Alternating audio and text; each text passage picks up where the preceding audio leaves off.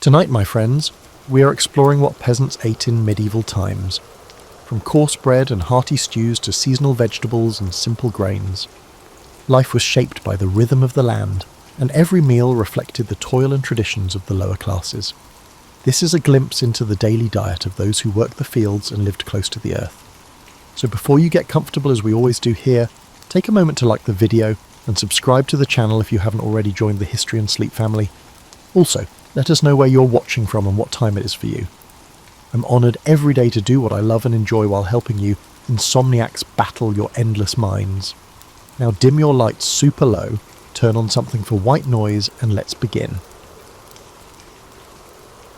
The rooster's crow pierced the pre-dawn darkness of 13th century England, but Edith had been awake for an hour already.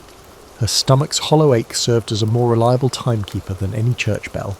She stirred the embers in her hearth, coaxing life back into the dying fire with practiced efficiency born of necessity, not choice. What awaited her wasn't breakfast as we understand it today. The very concept of 3 square meals was a luxury beyond imagination for someone whose entire existence revolved around the brutal mathematics of caloric survival. Instead, Edith encountered what peasants referred to as the first hunger, a gnawing emptiness that required attention before the day's arduous labour could commence. Her morning sustenance came in the form of ale, weak, watery, but crucially safe to drink in an era when water could kill faster than starvation. The beer wasn't the robust brew enjoyed by nobility, but a thin concoction called small ale that contained just enough alcohol to kill the bacteria lurking in medieval water sources. For Edith and her family, the drink represented both hydration and nutrition, providing essential calories that would fuel the first hours of their day. Should fortune favour them, the ale was accompanied by a generous portion of bread, but the food wasn't the fluffy white loaves that graced noble tables. Peasant bread was a dense, dark amalgamation of whatever grains could be scraped together: barley, oats, rye, and in desperate times ground acorns, bean flour, or even sawdust. The wealthy consumed bread made from carefully sifted wheat flour, producing the coveted white bread that symbolised purity and status. For peasants, bread colour told a story of social hierarchy. The darker the loaf, the lower your station. This hierarchy of grain reflected a fundamental truth about medieval society that extended far beyond mere sustenance. Your social status was determined by the quality of your bread, even before you spoke. While lords dined on manchet bread made from the finest wheat flour, peasants subsisted on maslin, a mixed grain bread that was both nutritionally superior and socially stigmatised. The irony wasn't lost on those who understood nutrition, though such knowledge was rare in an age where medical theory was dominated by the 4 humours. Edith's morning routine revealed the complex connections between food and survival that defined peasant existence. Every crumb was accounted for, every drop of precious ale measured against the uncertainty of tomorrow's provisions. A communal oven baked the bread she ate, one of the few luxuries shared among the village peasants. Individual families couldn't afford the fuel required for private ovens, so bread making became a community endeavour that reinforced social bonds while serving practical needs. The timing of this morning meal aligned with the natural rhythms that governed peasant life. Dawn brought the first opportunity to assess the night's damage. Had frost killed the sprouting crops? Had wolves or wild boars breached the meagre fencing around their vegetable plots? The weak ale and coarse bread provided just enough energy to begin the day's survey of their precarious agricultural enterprise. But perhaps most revealing was what didn't appear on Edith's dawn table. No meat except on the rarest occasions. They had no access to dairy products, except for the occasional cup of thin milk from their lone, struggling cow. They had no access to fruits or vegetables, except during the limited harvest seasons when they were available. The absence of these foods wasn't simply about poverty. It reflected a complex web of legal restrictions, seasonal limitations, and social conventions that shaped every aspect of peasant nutrition. The first meal of the day also established the rhythm of hunger that would dominate the next 16 hours. Medieval peasants didn't eat when hungry, they ate when the food was available and when their labour schedule permitted. This practice created a psychological relationship with sustenance that modern people struggle to comprehend. Food wasn't pleasure or comfort, but fuel for survival, rationed and precious beyond measure. By midday, when the sun reached its zenith and cast short shadows across the muddy village streets, Edith faced her second great challenge: creating something resembling a meal from virtually nothing. The moment was when the true genius of peasant cuisine revealed itself, not in exotic spices or elaborate preparations, but in the alchemical transformation of scraps into sustenance. Enter pottage, the unsung hero of medieval peasant survival. This wasn't a dish in any recognisable sense, but rather a constantly evolving cauldron of possibility that bubbled over the hearth from dawn until dusk. Modern food historians often dismiss pottage as peasant gruel, but their interpretation misses the sophisticated understanding of nutrition and resource management that made it the cornerstone of survival for millions. The base of any pottage began with water, precious, potentially dangerous water that had to be boiled to safety. Into this broth went whatever grains could be spared, oats, barley, and sometimes rye if the harvest had been generous.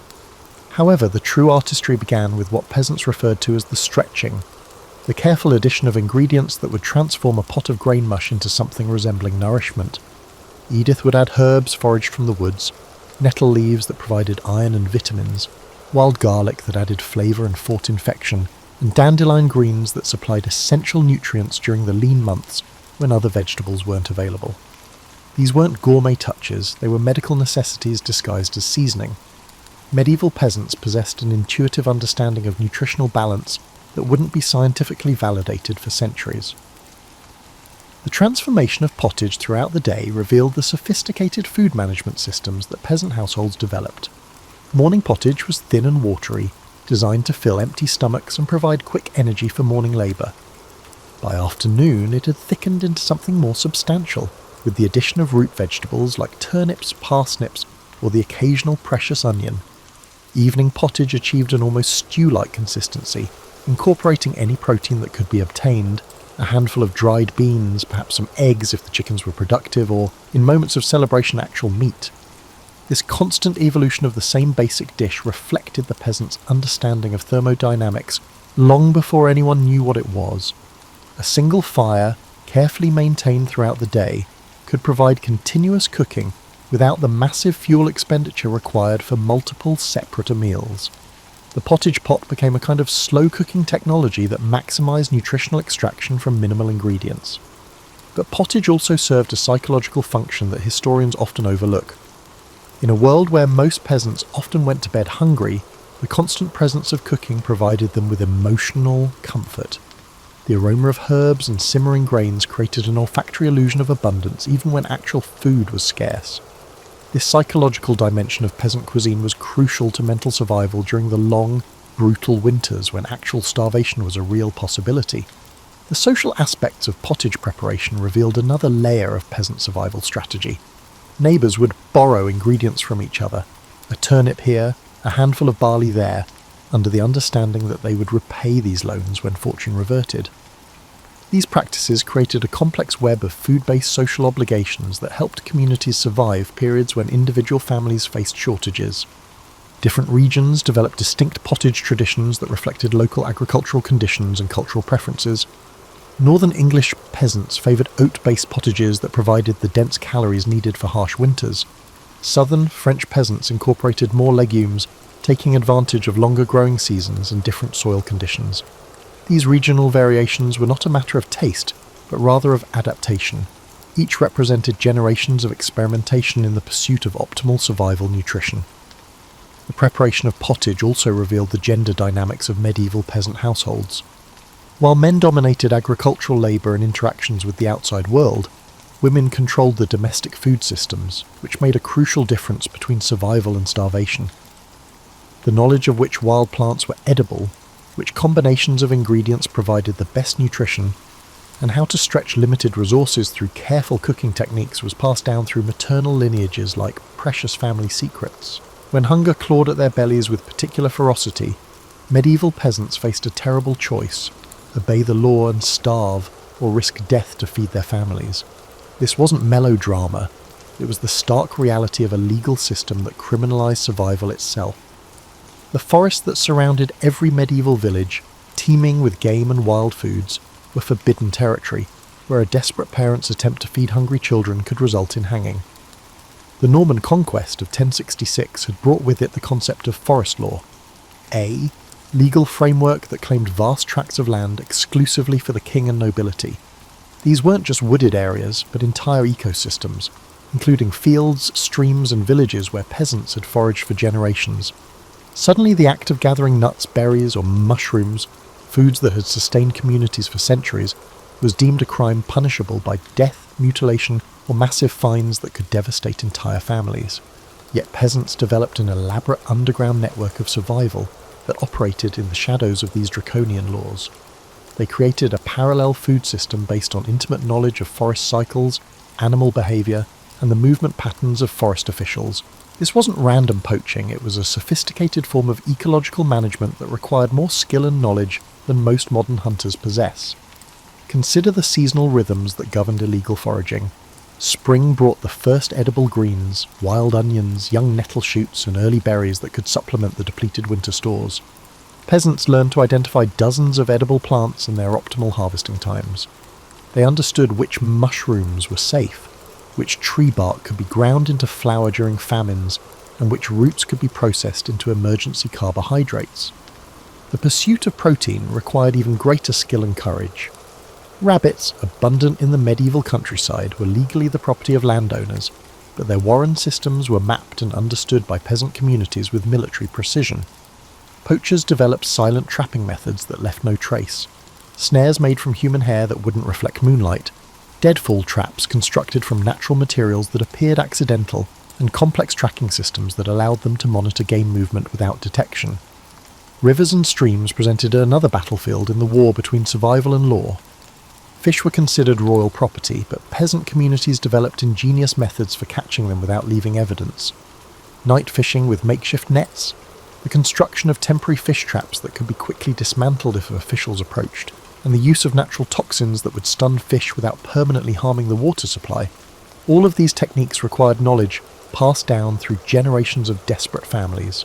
But perhaps the most dangerous and sophisticated form of illegal food acquisition was organised deer poaching. Venison wasn't just meat, it was a symbol of nobility, legally reserved for the upper classes. The punishment for killing a deer could be death, yet organised poaching rings operated throughout medieval England and France. These weren't bands of desperate individuals, but carefully structured organisations with lookouts, specialised hunters, and distribution networks that could process and hide large quantities of meat. The social dynamics of illegal food acquisition revealed fascinating aspects of peasant community structure. Information about forest official movements was shared through subtle signals, the placement of stones on paths, specific bird calls, or messages embedded in seemingly innocent conversations at market. Women played crucial roles as lookouts and information gatherers, since their presence in villages was less suspicious than men disappearing into forests. Children were trained from an early age in the arts of silent movement and quick escape. They learned to identify edible plants and safe hiding places, becoming essential components of family survival strategies. These practices facilitated the generational transfer of illicit knowledge, which paralleled the formal education systems of the upper classes, but this knowledge was crucial for survival. The psychological toll of living constantly on the edge of legal disaster shaped peasant consciousness in profound ways. Every meal obtained through illegal means carried the flavour of potential doom.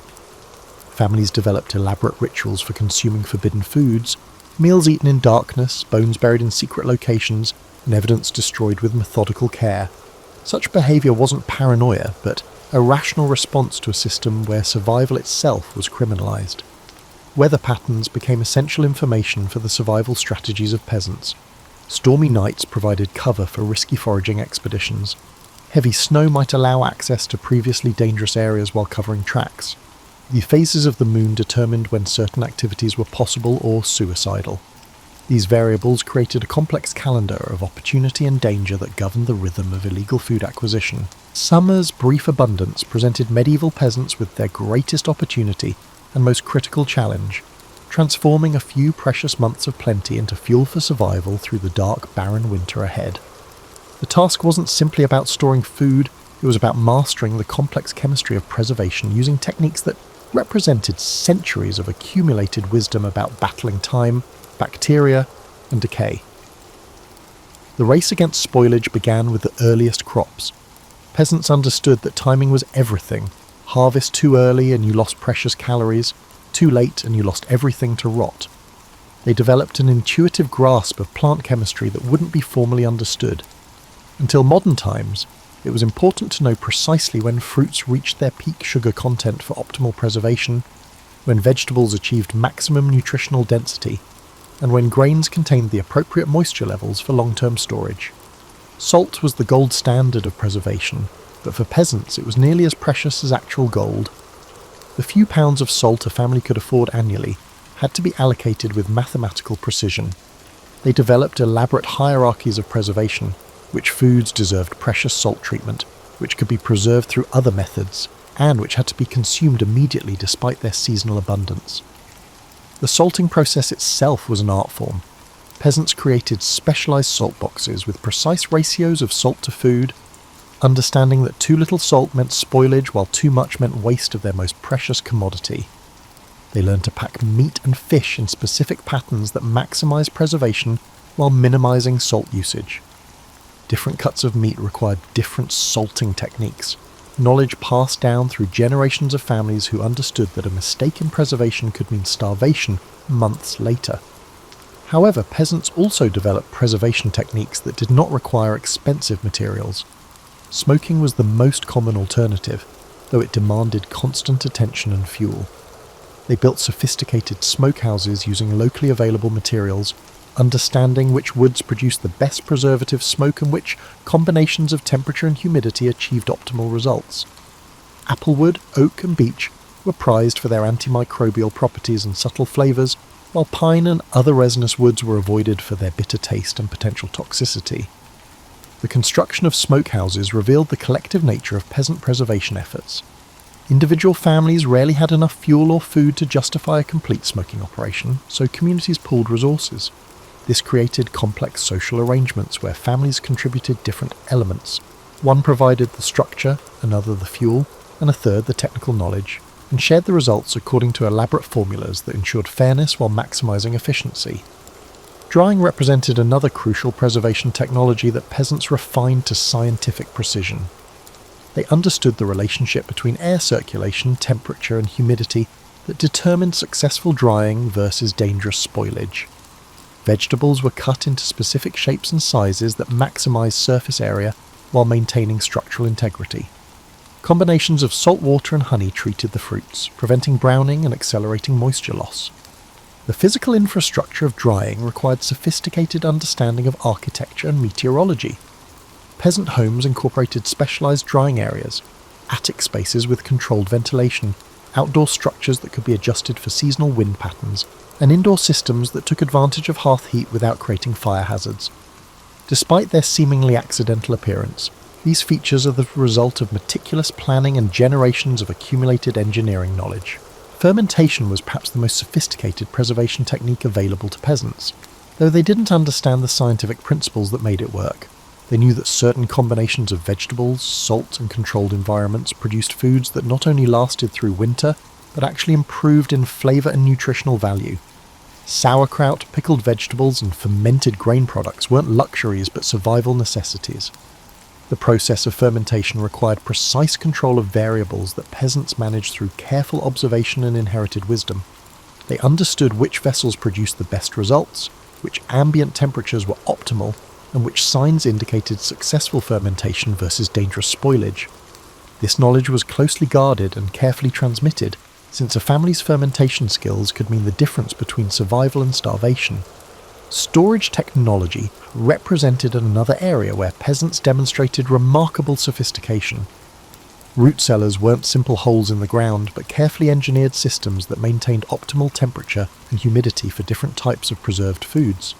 They understood the principle of thermal mass, using stone and earth to create stable environments that protected food from both freezing and excessive heat.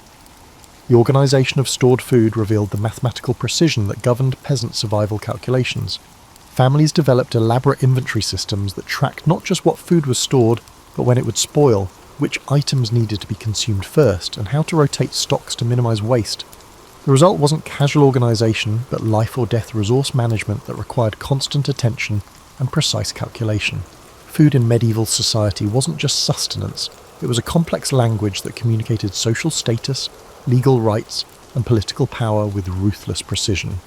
Every meal consumed, every ingredient accessed, and every cooking method employed carried messages about social hierarchy that were as clearly understood as any written law. For peasants, navigating this edible caste system meant understanding not just what they could eat, but what they were allowed to eat, as well as the severe consequences of transgressing these unwritten but strictly enforced boundaries. The medieval concept of sumptuary laws extended far beyond clothing regulations to encompass detailed restrictions on food consumption. These weren't suggestion, but legal requirements backed by the full force of feudal authority. Peasants were forbidden from consuming white bread, fresh meat from large game, imported spices, or refined sugar. Not. These items were unavailable, and consuming them represented an illegal attempt to assume the privileges of higher social classes. Consider the complex hierarchy of bread, which served as the most visible symbol of social stratification. At the pinnacle sat man-shaped bread, made from twice-sifted wheat flour so refined it achieved an almost ethereal whiteness. This was reserved exclusively for the highest nobility and clergy. Below those ranks came cheat bread, made from wheat flour sifted once, acceptable for lesser nobles and wealthy merchants. Peasants were legally restricted to maslin bread made from mixed grains or horse bread made from beans, oats, and whatever other grains could be scraped together. The enforcement of these bread laws was both systematic and brutal. Bakers who sold white bread to peasants faced severe penalties, including public humiliation, massive fines, or even imprisonment. Peasants caught consuming bread above their station could face accusations of theft, fraud, or attempting to falsely represent their social status, crimes that carried severe punishments in a society obsessed with maintaining rigid hierarchical boundaries. Meat consumption presented an even more complex web of legal and social restrictions. Law and custom carefully regulated the great slaughter that occurred each autumn. Nobles were entitled to the best cuts, such as the haunches, loins, and tender portions, which not only provided the best nutrition, but also served as symbols of power and authority. Peasants, if they gained access to meat at all, received the offal, bones, and scraps that nobles considered beneath their dignity. But even this access was conditional and regulated. Peasants couldn't simply slaughter their animals at will. Such decisions were subject to manor courts, feudal obligations, and seasonal restrictions that ensured the nobility maintained control over this precious resource. The timing of slaughter was dictated by feudal law, with peasants required to provide specified portions of their animals to their lords before they could consume any themselves. The social implications of spice consumption revealed another layer of this edible hierarchy. Imported spices, like pepper, cinnamon, and cloves, weren't just expensive. They were symbols of international trade connections and political power that peasants were forbidden from accessing. The possession of such spices could be interpreted as evidence of theft, illegal trading, or fraudulent social pretension. Peasants who flavoured their food with expensive spices faced investigation into how they obtained such luxuries, often leading to accusations of serious crimes.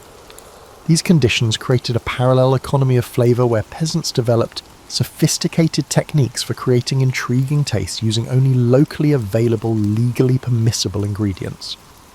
Wild herbs, forage seasonings, and creative combinations of permitted foods became the foundation of peasant cuisine, not by choice, but by legal necessity.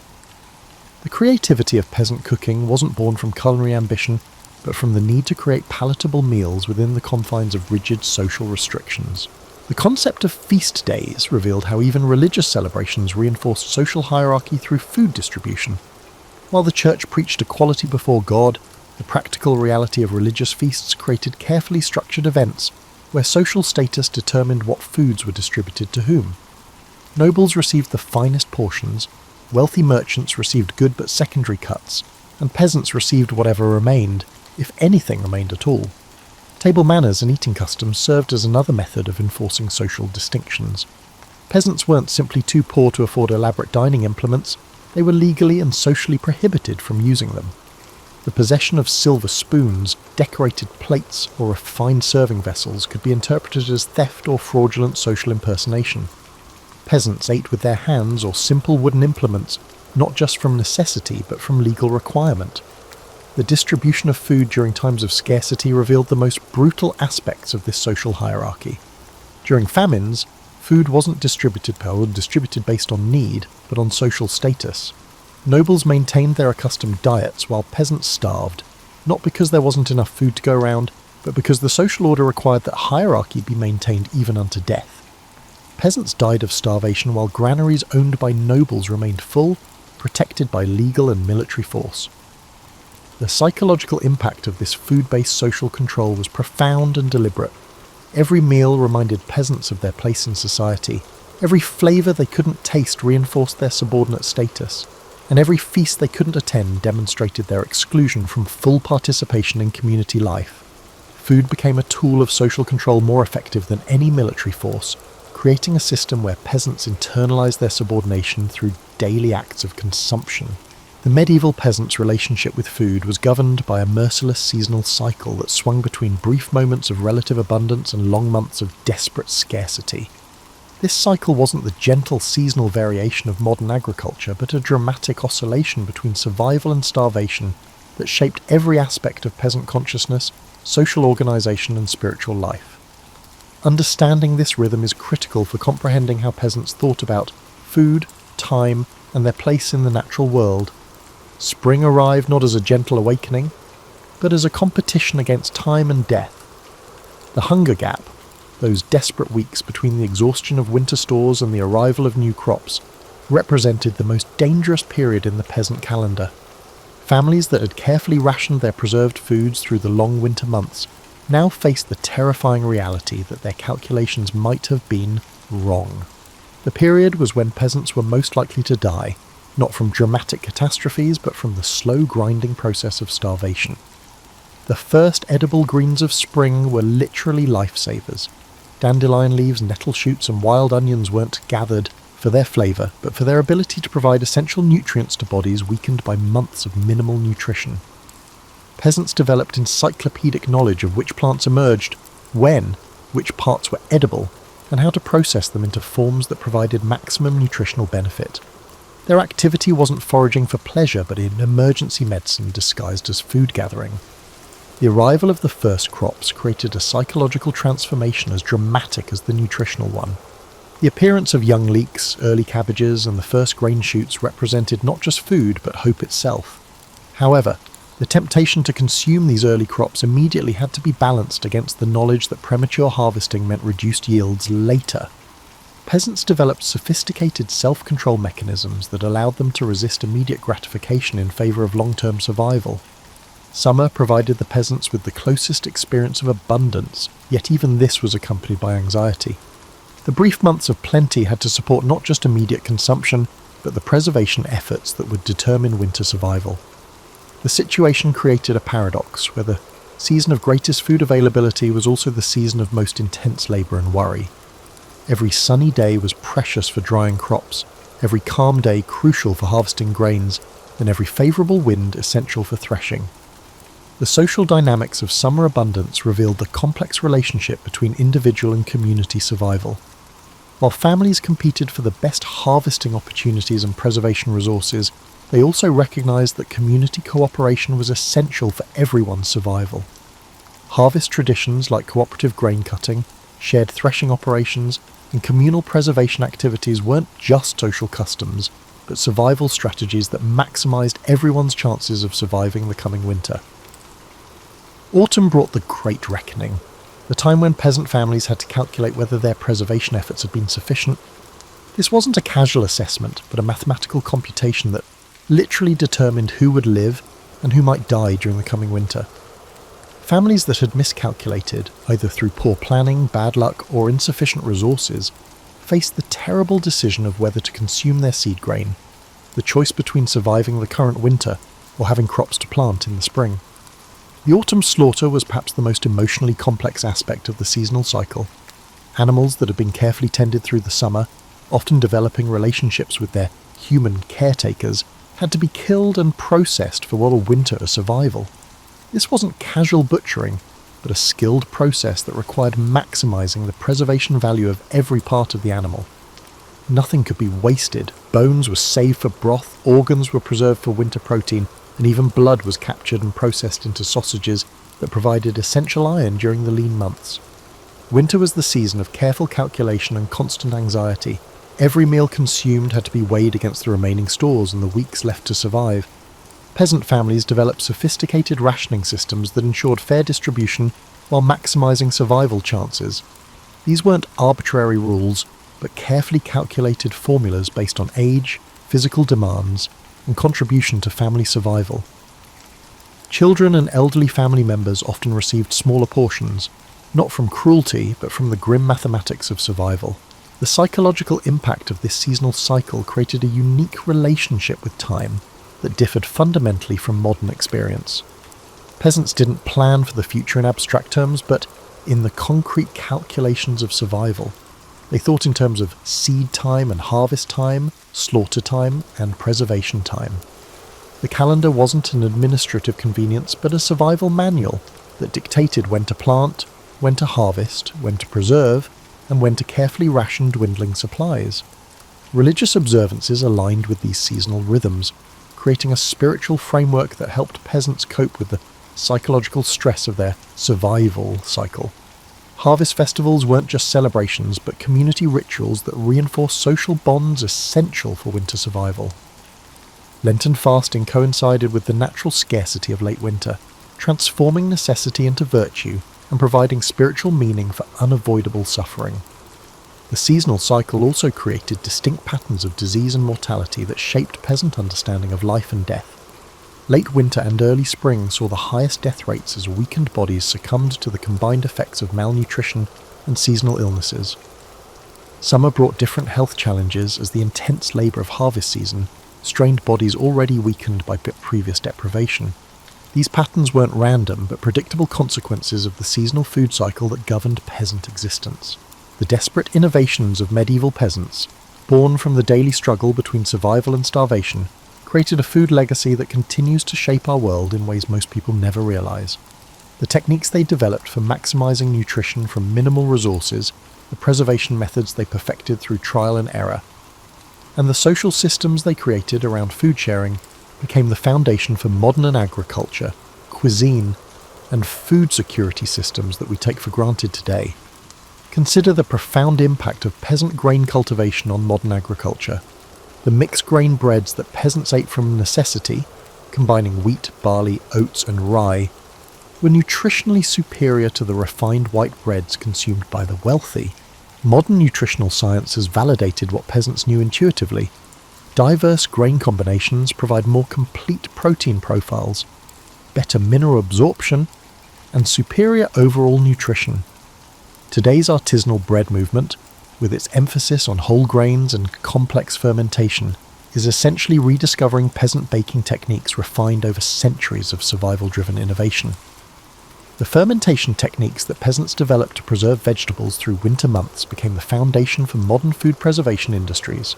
Sauerkraut, kimchi, pickled vegetables, and fermented dairy products all trace their lineage to peasant preservation methods. The controlled bacterial cultures that peasants learned to manage through careful observation and inherited wisdom were the precursors to modern understanding of beneficial microorganisms in food production. What we now call probiotics were simply the natural result of peasant fermentation techniques designed to prevent spoilage and maximise nutritional value. The peasant understanding of seasonal eating created food systems that modern environmentalists are only beginning to appreciate. Peasants ate locally out of necessity, consumed seasonally due to circumstance, and did not waste anything because they believed that waste meant death.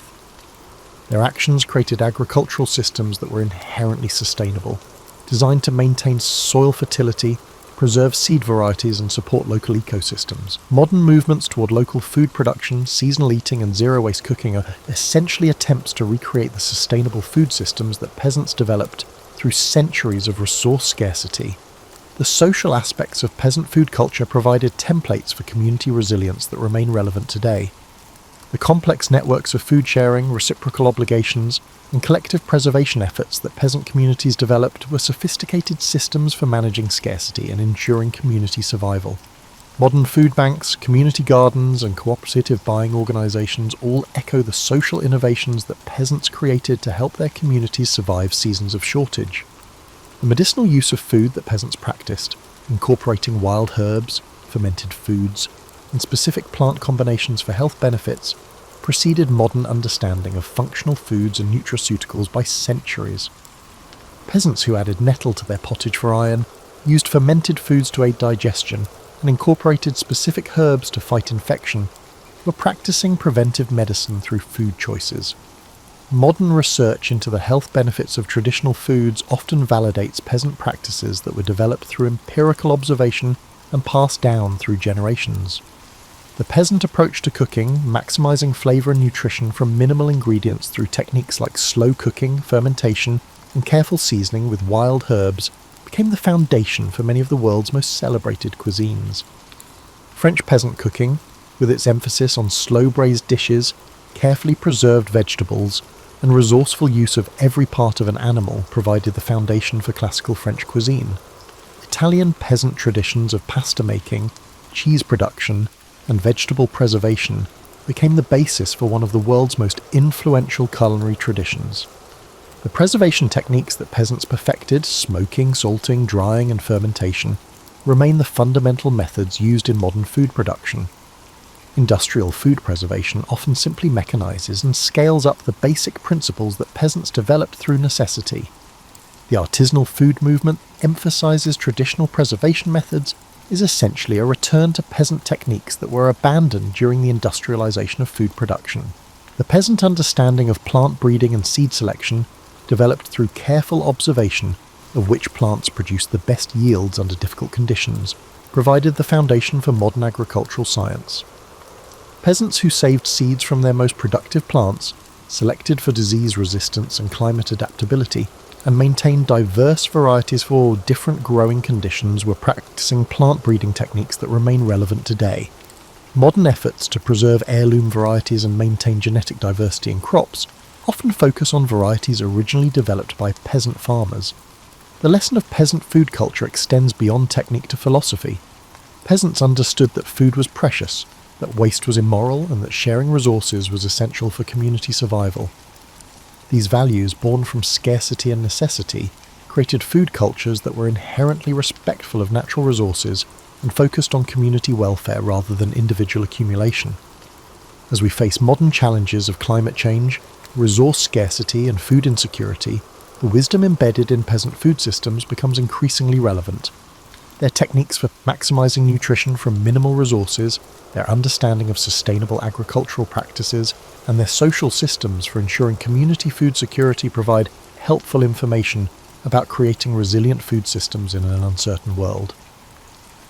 The story of what peasants ate is ultimately the story of human ingenuity in the face of adversity, community cooperation in times of scarcity, and the development of food systems that sustain civilization through its most challenging periods. Their legacy lives on not just in the foods we eat and the techniques we use, but in the fundamental understanding that food is both a necessity for survival and a foundation for community, culture, and human dignity. In remembering their struggles and innovations, we honour not just their memory, but the ongoing human challenge of feeding ourselves and our communities with wisdom, sustainability, and justice. So, as we close the chapter on this topic, in the meantime, imagine how life was for people like this. In medieval times, the food that peasants consumed was simple, earned through hard work, and often made the difference between hunger and survival. Tonight's story explored muddy fields, smoky kitchens, and communal tables where stale bread, broth, and roots formed the rhythm of daily life. And yet, in those rough meals, there was resilience, rituals that bound families, communities, and seasons together. We reflect not to pity them, but to recognise how much we owe that quiet endurance. Their strength built the road that led us here. If you're still awake, don't worry. More stories are waiting to carry you gently into rest. I'm grateful to share these histories with you, and even more grateful for the stillness they bring. Now I'll sit by the fire, cradle a warm cup in my hands, and think about how far we've come. Sweet dreams, my friends. And as always, sleep tight and good night. In the waning days of Rome's glory, a young deacon named Leo quietly ascended to prominence. The Western Empire was in danger of disintegrating in the year 440. Instead of looking to senators or generals for advice, imperial officials looked to a churchman. At Emperor Valentinian III's behest, Leo journeyed to Gaul to mediate a bitter feud between General Aetius, Rome's most powerful commander, and the magistrate Albinus. The emperor's decision to entrust this delicate mission to Leo was significant, as the able deacon had established a reputation for prudence and authority beyond ecclesiastical circles. While Leo negotiated peace in Gaul, fate intervened back home. Pope Sixtus III died in Leo's absence, and on September the 29th, 440, the clergy and people of Rome unanimously elected Leo as Bishop of Rome. The news reached him up north. The mediator would now become the supreme pastor of the Western Church. Leo returned to a city in need of strong leadership. Stepping into the role of Bishop of Rome, later generations would hail him as Pope Leo the Great, he carried both humility and resolve. Rome in the 440s was a city of contrasts, still adorned with imperial marble and Christian basilicas, yet teeming with destitute refugees from barbarian invasions. Leo threw himself into the work. From the pulpit he preached not only doctrine but also charity. He organised relief for those suffering from famine and war, urging the faithful to practice mercy and almsgiving alongside their fasts. Under his guidance, the church opened its granaries to feed the hungry and its monasteries to shelter the homeless. Leo's compassion in action earned him a fatherly status among Romans. In a world where emperors taxed and generals fought, it was the Bishop of Rome who cared for the widow and orphan. However, Leo was not a passive individual. He was equally a man of ideas and unwavering determination. As heresies sprouted amid the turmoil of the times, Leo responded with intellectual rigour and firm discipline. When news came that certain priests in distant Aquileia were tolerating the Pelagian heresy, Leo swiftly ordered a synod to correct them. In Rome, he discovered a secret sect of Manichaean dualists lurking in the shadows, likely refugees from the recently fallen African provinces. The Pope reacted decisively. He investigated, preached fiery sermons against their false light, and, according to his contemporary Prosper of Aquitaine, even burned their forbidden books. By 444 he declared the capital cleansed of the Manichaean contagion. Such actions might seem harsh to modern eyes, but to Leo's mind the very soul of Rome was at stake. If the empire was crumbling, at least the faith must stand firm. Leo's blend of compassion and authority extended his influence beyond the usual spiritual realm. The Western imperial court itself acknowledged his leadership. In June 445, Emperor Valentinian III issued a remarkable decree recognizing the primacy of the Bishop of Rome based on the merits of Peter and the dignity of the ancient capital. Provincial governors were even ordered to enforce papal summonses, a legal nod to Leo's supremacy over Western Christendom. This feat was unprecedented. Once merely primus inter pares, first among equals of bishops, the Bishop of Rome now held a recognised preeminence. Under Leo's stewardship, the very title of Pope, once used broadly for any bishop, became reserved exclusively for Rome's bishop. The decline of the empire was sowing the seeds of the papacy's future grandeur. Despite these accolades, Leo remained at heart a pastor. He corresponded with distant churches, arbitrating disputes in Gaul and Spain as a trusted father figure. He drew around him learned men like Prosper to assist in administration and correspondence.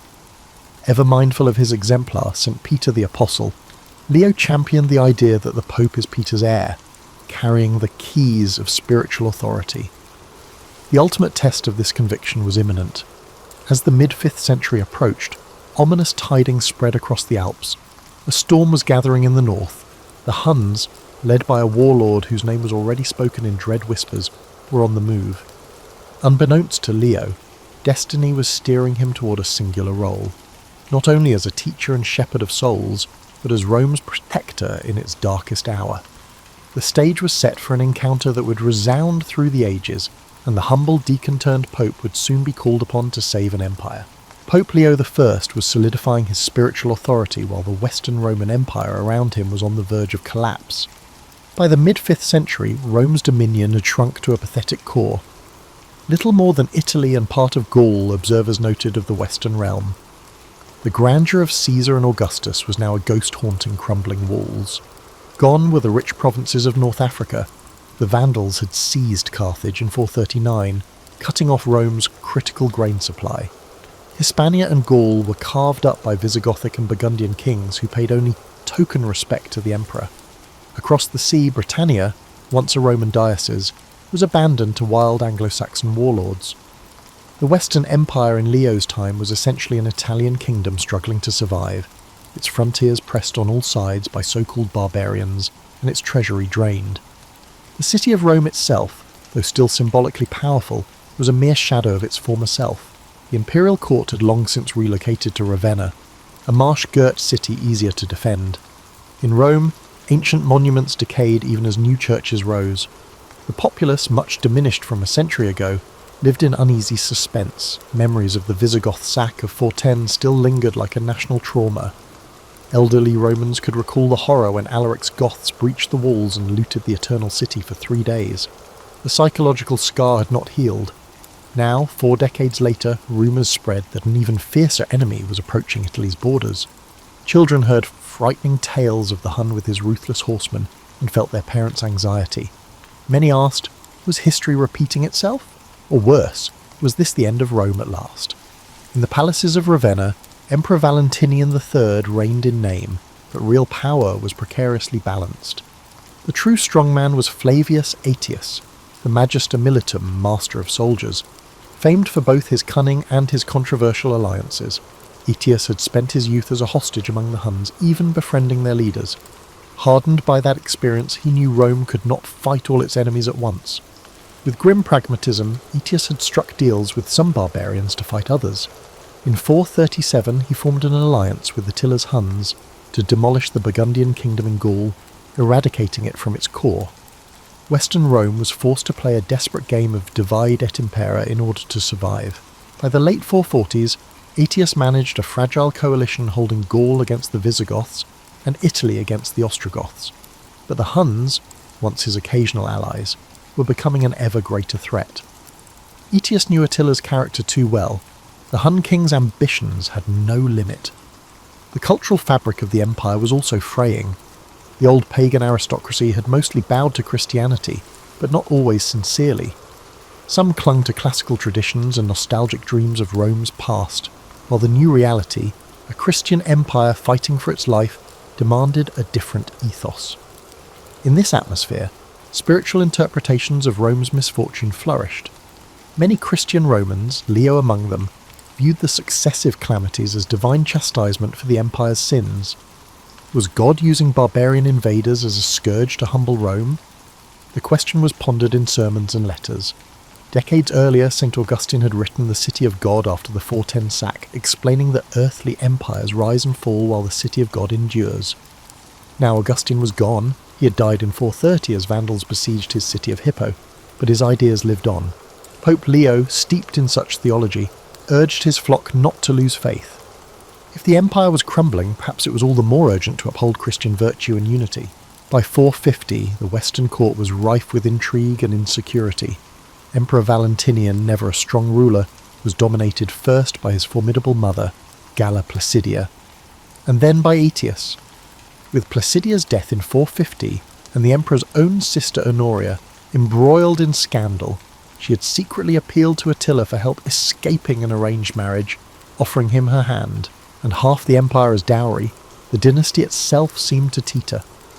When reports came that Attila had considered Honoria's plea and was mustering his forces, panic swept the Italian elite. Attila's reputation as the scourge of God preceded him. He had already bullied the Eastern Empire into paying enormous tribute, and now he cast his covetous gaze westward. In the spring of 451, Attila marched into Gaul. The showdown came on the Catalaunian plains near Chalons. There, Aetius, joined by Roman troops and various foederati allies, Visigoths, Franks, confronted the Huns in one of antiquity's great battles. The fight was brutal and indecisive. Attila's advance was halted, but not decisively crushed. Corpses littered the plain, and the Visigothic king was slain in the fray. But Attila lived to fight another day. The Battle of Chalons, instead of a clear Roman victory, resulted in a Pyrrhic stalemate that left the Hunnic horde battered yet intact. Gaul had taken the brunt of Attila's wrath, giving Italy a moment of relief, but the respite was fleeting. Late in 451, as winter fell, unsettling news reached Rome. Attila had regrouped his forces beyond the Alps. The Hun was far from finished. In fact, he was enraged. They had thwarted his campaign in Gaul, leaving his appetite for conquest unsated. Honoria's offer still stood as a convenient pretext. In Attila's mind, the dowry he demanded, half of the Western Empire, remained unpaid. Early the next year, scouts and refugees brought terrifying reports. Attila was crossing into Italy. City after city in the northern provinces was falling to fire and sword. The spectre that had loomed so long was now at hand. Rome's darkest hour was approaching, even as its secular might was at its weakest. The people's hopes increasingly turned to prayer, and to the unassuming figure of Pope Leo, whose courage and faith would soon be tested as never before. In the gathering gloom of the 450s, Pope Leo I emerged as more than a religious leader. He became the soul of a dying empire. While legions faltered and emperors dithered, Leo provided a different kind of strength, one rooted in faith and moral conviction. He often preached that earthly turmoils were transient, but the spiritual battle for righteousness was eternal. Leo's unwavering faith in the unique function of his position fueled his confidence. As Bishop of Rome, he saw himself as heir to St. Peter, the Apostle Christ had charged with feeding his sheep. To Leo, the task was no mere honorific. It was a living mandate. In one letter he wrote, "To deny the authority of the chair of Peter is to question the very foundation of the Church." He strove to live up to that high calling, convinced that in his leadership the voice of the apostles echoed anew. This conviction was dramatically vindicated in 451 at the Great Council of Chalcedon, a church synod convened far to the east in Asia Minor to settle a theological crisis. Leo could not attend in person, troubles in the west kept him in Rome, but he sent legates bearing a document he authored, the famous Tome of Leo. This tome clearly defined the dual nature of Christ, both fully God and fully man, and was intended to guide the council fathers out of contentious debate. As the assembly of bishops read Leo's words aloud, a sudden unity swept the hall. According to the council records, the bishops cried out in unison, "This is the faith of the fathers. Peter has spoken thus through Leo." In that acclamation, Leo's authority was affirmed in an almost mystical way. It was as if St. Peter himself had stood among them, teaching through Leo's voice. The Roman Pope's stature soared. He was now revered as Leo the Great, a pillar of orthodoxy and a figure of international renown. For Leo personally, it was confirmation that his leadership carried not just human approval, but divine sanction. Back in Rome, Leo leveraged this moral authority to bolster the city's resolve. He preached frequently to his flock, tailoring his message to the tumultuous times. In homilies, he called the invasion threats a test of faith. Drawing on scripture, he likened Rome to the biblical Nineveh, a mighty city that could be spared from destruction if its people repented and turned to God. He urged public fasting and prayer vigils, and it was said that the churches were filled day and night with supplicants crying for deliverance. The Pope himself led processions through the streets, venerating relics of saints and imploring heavenly aid to avert the scourge approaching Italy. To a population frightened by news of flaming towns in the north, Leo's calm and resolute presence was a godsend. He told them, "God did not abandon Jonah's Nineveh, nor will he abandon Rome, seat of his apostles." Such words gave hope to the hopeless. Leo's influence extended even into the imperial palace. When Emperor Valentinian III and his court vacillated on how to deal with Attila's impending onslaught, Leo did not hesitate to offer counsel. Some accounts suggest it was Leo who volunteered to personally meet the Hun, a proposal that stunned the imperial advisors. Others say the idea originated from the emperor, who realised that no general or diplomat had the gravitas to face Attila on equal terms, whereas the saintly Bishop of Rome just might. Regardless, by the beginning of 452, everyone's attention was focused on Leo, possibly the sole individual capable of saving Rome from the abyss. It was a heavy burden for a man of the cloth, yet Leo prepared to shoulder it with the same sense of duty that had guided him all along. There was a profound symbolism in Leo's stepping forward. Here was a representative of spiritual authority confronting the might of worldly violence. The clash was not simply between a pope and a warlord, but between two world views, one of faith, mercy and moral suasion, and another of conquest, fear and raw power. Leo understood this. In quiet moments of prayer before his departure, he surely reflected on the trials of past leaders of the Church. He prayed at the tomb of St. Peter in the Vatican Basilica, seeking courage. Tradition holds that Leo had a vision there, hearing the words, "Peace be with you, I am with you," as if spoken by Peter or an angel. Empowered by this reassurance, Leo arose determined to act. If Attila was indeed a scourge sent as punishment, then Leo would be the intercessor pleading for mercy on Rome's behalf, a new Moses before the Pharaoh, or a David against Goliath armed only with faith. By the spring of 452, Attila's forces had stormed into northern Italy, and panic gripped the land. Emperor Valentinian remained safely behind Ravenna's walls, and General Aetius, lacking an army strong enough after the Gaulish campaign, could do little. It was in this vacuum of secular leadership that Leo's moment arrived. The Pope gathered a small delegation to accompany him, among them the former consul Gennadius Avienus and the ex-prefect Memmius Trigetius, distinguished Romans who lent political weight to the embassy. But there was no question who led it. Dressed not in armour, but in simple clerical robes, Leo set out northward, determined to confront the unconfrontable. As he left the gates of Rome, citizens wept and cheered him in equal measure, praying for his success, fearing for his safety. Behind him trailed an austere retinue of priests and deacons carrying holy relics and perhaps gifts for the Hun king. It was an unprecedented sight, the vicar of Christ riding forth to meet the terror of the world. The sun-baked Italian roads ahead were uncertain, but Leo's purpose was clear. In his heart burned both the courage of a lion and the compassion of a shepherd. Whatever happened on this journey, Rome's fate and Leo's legacy would forever be intertwined on that fateful day when faith stood face to face with fury. While Leo advanced north, Attila the Hun drove his war host relentlessly south. To understand the collision course of these two figures, one must step into Attila's world, a world of vast open. The vast steppes echoed with thundering hooves, symbolising a destiny forged in blood and superstition. Attila was no ordinary barbarian chieftain. He styled himself as something far grander, even cosmic. A legend circulated among his people that a sacred weapon had fallen into Attila's hands, the sword of Mars. A humble shepherd, the story went, discovered an ornate sword in a field, revealed by the blood of a limping heifer. He presented it to Attila, who exulted in the find. Believing it a gift from the war god, whom Romans identified as Mars, Attila took it as a sign of divine favour.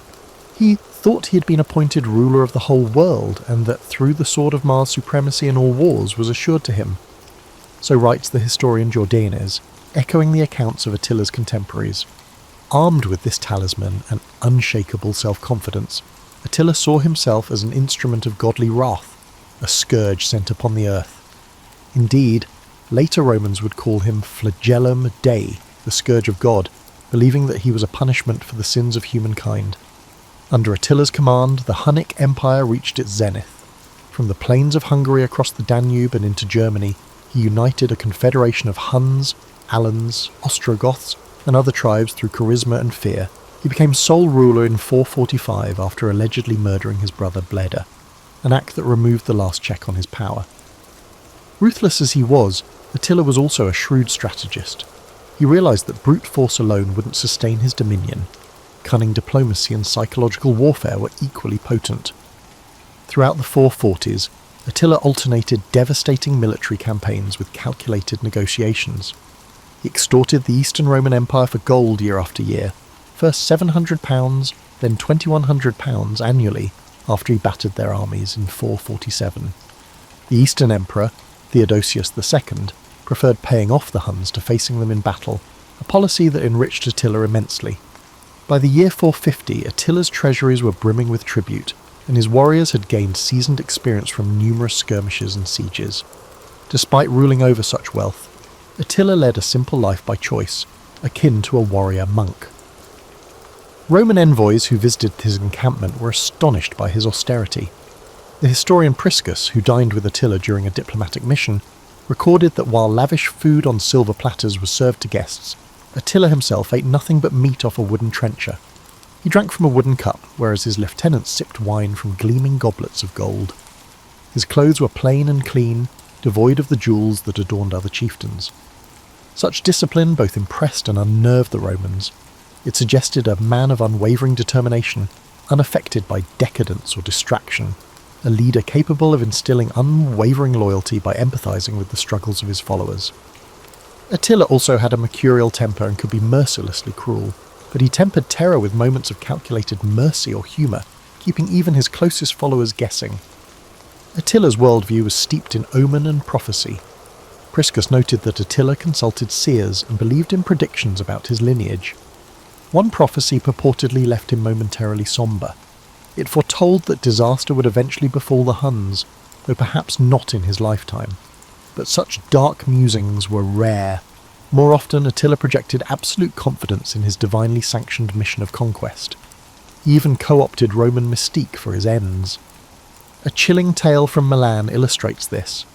When Attila captured that proud Italian city in 452, he came across a fresco in the palace that depicted past Roman emperors seated on the thrones, which triumphed over the barbarian chiefs who were laid prostrate at their feet, conveying a sense of imperial arrogance. The scene of imperial arrogance enraged him. Attila immediately summoned an artist and ordered a new mural painted. In this revisionist artwork, Attila sat on the throne while cringing. Roman emperors knelt before him, pouring out bags of gold in tribute. With grim satisfaction, Attila essentially declared his reversal of fortune. Rome's days of victory were over. It was now the barbarians' turn to rule. Whether or not the story is apocryphal, it captures Attila's mindset. He was deliberately crafting an image, to Romans and to his people, that the Hun was the new master of the world and Rome's proud eagles would bow to the rider of the steppes. While Leo advanced north, Attila the Hun drove his war host relentlessly south. To understand the collision course of these two figures, one must step into Attila's world, a world of vast open. The vast steppes echoed with thundering hooves, symbolising a destiny forged in blood and superstition. Attila was no ordinary barbarian chieftain. He styled himself as something far grander, even cosmic. A legend circulated among his people that a sacred weapon had fallen into Attila's hands, the sword of Mars. A humble shepherd, the story went, discovered an ornate sword in a field, revealed by the blood of a limping heifer. He presented it to Attila, who exulted in the find. Believing it a gift from the war god, whom Romans identified as Mars, Attila took it as a sign of divine favour. He thought he had been appointed ruler of the whole world, and that through the sword of Mars supremacy in all wars was assured to him. So writes the historian Jordanes, echoing the accounts of Attila's contemporaries. Armed with this talisman and unshakable self-confidence, Attila saw himself as an instrument of godly wrath, a scourge sent upon the earth. Indeed, later Romans would call him flagellum Dei, the scourge of God, believing that he was a punishment for the sins of humankind. Under Attila's command, the Hunnic Empire reached its zenith. From the plains of Hungary across the Danube and into Germany, he united a confederation of Huns, Alans, Ostrogoths, and other tribes through charisma and fear. He became sole ruler in 445 after allegedly murdering his brother Bleda, an act that removed the last check on his power. Ruthless as he was, Attila was also a shrewd strategist. He realised that brute force alone wouldn't sustain his dominion. Cunning diplomacy and psychological warfare were equally potent. Throughout the 440s, Attila alternated devastating military campaigns with calculated negotiations. He extorted the Eastern Roman Empire for gold year after year, first £700, then £2,100 annually after he battered their armies in 447. The Eastern Emperor, Theodosius II, preferred paying off the Huns to facing them in battle, a policy that enriched Attila immensely. By the year 450, Attila's treasuries were brimming with tribute, and his warriors had gained seasoned experience from numerous skirmishes and sieges. Despite ruling over such wealth, Attila led a simple life by choice, akin to a warrior monk. Roman envoys who visited his encampment were astonished by his austerity. The historian Priscus, who dined with Attila during a diplomatic mission, recorded that while lavish food on silver platters was served to guests, Attila himself ate nothing but meat off a wooden trencher. He drank from a wooden cup, whereas his lieutenants sipped wine from gleaming goblets of gold. His clothes were plain and clean, devoid of the jewels that adorned other chieftains. Such discipline both impressed and unnerved the Romans. It suggested a man of unwavering determination, unaffected by decadence or distraction, a leader capable of instilling unwavering loyalty by empathising with the struggles of his followers. Attila also had a mercurial temper and could be mercilessly cruel, but he tempered terror with moments of calculated mercy or humour, keeping even his closest followers guessing. Attila's worldview was steeped in omen and prophecy. Priscus noted that Attila consulted seers and believed in predictions about his lineage. One prophecy purportedly left him momentarily sombre. It foretold that disaster would eventually befall the Huns, though perhaps not in his lifetime. but such dark musings were rare. More often, Attila projected absolute confidence in his divinely sanctioned mission of conquest. He even co-opted Roman mystique for his ends. A chilling tale from Milan illustrates this. When Attila captured that proud Italian city in 452, he came across a fresco in the palace that depicted past Roman emperors seated on the thrones, which triumphed over the barbarian chiefs who were laid prostrate at their feet, conveying a sense of imperial arrogance. The scene of imperial arrogance enraged him. Attila immediately summoned an artist and ordered a new mural painted. In this revisionist artwork, Attila sat on the throne while cringing.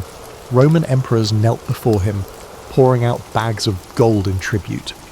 With grim satisfaction, Attila essentially declared his reversal of fortune. Rome's days of victory were over. It was now the barbarians' turn to rule. Whether or not the story is apocryphal, it captures Attila's mindset. He was deliberately crafting an image, to Romans and to his people, that the Hun was the new master of the world and Rome's proud eagles would bow to the rider of the steppes. In the sultry August of 452, northern Italy lay crushed under the Huns' heel.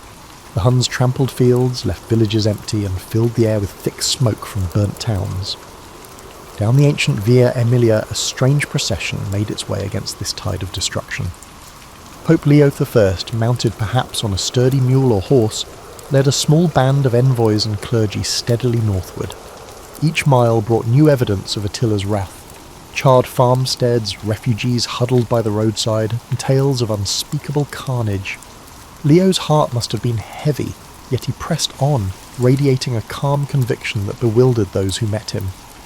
There are accounts of peasants kneeling as he passed, as if sensing that this man carried the last hope of Rome on his shoulders. Clad in the simple white garments of a bishop, Leo cut an incongruous figure on a battlefield. But to the desperate Italians, the sight of the unarmed pope heading toward the invader inspired a flicker of faith. If anyone could appeal to Attila's mercy, perhaps it was this saintly man. Meanwhile, Attila had pitched camp near the Mincio River, not far from where it flows into the Great Po. The summer heat and disease in his ranks urged him to conclude business quickly. Rome beckoned just over the horizon. Attila sent scouts ahead toward the capital, who returned with curious news. The city's gates were still shut, no army in sight. Instead, a delegation of high-ranking Romans was coming to parley. Attila agreed to receive them. Perhaps he believed that a quick negotiation could secure both a hefty ransom and Honoria's hand, which would allow him to claim victory without further bloodshed. Or perhaps he relished making Rome prostrate itself. Either way, a meeting was arranged on the open plain. Attila ordered his war tent prepared with appropriate pomp. The Hun camp bustled, banners emblazoned with dragon motifs fluttered, horses neighed, and rings of leather tents stretched to the horizon. Battle-scarred warriors, curious about the Roman Pope, gathered at a respectful distance when the envoys arrived. They came in state. Leo, flanked by the ex-consul Avienus, and ex-prefect Tragetius, and attended by a train of priests bearing processional crosses and icons. To Attila's warriors, the scene was a novel sight. Romans without weapons, carrying only strange symbols and moving with solemn purpose.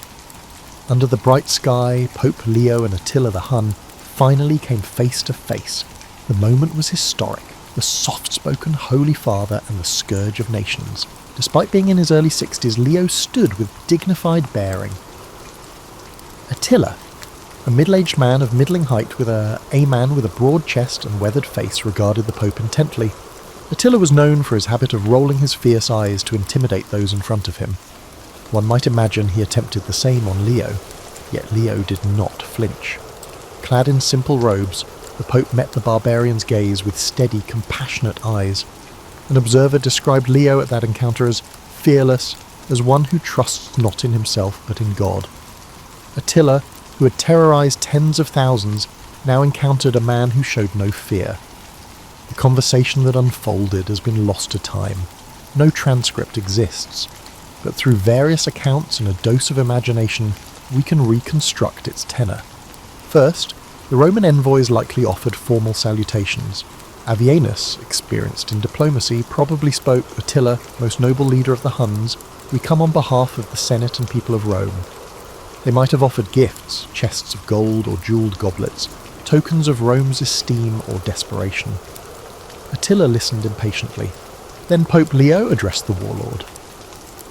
Unlike the perfumed senators of the East who had grovelled before Attila in past embassies, Leo's voice was neither sycophantic nor cowering. He spoke plainly, demonstrating both grave respect and authority. Through an interpreter, for Attila, who understood Latin only a little, Leo appealed to humanity in the Hun. He acknowledged Attila's victories. "You have been the instrument of divine justice, punishing the sins of the land." Such words, crediting God for Attila's success, may have intrigued the superstitious king. Leo continued, perhaps urging Attila to show mercy now that his mission of chastisement was fulfilled. He might have invoked the fate of conquerors who failed to temper justice with mercy.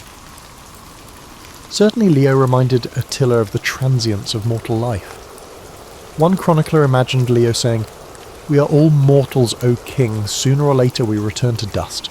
Seek not the further spilling of innocents' blood, but earn everlasting glory by sparing Rome." Attila responded brusquely.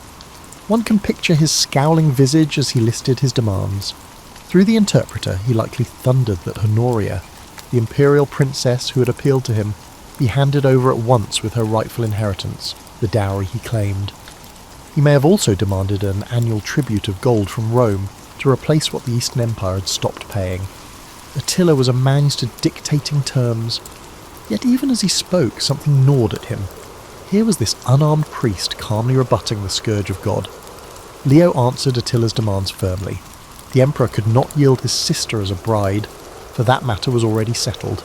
Honoria had been punished for her rash offer. As for tribute, Leo likely pleaded that Italy was spent and ravaged. There was little left to give. Perhaps he offered what he could from the church's treasury, emphasizing that further devastation would only bring diminishing returns. A starved, plague-ridden land would profit no conqueror. As the negotiations seesawed, Attila's temper might have flared, but each time Leo responded with steady reasoning and moral exhortation. He reminded Attila of Alaric's fate. The Goth had died soon after taking Rome. Was it truly wise to risk the same anger of heaven? Attila's pagan priests in his retinue exchanged nervous glances. They too had heard the stories. The Hunnic king, despite his bravado, felt a chill. At that very moment, according to the later legend, miraculous vision sealed the outcome. Attila suddenly fell silent, eyes widening at a point above Leo's head. To his astonishment, he beheld what seemed to be two towering figures in the air, saintly men clad in armour, one carrying a sword that blazed in the sunlight. These spectral warriors, who were visible only to Attila, glared at him as if to say, "Do not touch this man or this city." Paul the Deacon, a writer from centuries later, would identify the warriors as the apostles Peter and Paul who had come from heaven to protect Rome. Attila, who believed in omens, felt a stab of fear. Was this a divine warning? Whether one credits the miracle or not, something stirred in Attila. He, who had never lost a negotiated advantage, suddenly softened. The fierce light in his eyes dimmed. Attila, the untamable, gazed at Pope Leo's peaceful face and found no enemy there, only a beseeching father figure. In that instant, the dynamics shifted. Attila raised a hand, signalling an end to the debate. He announced his decision. The Huns would withdraw, he would spare Rome. The Roman envoys must have suppressed a deep sense of relief upon hearing those words. Terms were likely agreed upon, perhaps a one-time payment of gold, certainly a promise that Honoria's issue would be dropped. Attila made a final pronouncement, half warning, half concession. "Tell your emperor this. This peace is not permanent. If Rome wishes to remain safe, let it remember to give Attila what is Attila's." It was merely a show of strength to maintain the status quo. Leo inclined his head, accepting the conditions, whatever they were, and offered a blessing. The meeting was over. Attila had yielded, against all expectation. The Pope and his party turned back toward Rome, carrying the almost unbelievable news. Behind them, Attila retired to his camp, pensive. The sun was dipping low as the two groups parted ways. Roman chroniclers later rejoiced that no sword was drawn that day, no blood spilled. A battle had been won by words and faith alone. Attila's chieftains were astonished. Some protested, "Shall the mighty Attila be turned back by a preacher's tongue?" But others, those who knew of the worsening supplies and the whispers of plague, were secretly glad. They feared a doomed assault on Rome as much as any Roman did. In the privacy of his tent that night, Attila brooded. Perhaps he felt an unaccustomed twinge of admiration for Leo. or perhaps simply relief that he could retreat without testing Rome's cursed fate. Either way, the decision was made. By dawn, the Hunnic banners were pointed north. The scourge of God began his march out of Italy. Pope Leo I had achieved an unimaginable feat. He gazed into the eyes of the most feared man on earth, causing him to blink. Rome was saved, at least for that season. Raphael's famed fresco in the Vatican, painted over 1,000 years later, dramatises the legend. Pope Leo, depicted serenely on horseback, raises a hand toward Attila, while above the Pope, 2 warrior saints brandish swords in the sky. This artistic fantasy captures the essence of how contemporaries and posterity viewed the encounter in 452, a turning point where the tide of destruction miraculously halted at the gates of Rome. Leo saved Rome on that fateful day near Mantua, not through the use of force, but through the strength of his character and faith. The aftermath of the meeting was immediate and profound. As word spread that Attila had turned back, a wave of incredulous joy swept through Italy. In Rome, anxious citizens waiting for news could scarcely believe it. The city and their lives had been spared. Many attributed it entirely to divine intervention thanks to Leo's sanctity. The Pope's status reached unprecedented heights. Rome welcomed him back as Pater Patria, the father of the fatherland, a title no humble churchman had ever held. The relieved Romans truly deserved to call Leo Magnus the Great. Historians through the ages have debated why Attila withdrew.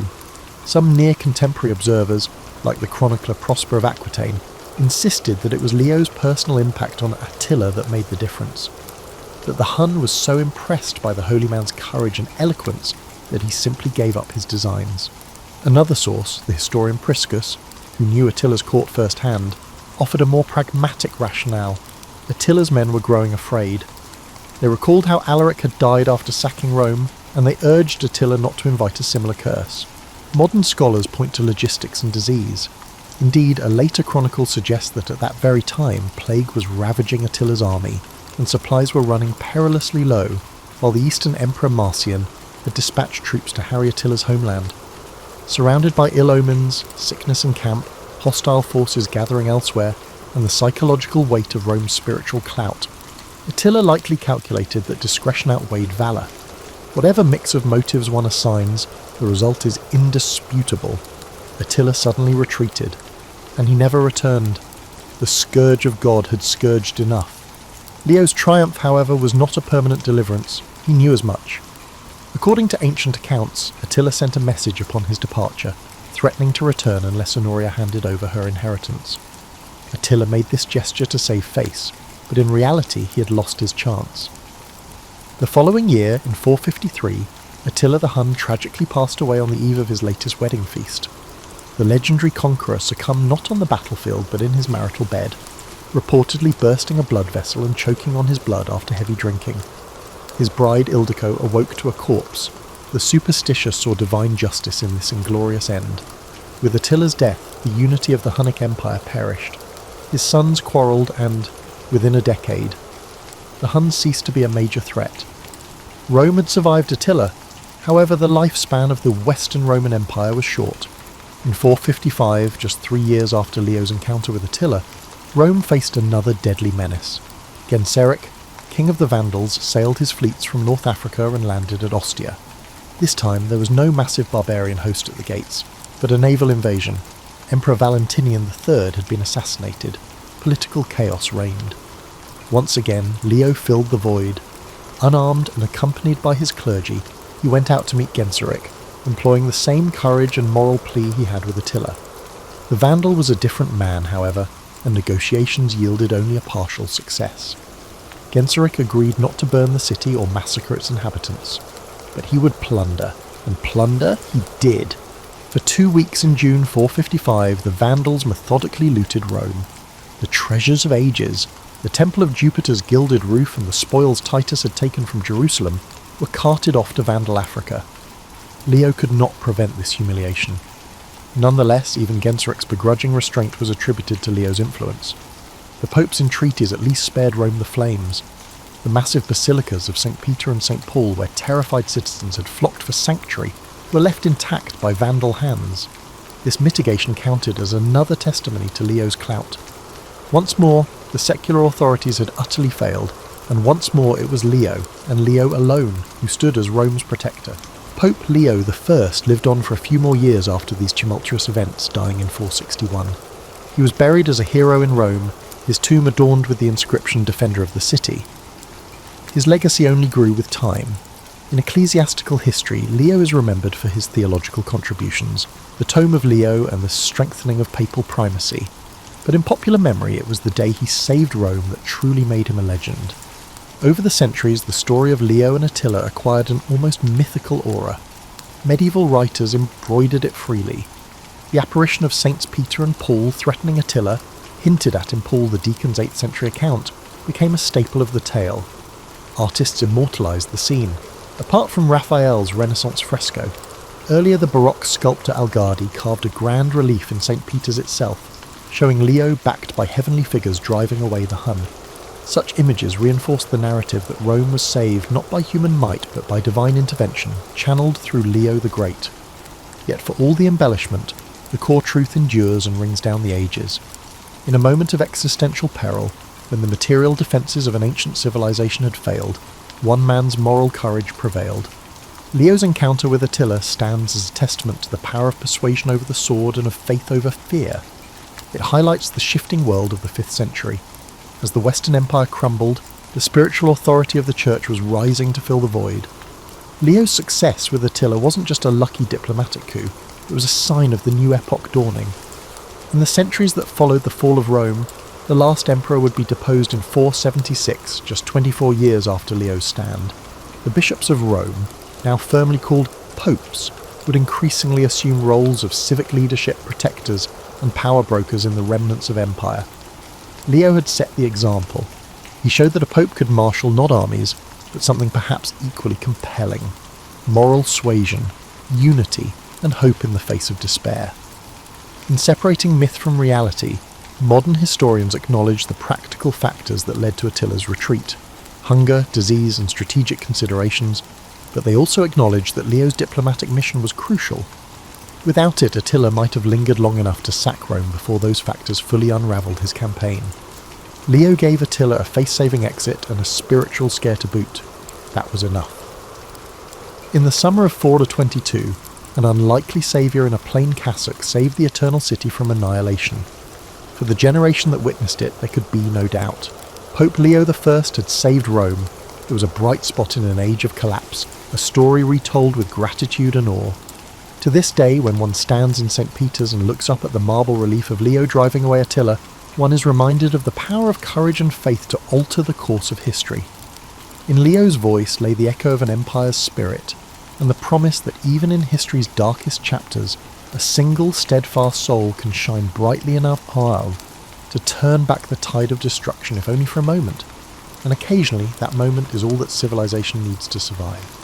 The sun set on the Western Roman Empire not with a single cataclysm, but through decades of slow decay. Pope Leo I, however, had already sealed his place in the annals of survival, diplomacy, and faith.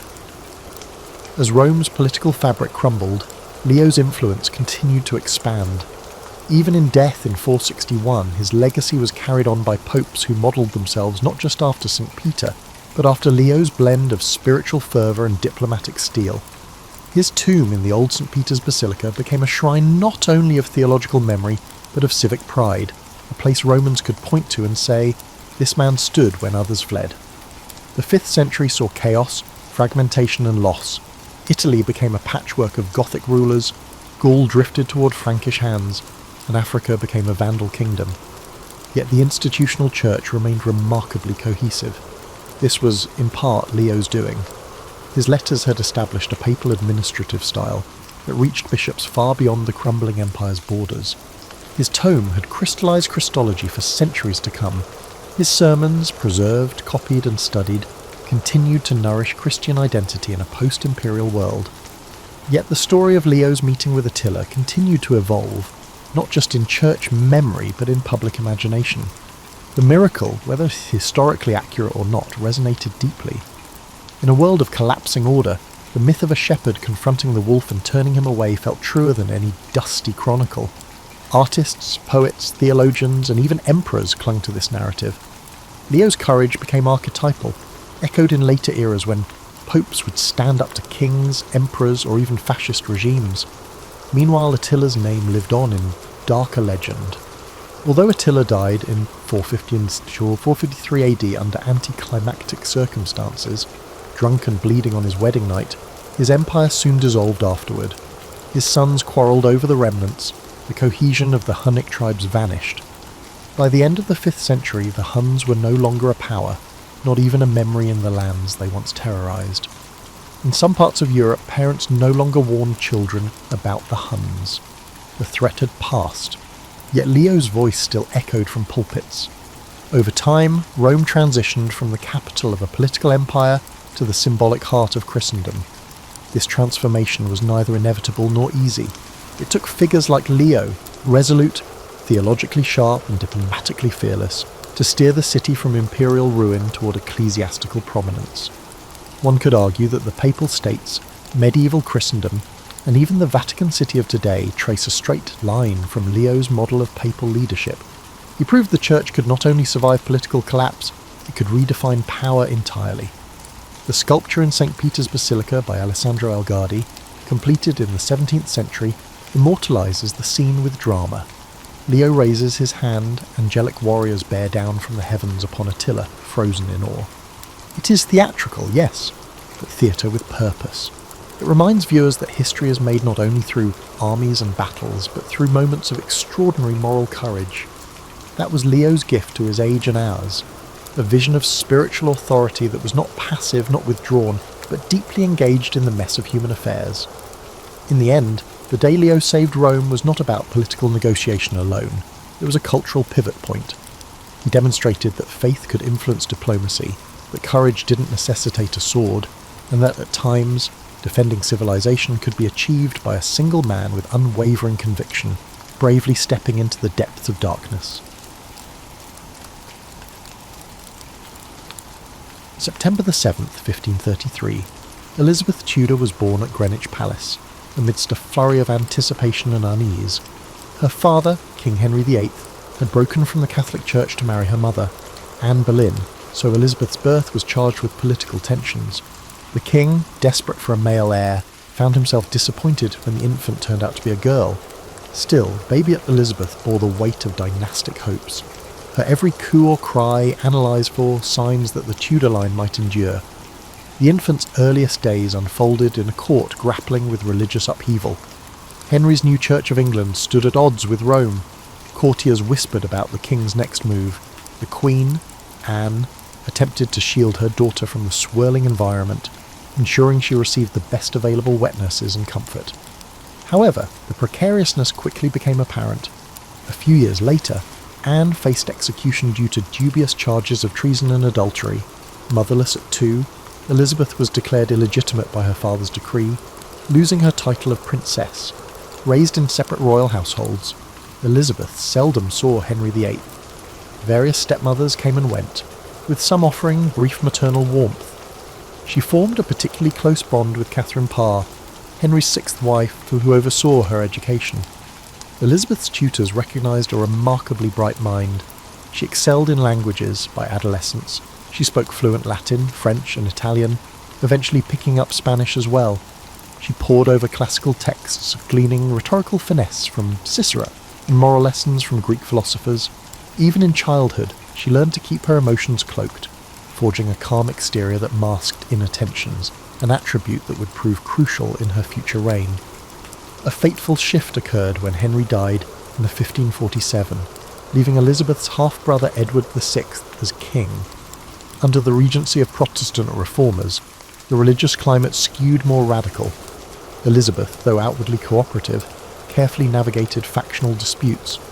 She relocated the household of Catherine Parr, who had remarried to Thomas Seymour. That arrangement sparked scandal. Seymour was rumoured to show Elizabeth overly familiar attention, fueling gossip that tarnished her reputation. The teenage princess soon departed, mindful that any whiff of impropriety could end her precarious position in the succession line. This brush with danger reinforced her instincts for self-preservation.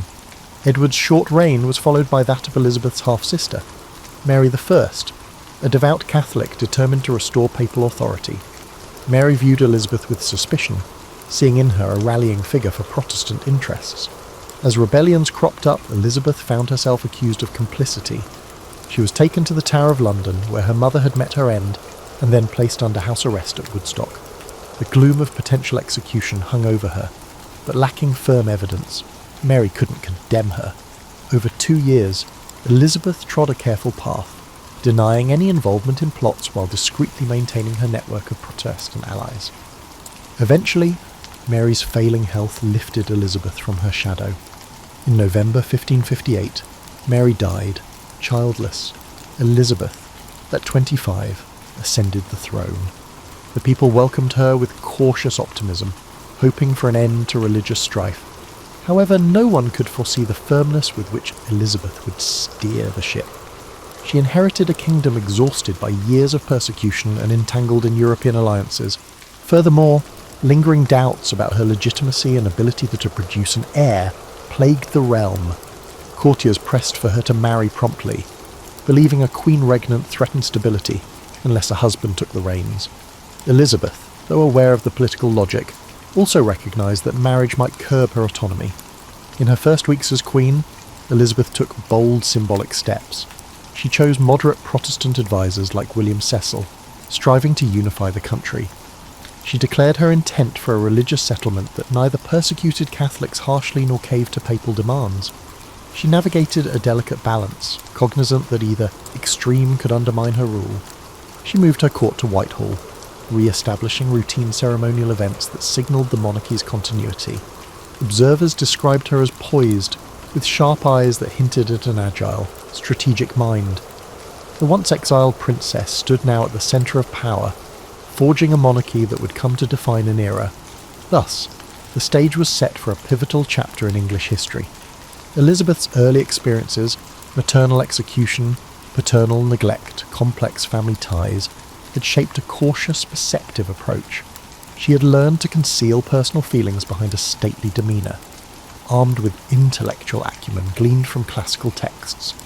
The realm now looked to her for stability, religious compromise, and a reassertion of national identity. For Elizabeth, it was time to prove that a female sovereign, even one with a contested legitimacy, could guide England through its labyrinth of political storms. From the outset of her reign, Elizabeth I confronted a land torn by religious factionalism. Under Mary I, staunch Catholic policies reigned, with Protestant heretics burnt at the stake. Though those violent measures ended, many Catholics remained loyal to Rome.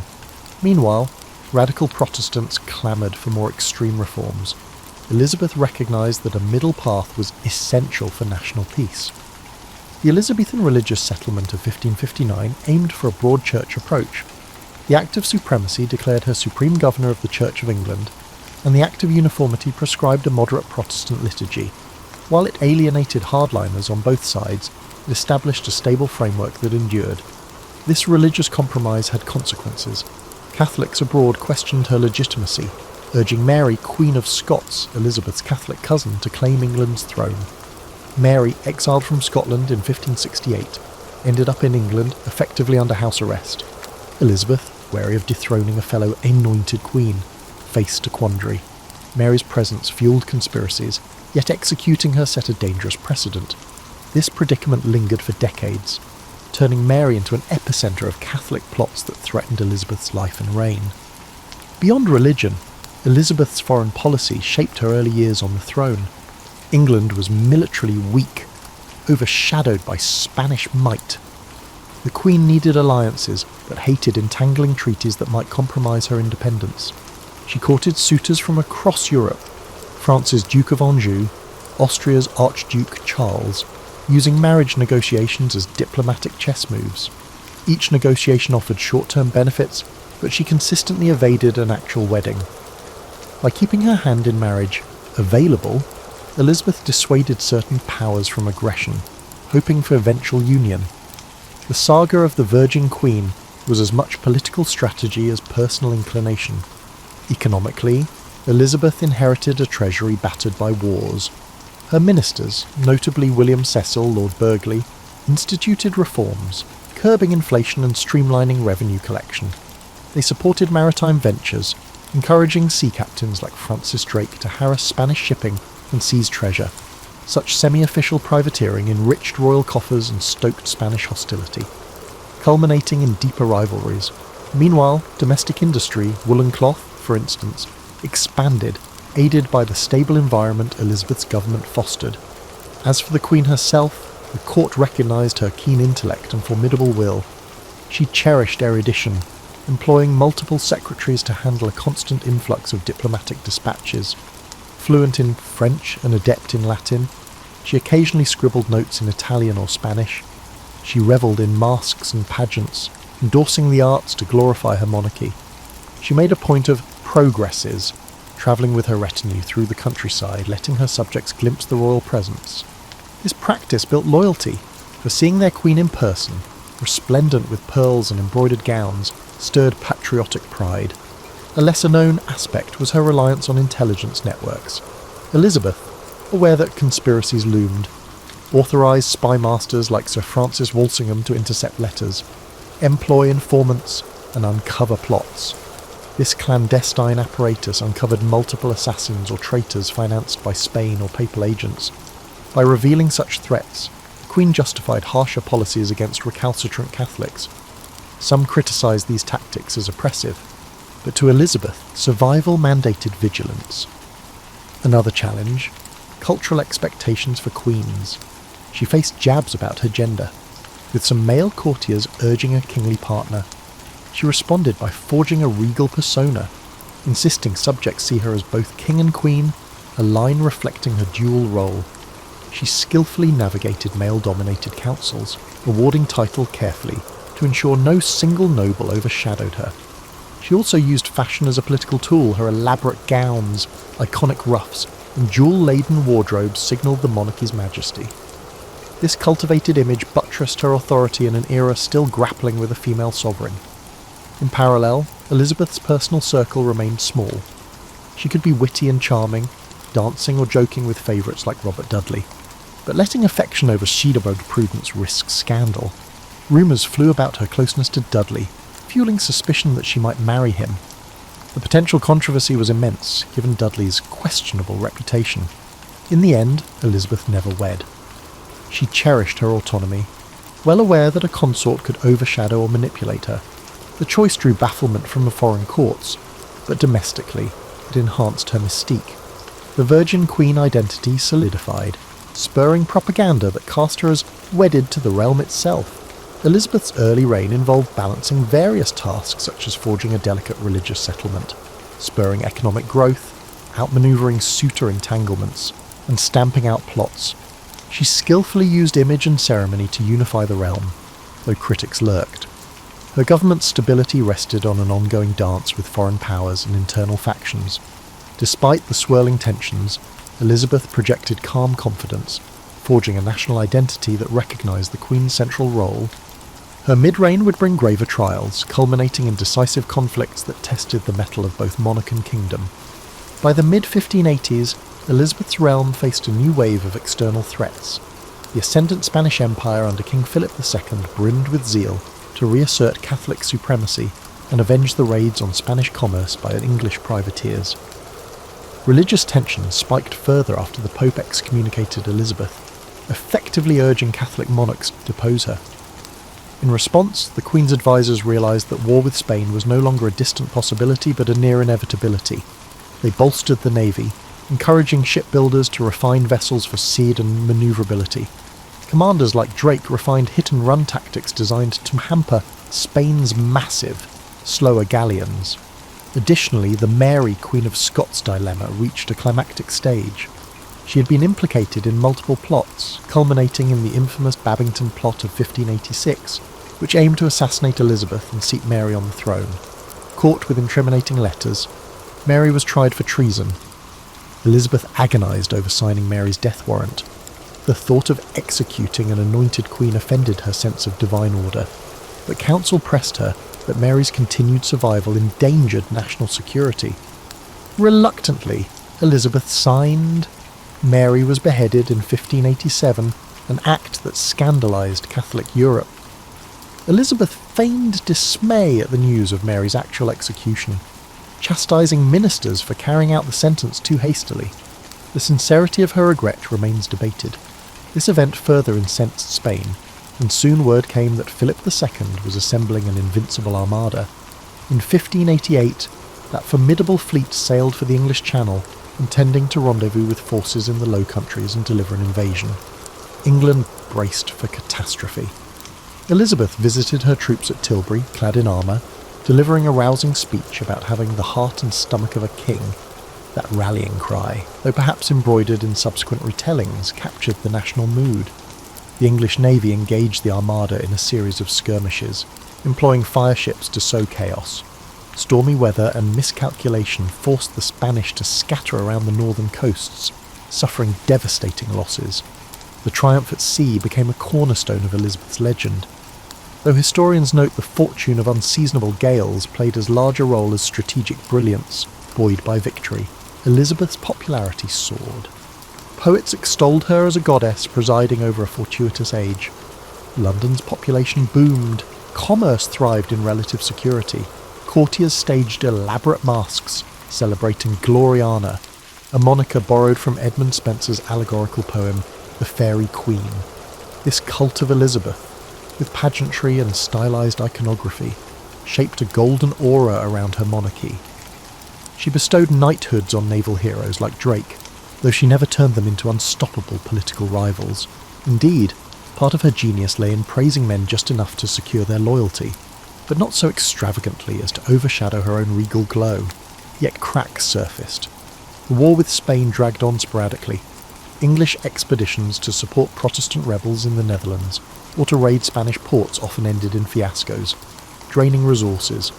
The Queen's earlier frugality turned to reluctance about fully funding new campaigns, prompting friction with bold but cash-strapped commanders. Some younger courtiers, like the Earl of Essex, were impatient with Elizabeth's measured approach. Essex attempted to replicate despite Drake's glories. He led half-baked military forays and returned with meagre spoils. Tensions between the old Queen and these ambitious youths escalated, culminating in the Essex Rebellion of 1601, where he tried a coup. She crushed it swiftly, and Essex was executed. As Elizabeth aged, her once intimate circle diminished. Long-time advisers such as William Cecil passed away, and favoured courtiers either died or fell out of favour. The Queen, famous for her fine dresses and elaborate wigs, now faced a more solitary existence. Gossip about her vanity circulated. She insisted on controlling her image, refusing to appear as a frail matron. She demanded loyalty from ladies-in-waiting, scolding them if they dared overshadow her attire or conversation. Although the realm viewed her as Gloriana, she struggled to maintain a mythic aura behind closed doors. Diplomatically, the final years of her reign saw a cooling of tension with Spain, not via a formal peace but through mutual exhaustion. The impetus for large armadas had waned, with Spain focusing on European entanglements. England, for its part, lacked the finances to continue heavy engagements. Meanwhile, the seeds of colonial expansion were sown. English seafarers eyed North America, establishing fledgling outposts. The concept of an overseas empire was embryonic but emerging. Thus, approaching the turn of the century, Elizabeth presided over a stable yet evolving monarchy. She had defied invasion, faced down conspiracies, and reigned as an iconic figure admired across Europe. But the question of succession remained, unmarried and childless. She had never named an heir. The matter loomed, spurring subtle negotiations as different claimants circled. This final stretch of her reign tested whether the Tudor line's magic could endure beyond her mortal presence, or if it would seamlessly transition to a new dynasty. By the twilight of her reign, Elizabeth I found herself contending with the question that had dogged her for decades. Who would follow her upon the throne? No official heir had been named, though many whispered that James VI of Scotland, a Protestant and son of the executed Mary, Queen of Scots, was the likely candidate. Elizabeth, ever cautious about naming a successor, understood that the moment she sanctioned an heir, her authority might wane.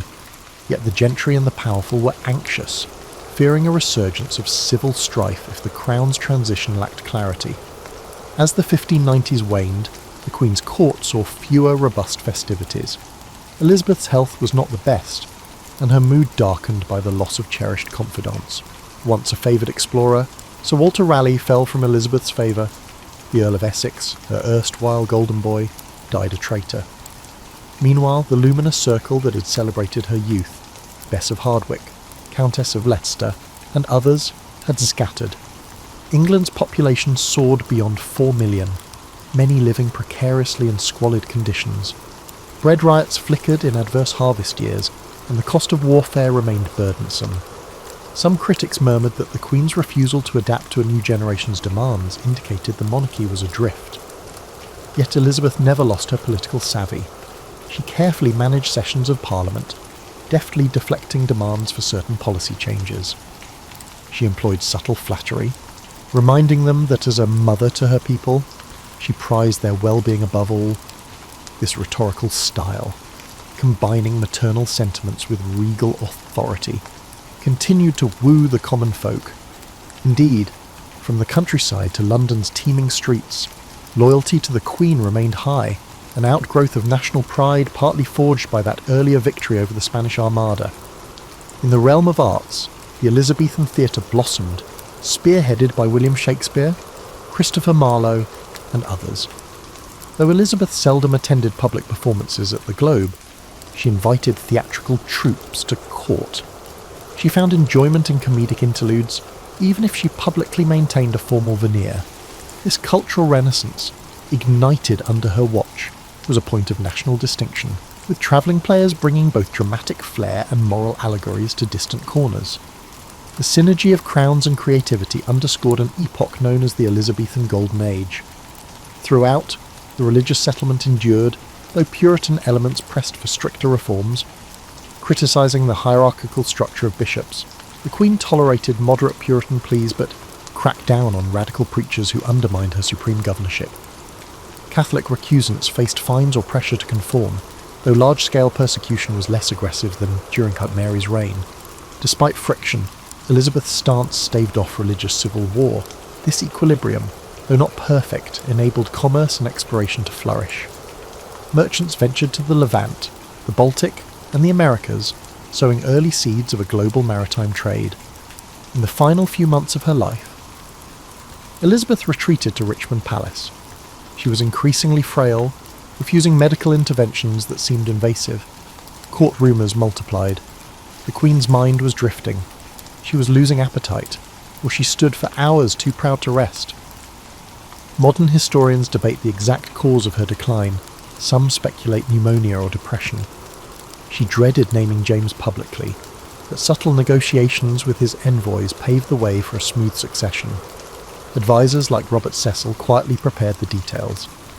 According to tradition, Elizabeth, too weak to speak in her last hours, made a vague gesture endorsing James as successor. She died on March 24, 1603, aged 69, after 44 years on the throne, a record at the time for an English monarch. Her coffin was carried from Whitehall to Westminster Abbey, the silent crowds reflecting on an era shaped by her image. That day closed the Tudor line, with James VI of Scotland becoming James I of England, inaugurating the Stuart dynasty. Yet the Tudor brand had not ended in chaos. Elizabeth's measured approach, for all her reluctances, ensured a relatively peaceful handover. In the wake of her passing, tributes soared. Pamphlets hailed her as the wisest princess, the mother of her people, and a near-legendary Fischelguru who steered the nation from the shadows of religious tyranny.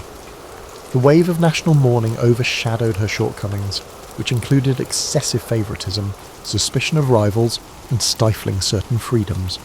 Over the next centuries, historians would reinterpret her story, dissecting the illusions of the Virgin Queen narrative, acknowledging her harsh treatment of dissenters, yet marvelling at her capacity to wield authority in a fiercely patriarchal world.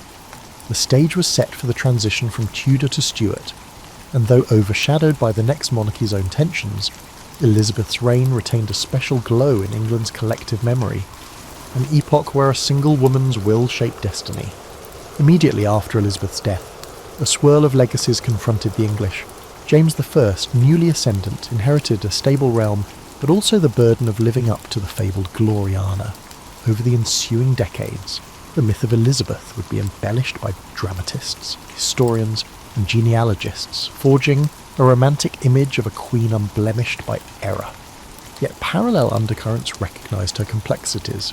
Among the common folk, stories abounded of her witty repartee, her skill in navigating suitors, and the spectacle of her court. In the Catholic diaspora, she was demonised as a heretic who had executed Mary, Queen of Scots. This ideological tug-of-war shaped how Europe at large recalled her reign. During the 17th century, English authors occasionally staged plays referencing Elizabethan glories to critique or praise current rulers. The Elizabethan age label took hold, conjuring a golden past full of maritime exploits and cultural refinement. Meanwhile, Puritan writers viewed the Queen more critically, noting that her religious compromise left them yearning for a more thorough reformation. Some pamphleteers portrayed her as a cunning politician, adept at double-dealing among Europe's Catholic powers. Over time, these multiple vantage points consolidated into a layered portrait.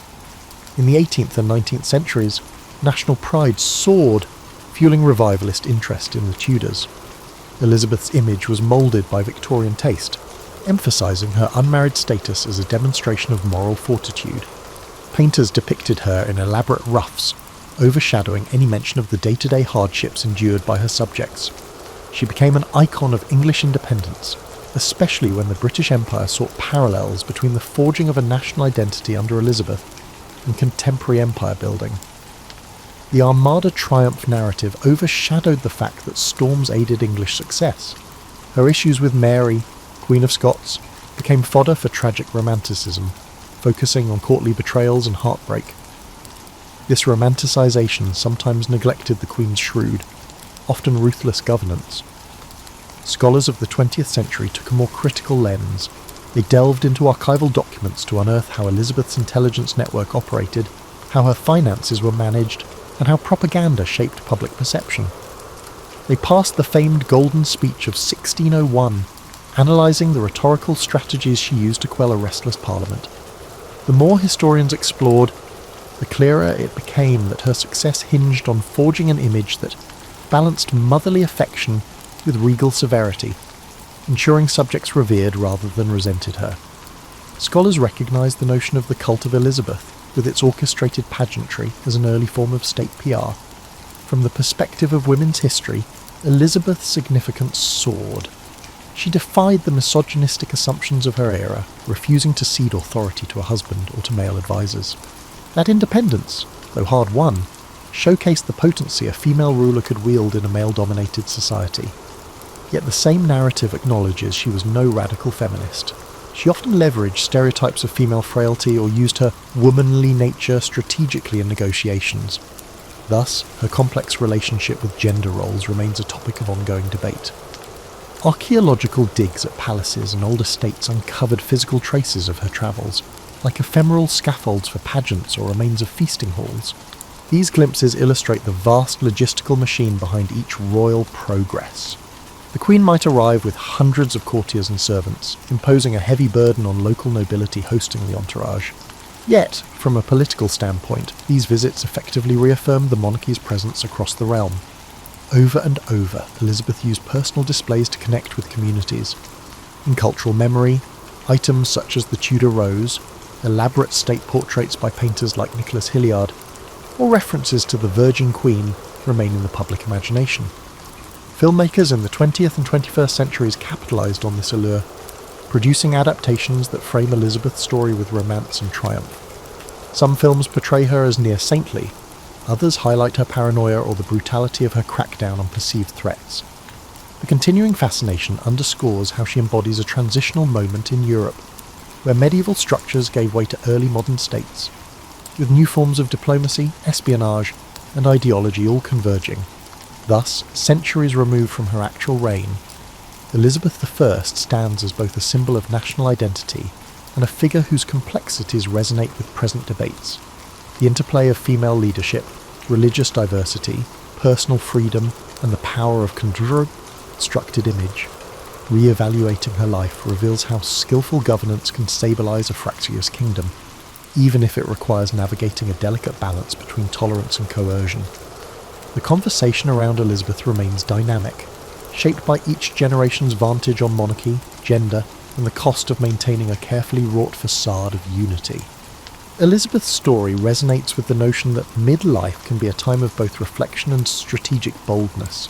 She ascended the throne at 25, but arguably her most defining decisions, the forging of a moderate religious settlement, the careful dance of marriage negotiations, unfolded as she matured. In the face of personal regrets, lack of a direct heir, and external crises, Spanish hostility, internal plots, she repeatedly displayed resilience under the lens of older wisdom.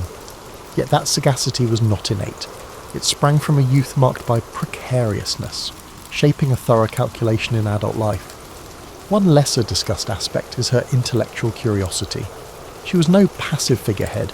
She read widely, from classical philosophers to contemporary political treatises, and engaged in theological debates with ambassadors. She wrote translations of texts, including Plutarch, honing linguistic precision. In an era when many noblewomen possessed only basic literacy, Elizabeth's depth of scholarship commanded respect. She used this knowledge to steer councils, referencing classical examples of leadership or mercy, grounding her decisions in a broader worldview than simple realpolitik. Another dimension concerns her approach to management and delegation. Faced with a swirl of court factions, some aligned with Cecil, others with Dudley, and various earls vying for influence, she balanced them by a rotating favour, ensuring no single man overshadowed the rest. This delicate manoeuvre allowed her to maintain her position as the ultimate arbiter, thereby preventing entrenched monopolies of power. While modern management gurus highlight transparency or direct leadership, Elizabeth's method was subtler. She nurtured multiple power centres, pitting them gently against each other to sustain a stable equilibrium. This method reveals a strategic cunning that, while occasionally breeding resentment, retained her supremacy in a fractious environment. The swirl of secrecy surrounding Mary, Queen of Scots, also underscores Elizabeth's careful manipulation of intelligence.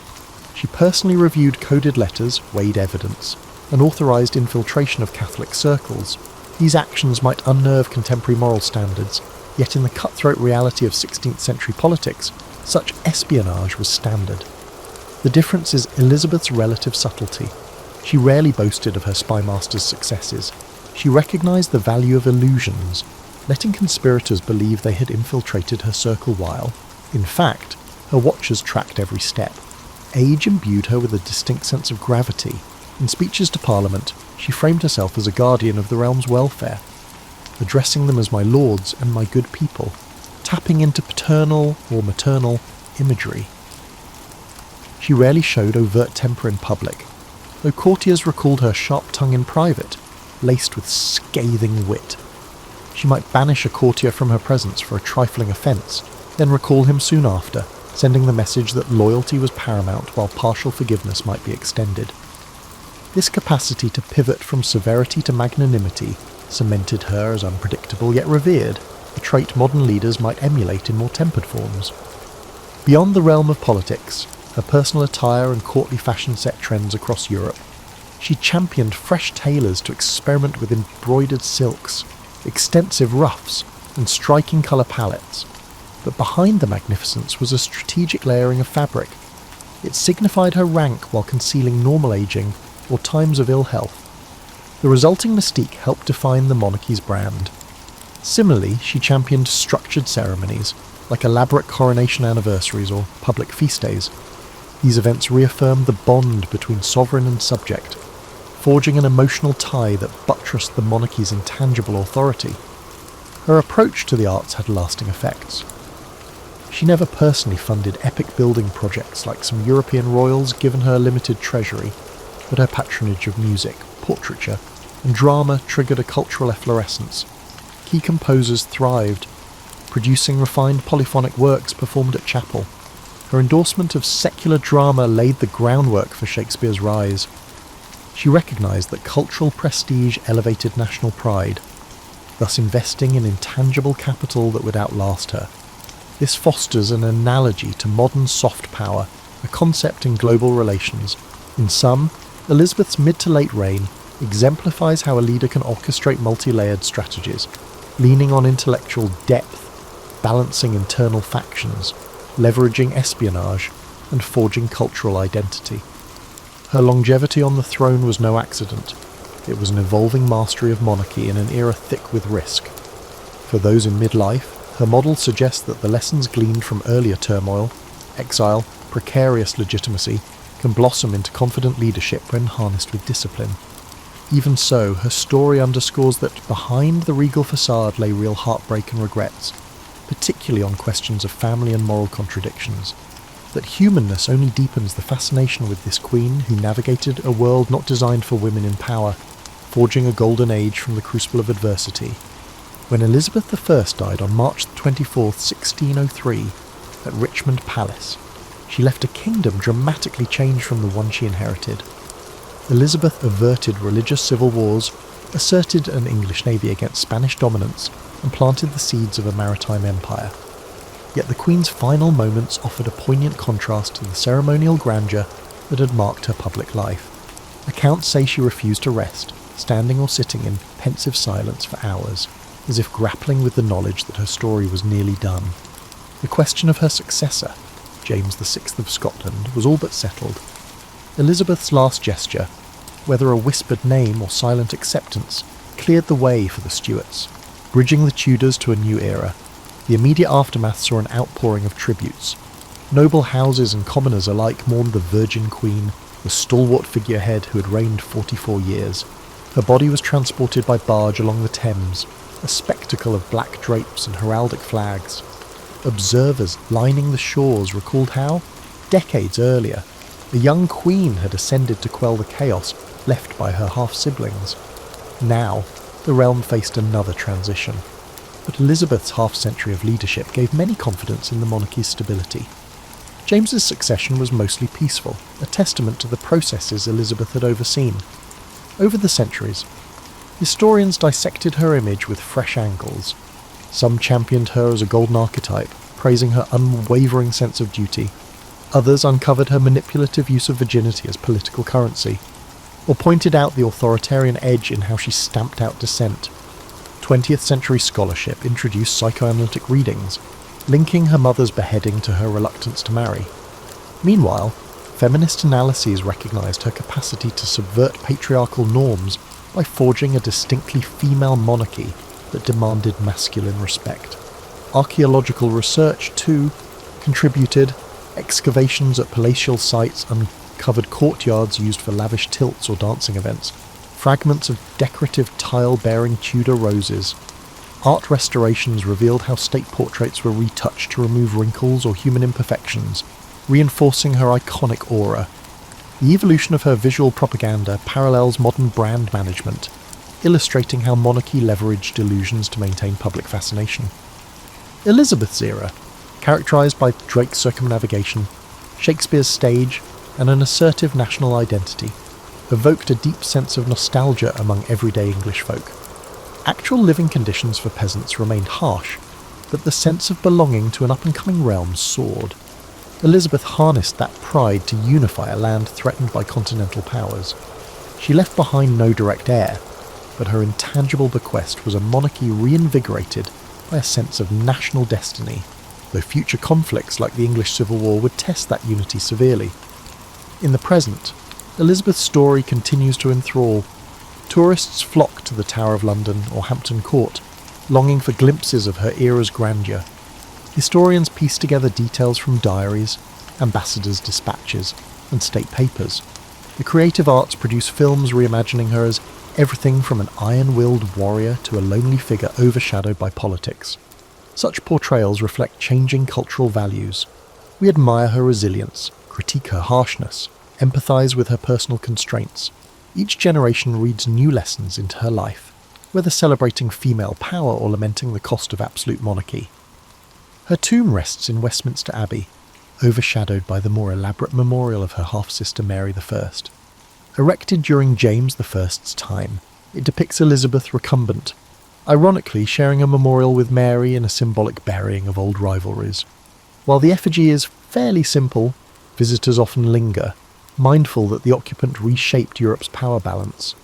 The inscriptions hail her as a paragon of wisdom, praising her as "of her sex the pride, of all time the wonder." The rhetoric might be thick, but it echoes how she was revered by her contemporaries. In the end, Elizabeth I stands as a testament to the synergy of personal cunning, cultural stewardship, and circumstance.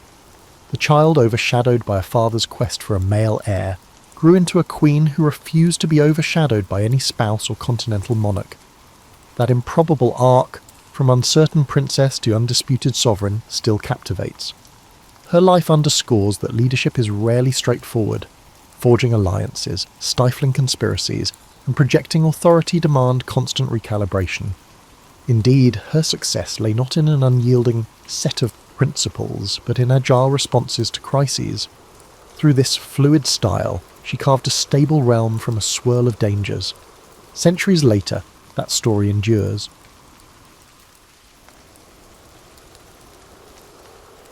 George Washington's formative years unfolded against the rustic backdrop of mid-18th century Virginia.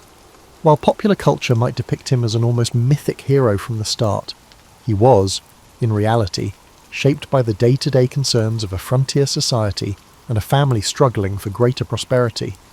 Born on February 22nd, 1732, in Westmoreland County, he was part of a sprawling network of half-siblings, uncles, aunts, and cousins who formed a complicated social web in the colony. His father, Augustine, sought to expand the family's holdings through tobacco farming, land speculation, and the occasional foray into iron mining. These early pursuits carved out the environment where young George would learn about risk, reward and the challenges of shaping one's destiny in a new world. Contrary to apocryphal stories, Washington's childhood was not defined by toppling cherry trees or sporting wooden teeth. It was, however, marked by loss. His father died when George was only 11, throwing the family's finances into uncertainty. His half-brother Lawrence, considerably older, stepped in as a paternal figure. It was Lawrence who introduced George to polite society in Virginia and instilled in him an admiration for military achievement. Lawrence had served under the British flag in the Caribbean, a detail that quietly stoked George's aspirations towards soldiering. Through Lawrence, he was exposed to the idea that honour, discipline, and loyalty could earn a young man respect in the British colonies. Despite these influences, necessity often guided Washington's early path. Formal schooling was piecemeal at best, tutors came and went. Young George's mother, Mary Ball Washington, strove to keep the family afloat. But educational opportunities remained sporadic. This patchy instruction did not deter him. It forced him to become largely self-taught, an approach that would define his later life. He was, from his teenage years onward, a voracious note-taker and letter-writer, constantly refining his penmanship, grammar, and mathematical skills. Writing itself became a window into the adult world he hoped to master. One of his initial breakthroughs came in the realm of surveying, a skill both profitable and adventurous in colonial Virginia. Land in those days was currency, and individuals who could map uncharted territories were in high demand. Washington's early forays into the wild frontiers, often in the company of rugged backwoodsmen, introduced him to the complexities of dealing with Native American tribes, unscrupulous land speculators, and the raw challenges of nature. These expeditions were no mere camping trips. Nights spent in crude shelters, rainy days measuring difficult terrain, and the ever-present threat of disease built up his resilience. By the time he turned 17, he had already secured appointments to survey large tracts of land in the Shenandoah Valley, a testament to his growing reputation for diligence. During this phase, Washington also observed firsthand the tensions brewing between French, British, and native interests. The Ohio Valley to the west was a patchwork of claims and counterclaims, with British colonists, French trappers, and indigenous peoples all jostling for control. Though Washington was only a teenager, these experiences lit a spark. If he could prove himself an effective leader, especially in regions where boundaries were contested, he might ascend socially and financially. Colonial Virginia had its share of privileged families, but upward mobility was possible for those who possessed skill, connections, and an unrelenting work ethic. Beyond surveying, Washington's adolescent years were also a period of subtle social schooling. He learned the art of conversation and manners, so important in an era governed by strict codes of honour, by memorising the rules of civility and decent behaviour. This pamphlet, copied diligently in his youthful handwriting, offered guidelines for everything from posture in polite company to showing respect for superiors. Though it might seem quaint now, these rules exemplified the polished veneer that colonial society demanded of any young man aiming to rise in rank. By the time Washington approached adulthood, he was neither a wide-eyed farm boy nor a pampered aristocrat. He was a tall, physically strong young man, comfortable on horseback, capable with a musket, adept at mathematics, and cognizant of how crucial alliances could be. He held quiet ambitions that revolved around land, local military distinction, and acceptance among the elite. But events on the horizon, imperial rivalries that would ignite the frontier, would soon catapult him onto a larger stage. In that transitional zone between surveying in the wilderness and attending genteel dances along the Potomac, George Washington was preparing, without fully knowing it, for trials that would define his future and reshape a continent's destiny. Washington's transformation from a surveyor to a soldier was not the result of random events or a meticulously planned strategy. It was, instead, triggered by the turbulent geopolitics of the mid-18th century. At the time, the British and French empires vied for dominance over North America's lucrative territories. The frontier regions of the Ohio Valley, thick with forests and fur-bearing wildlife, became a flashpoint for competing claims. Indigenous nations, far from passive onlookers, leveraged these rivalries in pursuit of their interests, forging and breaking alliances as circumstances demanded. In 1753, Virginia's Lieutenant Governor, Robert Dinwiddie, sought someone intrepid and resourceful to deliver a warning to French forces building forts near the forks of the Ohio. The young George Washington, then just 21, volunteered. This mission would catapult him into international intrigue, for which he had limited formal training. Undeterred, he set off with a small party in wintry conditions, navigating difficult terrain and uncertain receptions. He reached the French outpost and handed over Dinwiddie's demand that they abandon their incursion. The French officers responded politely but refused to budge. Washington's return journey was harrowing. He nearly drowned crossing an icy river, only surviving by grabbing onto a piece of driftwood and hauling himself onto a small island. Yet that near-fatal ordeal did little to shake his resolve. Upon returning to Williamsburg, he penned a report detailing his observations. The account, published and widely distributed, burnished Washington's name. His straightforward prose, describing the hazards of the journey, and the French refusal to retreat, resonated with colonists hungry for news and British officials eager for evidence of French defiance. Washington emerged from anonymity, suddenly recognised as a figure capable of undertaking difficult assignments at the Empire's margins. Not long afterward, Dinwiddie promoted him and dispatched him back to the frontier with a modest force to secure strategic points. In 1754, tensions erupted into outright conflict at a site Washington hastily fortified and named Fort Necessity.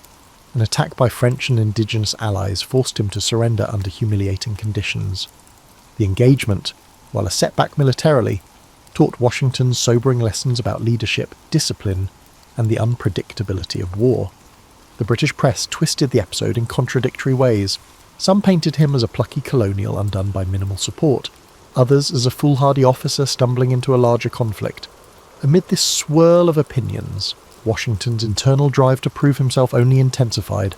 Soon, the conflict expanded into what Europeans would call the 7 Years' War, and Americans would dub the French and Indian War.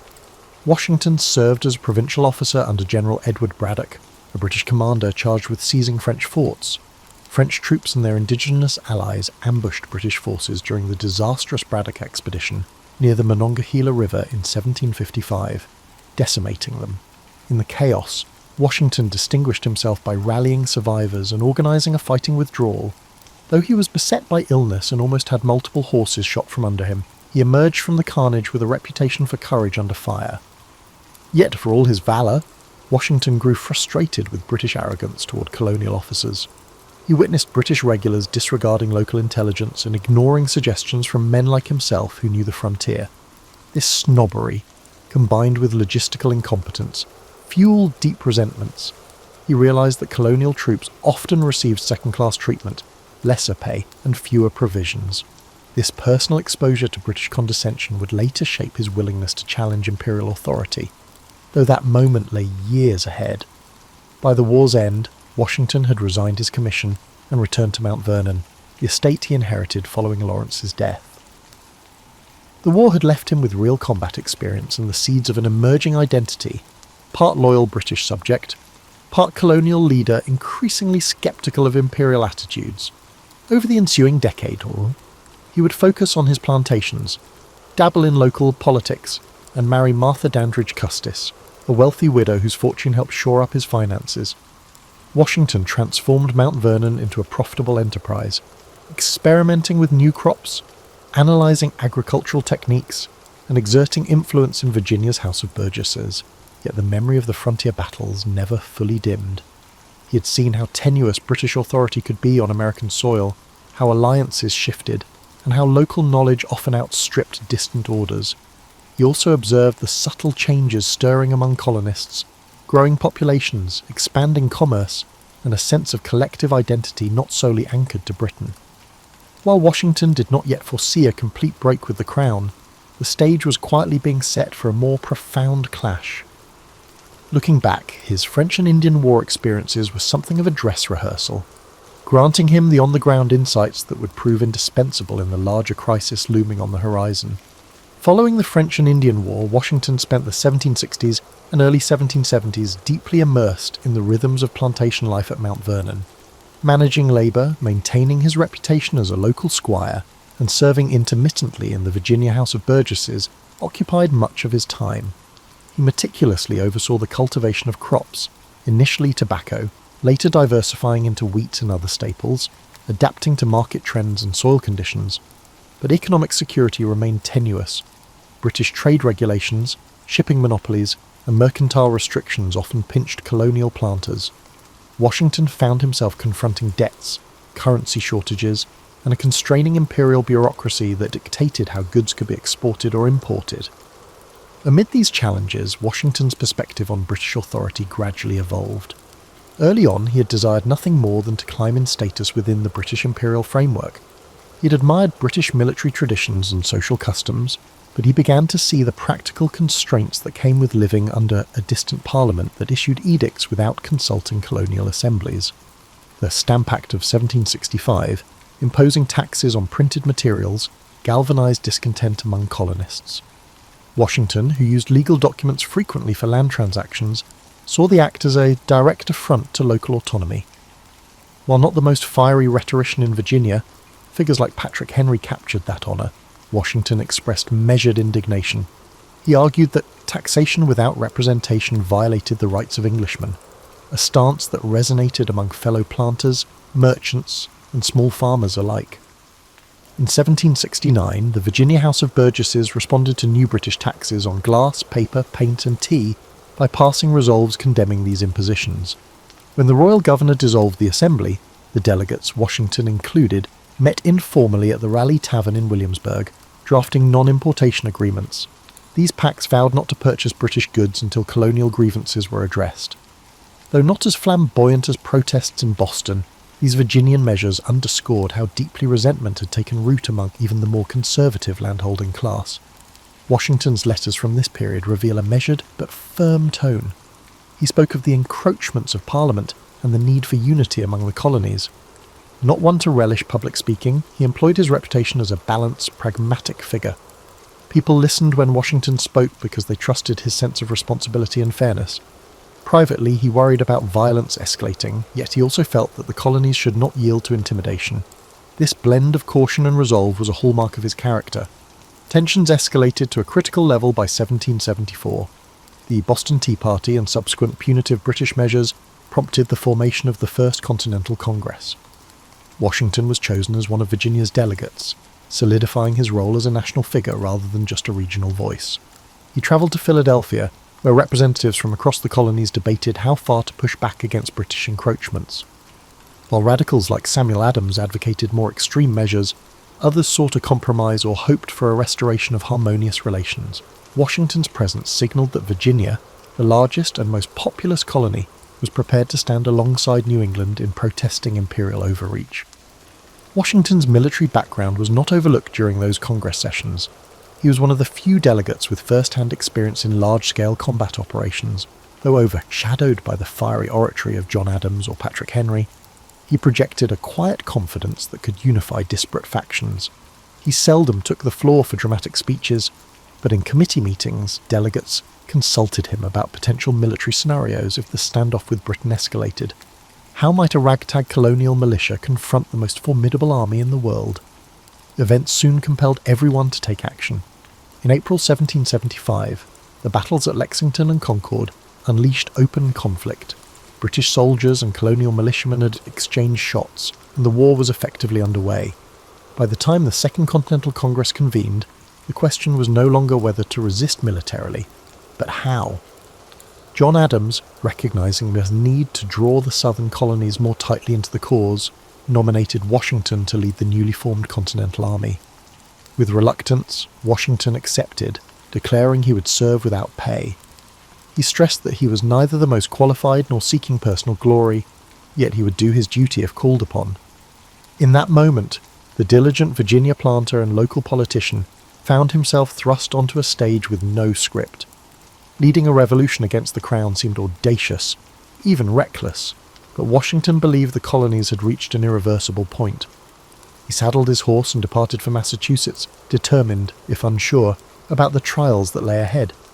His leadership would soon be tested in ways few could have imagined, both by the might of British forces and by the fractious nature of a fledgling nation still discovering its collective identity. Washington's appointment as the Commander-in-Chief of the Continental Army paved the way for a challenging battle against the most formidable military force of the era. Arriving in Cambridge, Massachusetts, in July 1775, he took command of a collection of militias besieging British-held Boston. What he found was a disorganised force lacking supplies, uniforms, and consistent discipline. Militias from different colonies held different loyalties, varied drastically in training, and often viewed each other with suspicion. Washington realised that to stand any chance against the British, he had to forge these disparate units into a cohesive army with a shared purpose. Early on, Washington faced a series of strategic dilemmas. Despite the often romanticised notion of the Continental Army's underdog valour, the reality was messy. Disease, desertions, and short-term enlistments undercut the stable force he desperately needed. British troops in Boston were well supplied by sea, so a direct assault seemed suicidal. Instead, Washington imposed discipline, orchestrated siege lines, and introduced stricter regulations. Over time, he acquired cannon from Fort Ticonderoga, famously transporting them across difficult winter terrain under Henry Knox's oversight. By March 76, artillery on Dorchester Heights forced the British to evacuate Boston. Although it was a bloodless victory for the Americans, Washington understood that the war had barely begun. The British Navy and Army could and would strike at more critical ports. Washington's next trials unfolded in New York. Anticipating a major British offensive, he shifted his army to defend Manhattan and its surroundings. The British arrived in force under General William Howe, and by late summer, in 1776, Washington's men endured a crushing defeat at the Battle of Long Island. A series of retreats followed, culminating in the British seizing New York City. Morale plummeted. Many soldiers deserted, others questioned Washington's competence. Yet in a bold move, Washington ordered a stealth evacuation across the East River during the night, ferrying thousands of troops and avoiding total annihilation. That partial salvation became an early example of his knack for improvisational retreats, a skill that may lack the glamour of offensive victories, but was crucial for the survival of the cause. In late 1776, with enlistments expiring and temperatures dropping, Washington orchestrated one of the Revolution's most dramatic strokes, crossing the icy Delaware River on Christmas night to surprise Hessian mercenaries at Trenton. The success at Trenton, followed by another victory at Princeton, rejuvenated the Patriot cause. Washington's leadership style in these moments combined meticulous planning with personal bravery. He rode at the front, encouraging his men, proving that cunning and audacity could offset numerical or logistical disadvantages. The morale boost was enormous, coaxing recruits to stay and new volunteers to join. Yet the Continental Army's tribulations remained abundant. The British sought to isolate New England by seizing the Hudson River corridor, while smaller armies skirmished in the interior. Washington clashed repeatedly with delegates in the Continental Congress, who provided inconsistent funding and supplies, reflecting the fragile nature of the young Confederation. He wrote endless letters pleading for shoes, blankets, and rations. Meanwhile, British raids and Loyalist sympathisers sowed confusion behind American lines. In 1777, Washington lost a key engagement at Brandywine, allowing the British to capture Philadelphia, the Patriot capital. Another setback at Germantown followed. Critics in Congress grew louder, questioning whether a different general might fare better. Yet Washington retained the loyalty of many officers, forging a sense of unity that transcended local affiliations. At Valley Forge, during the cruel winter of 1777 to 1778, the army endured starvation, disease, and freezing conditions.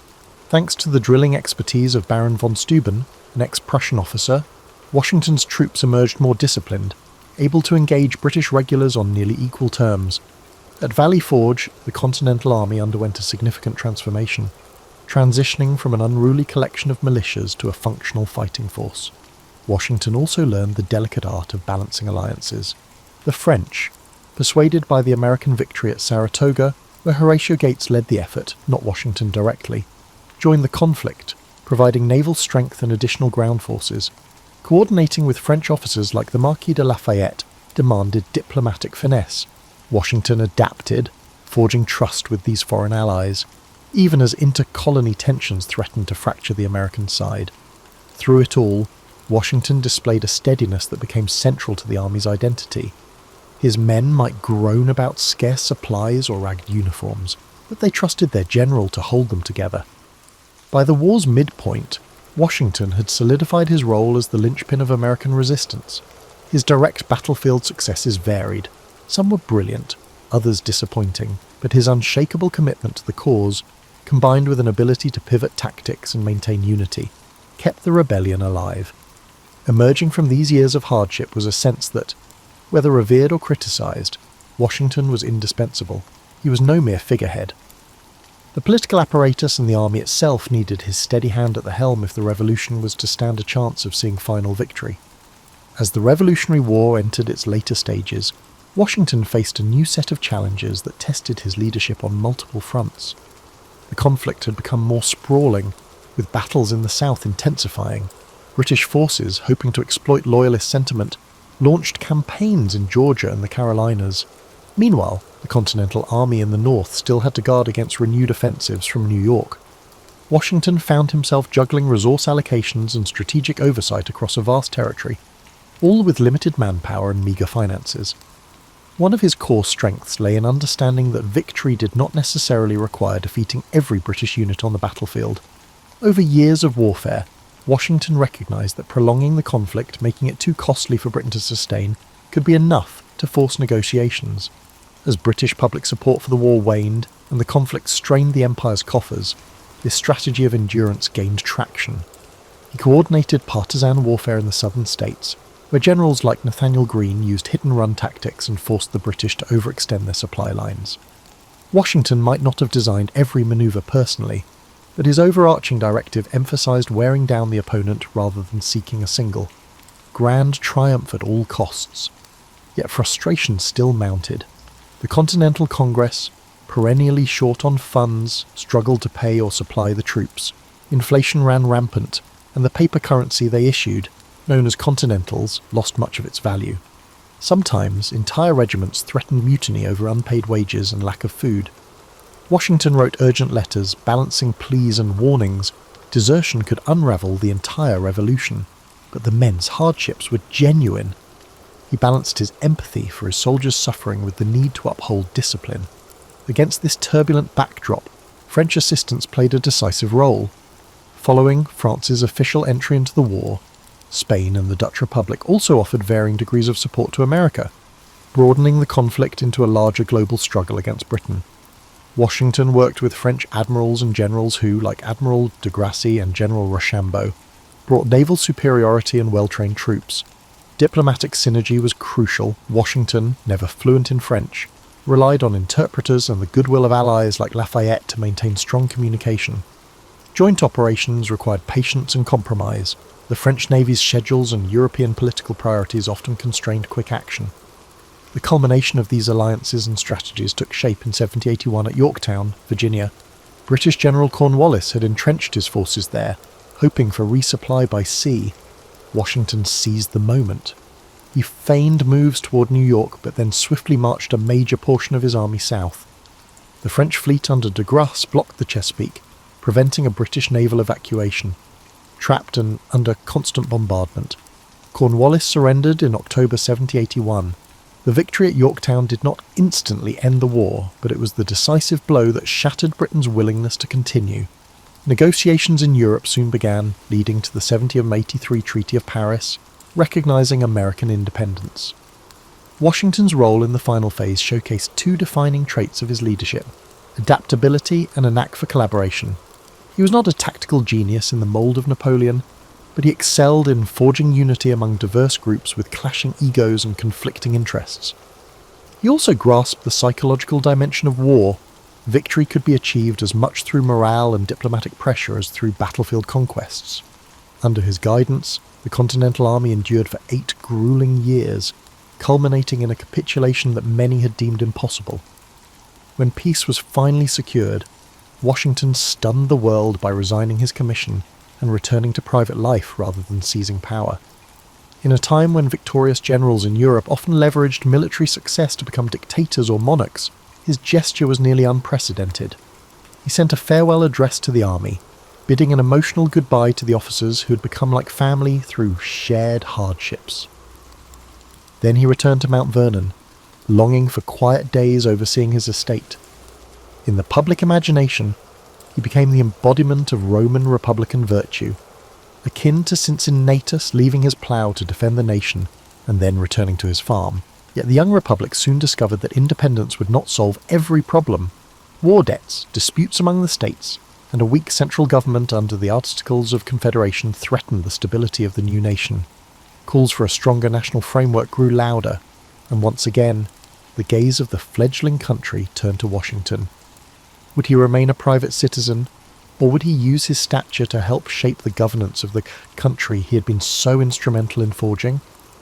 The next chapter of his life, and indeed of the nation's, would hinge on how he answered that question.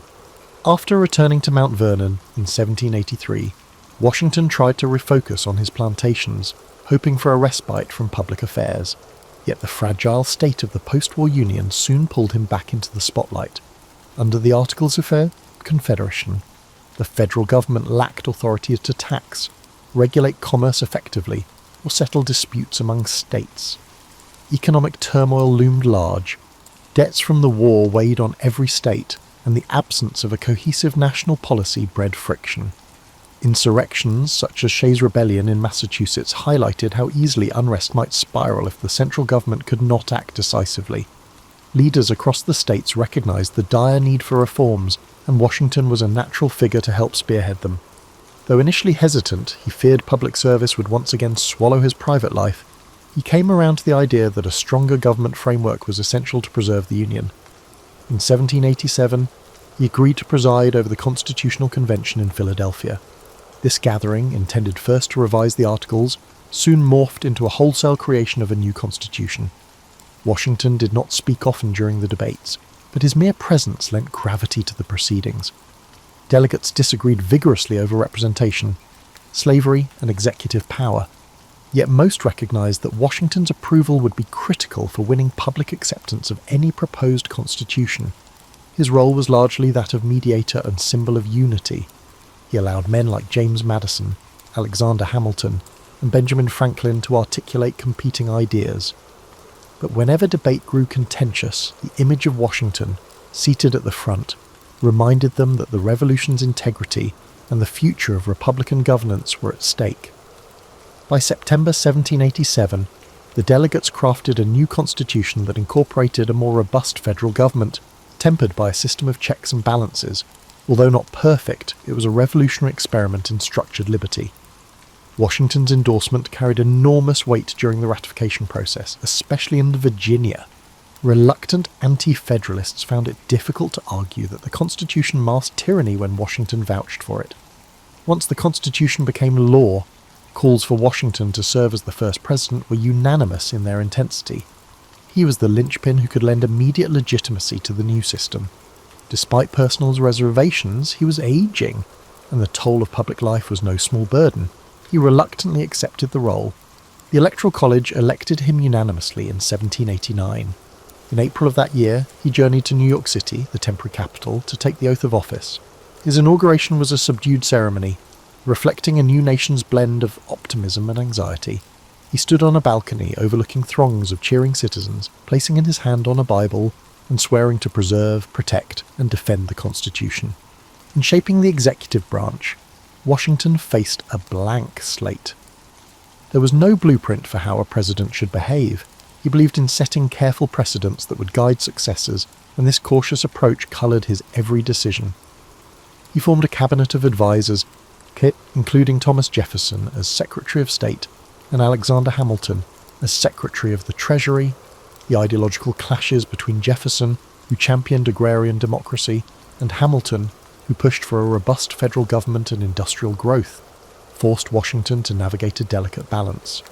Balancing these factions, he aimed to prevent the country from splitting into partisan camps. Still, the seeds of political rivalry were planted, eventually sprouting into the Federalist and Democratic Republican parties. Washington's presidency also navigated foreign policy dilemmas. The young United States was militarily weak, financially indebted, and overshadowed by European powers. When the French Revolution erupted, many Americans felt they owed France a debt of gratitude for its wartime support. Yet Washington believed neutrality was crucial. Entangling the fragile republic in Europe's wars could spell disaster. His proclamation of neutrality in 1793 drew ire from those who wanted to aid France, but it shielded the new nation from a catastrophic conflict it was ill-prepared to handle. Domestic issues also tested the new administration. Hamilton's financial plan, which included federal assumption of state debts and the creation of a national bank, sparked fierce debates. Washington backed Hamilton, believing that fiscal stability was essential for national respectability. But Jefferson's faction decried these measures as threats to states' rights. Then, in 1794, the Whiskey Rebellion flared in western Pennsylvania, where farmers violently opposed a federal tax on distilled spirits. Washington, alarmed by the prospect of an armed insurrection, personally led troops to quell the rebellion, an act that showcased federal authority but also raised fears about militarized responses to dissent. Throughout these trials, Washington laboured to maintain a posture above partisan squabbles, though that position grew increasingly difficult. Newspapers, reflecting the rise of party-driven journalism, attacked or praised him depending on editorial leanings. Criticism stung the once revered hero, but he remained steadfast, convinced that the survival of constitutional governance required robust debate, even if it sometimes descended into vitriol. By the end of his second term, he yearned for retirement more earnestly than ever. The question was whether the country could sustain itself without him, or if his moral authority and balanced leadership remained indispensable.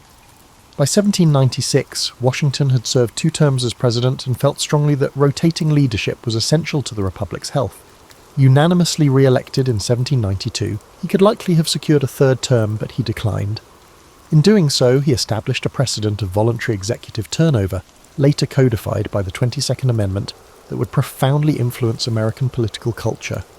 Recognizing the young nation's precariousness, he offered parting guidance in his farewell address. Published rather than delivered orally, it warned against the dangers of permanent foreign alliances and excessive partisanship. He urged Americans to cherish unity, keep religion and morality as public pillars, and remain wary of ideological factions that could fracture national cohesion. After leaving office in March 1797, Washington returned to Mount Vernon. A sense of relief washed over him, tempered by ongoing concerns about the fledgling nation's trajectory. He oversaw expansions at his estate, experimented with different crop rotations, and dabbled in various manufacturing ventures on site, such as a grist mill and a distillery. However, retirement did not provide an escape from moral dilemmas. Washington's wealth and plantation lifestyle had always hinged on enslaved labour. While he had privately expressed ambivalence about slavery, calling it repugnant in certain correspondences, he never publicly championed abolition. Only in his will did he arrange for the emancipation of his enslaved people after Martha's death, a move that became one of the most significant private emancipations of that era. But the structural system of slavery continued unabated across the South, highlighting the contradictions embedded in the new republic. Increasingly, foreign tensions threatened to pull Washington back into public life. Relations with revolutionary France deteriorated under John Adams's presidency, culminating in the Quasi-War at Sea. In 1798, Adams asked Washington to serve as commander of a provisional army should full-scale war break out. Washington agreed, though he delegated most duties to Hamilton. He remained on standby, hoping conflict could be averted. By 1799, the immediate threat passed, and Washington settled again into the routines at Mount Vernon. That same year, on December the 12th, Washington braved a cold, wet ride around his estate, checking fence lines and farmland. Later that evening, he developed a sore throat. Within days, his condition worsened into what many now believe was acute epiglottitis.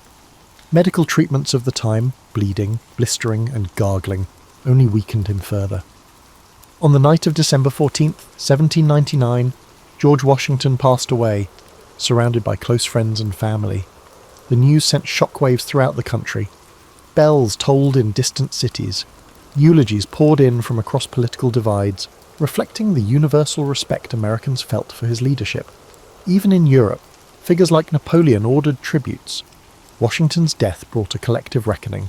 The man who had guided the nation through revolution, constitutional formation, and early governance was gone.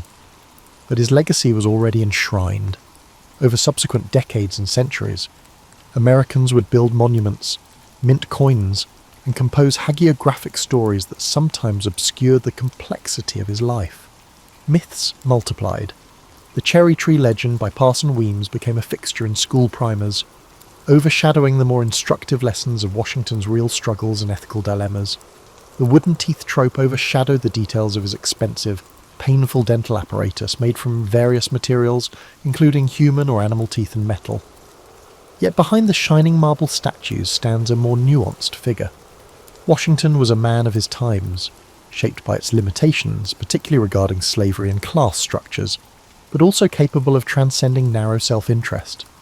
He recognized the fragility of the American experiment and acted repeatedly to keep it intact, resigning his military commission in 1783, presiding over the Constitution's drafting in 1787, and stepping down as president after 2 terms. Each decision sent an unmistakable message that the Republic's longevity depended on checks against personal ambition. Washington's example stood out for a nation still refining its democratic values. He was neither a flamboyant speaker or a philosophical theorist, but he possessed a calm gravitas that could unify quarrelsome states. He understood how to maintain moral legitimacy in the eyes of both elites and ordinary citizens. And though he was not without flaws, the ownership of enslaved individuals being chief among them, he helped lay the groundwork for a political system capable of evolving beyond its founders' limitations. Today, more than 2 centuries after his passing, George Washington remains an essential symbol for an America that struggles with its historical contradictions. If we look beyond the simplified schoolbook portrayals, we find a person who navigated immense pressures with perseverance and humility, whose quiet strength and deliberate choice to relinquish power set a tone for Republican governance. The complexity of his legacy invites us to reflect on both the grand achievements and the unresolved tensions that were woven into the nation's birth. A poignant reminder that even foundational heroes stand on shifting terrain, forging a path for future generations to walk upon. I remember the day I first came to court, a half-starved jester with bells on my hat jangling and dread in my belly.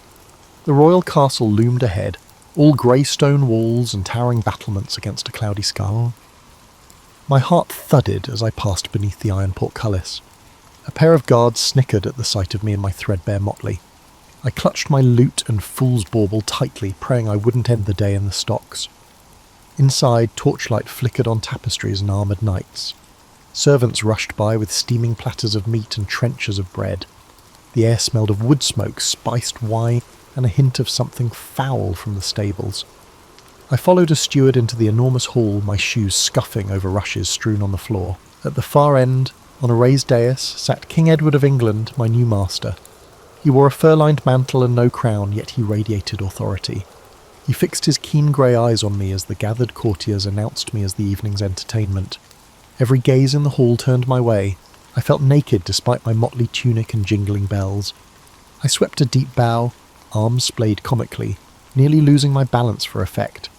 A few chuckles broke the silence. "Welcome, fool," called the king, his voice echoing off the rafters. "What do they call you?" "Tom, your majesty." "Tom Fool," I answered brightly, hiding my nerves under a grin. In truth, my Christian name was William, but a new life warrants a new name. My answer earned an approving smirk. "Very well, Tom. Let us see if your humour is as sharp as your tongue is quick," said King Edward. He gestured for me to begin. I started with a jaunty tune on my lute, a bawdy tavern song about a tipsy friar losing his robe to the wind. My fingers trembled on the strings, but the melody came out merry and bright. Laughter rose from the tables at the chorus's naughty twist. Emboldened, I launched into a comic tale, peppering it with jabs at castle life, a joke about the cook over-salting the stew, a quip about a knight's rusted armour creaking like an old ox. The courtiers guffawed, and even the queen hid a smile behind her hand. Warm relief spread through my chest. They were laughing. Finally, I decided to make a bold joke aimed at the most significant target. Balancing on one leg in an exaggerated pose, I lowered my voice conspiratorially. "Lords and ladies," I announced, "I've heard a wondrous secret about our sovereign." A hush fell. I flashed an impish grin at King Edward. "It's said His Majesty has a unique blessing from St. Peter himself. Only the king can sit on his throne and make the angels sing, especially after he's enjoyed a hearty dinner." I patted my backside and widened my eyes innocently. For a heartbeat, silence. Some lords looked scandalised that I'd joked about the king's royal behind. The king's eyebrow arched. My pulse pounded. Had I gone too far? Then King Edward threw back his head and laughed, a deep roaring laugh that shattered the tension. The court followed suit, laughter rippling through the hall. The king mimicked sternness by waving a finger at me. "Mind your cheek, knave, or I'll have you whipped for impudence," he said, still chuckling. I dropped to my knees in a mock pleading bow. "Mercy, your majesty, I only speak gospel truth in your praise," I replied with an overly pious tone.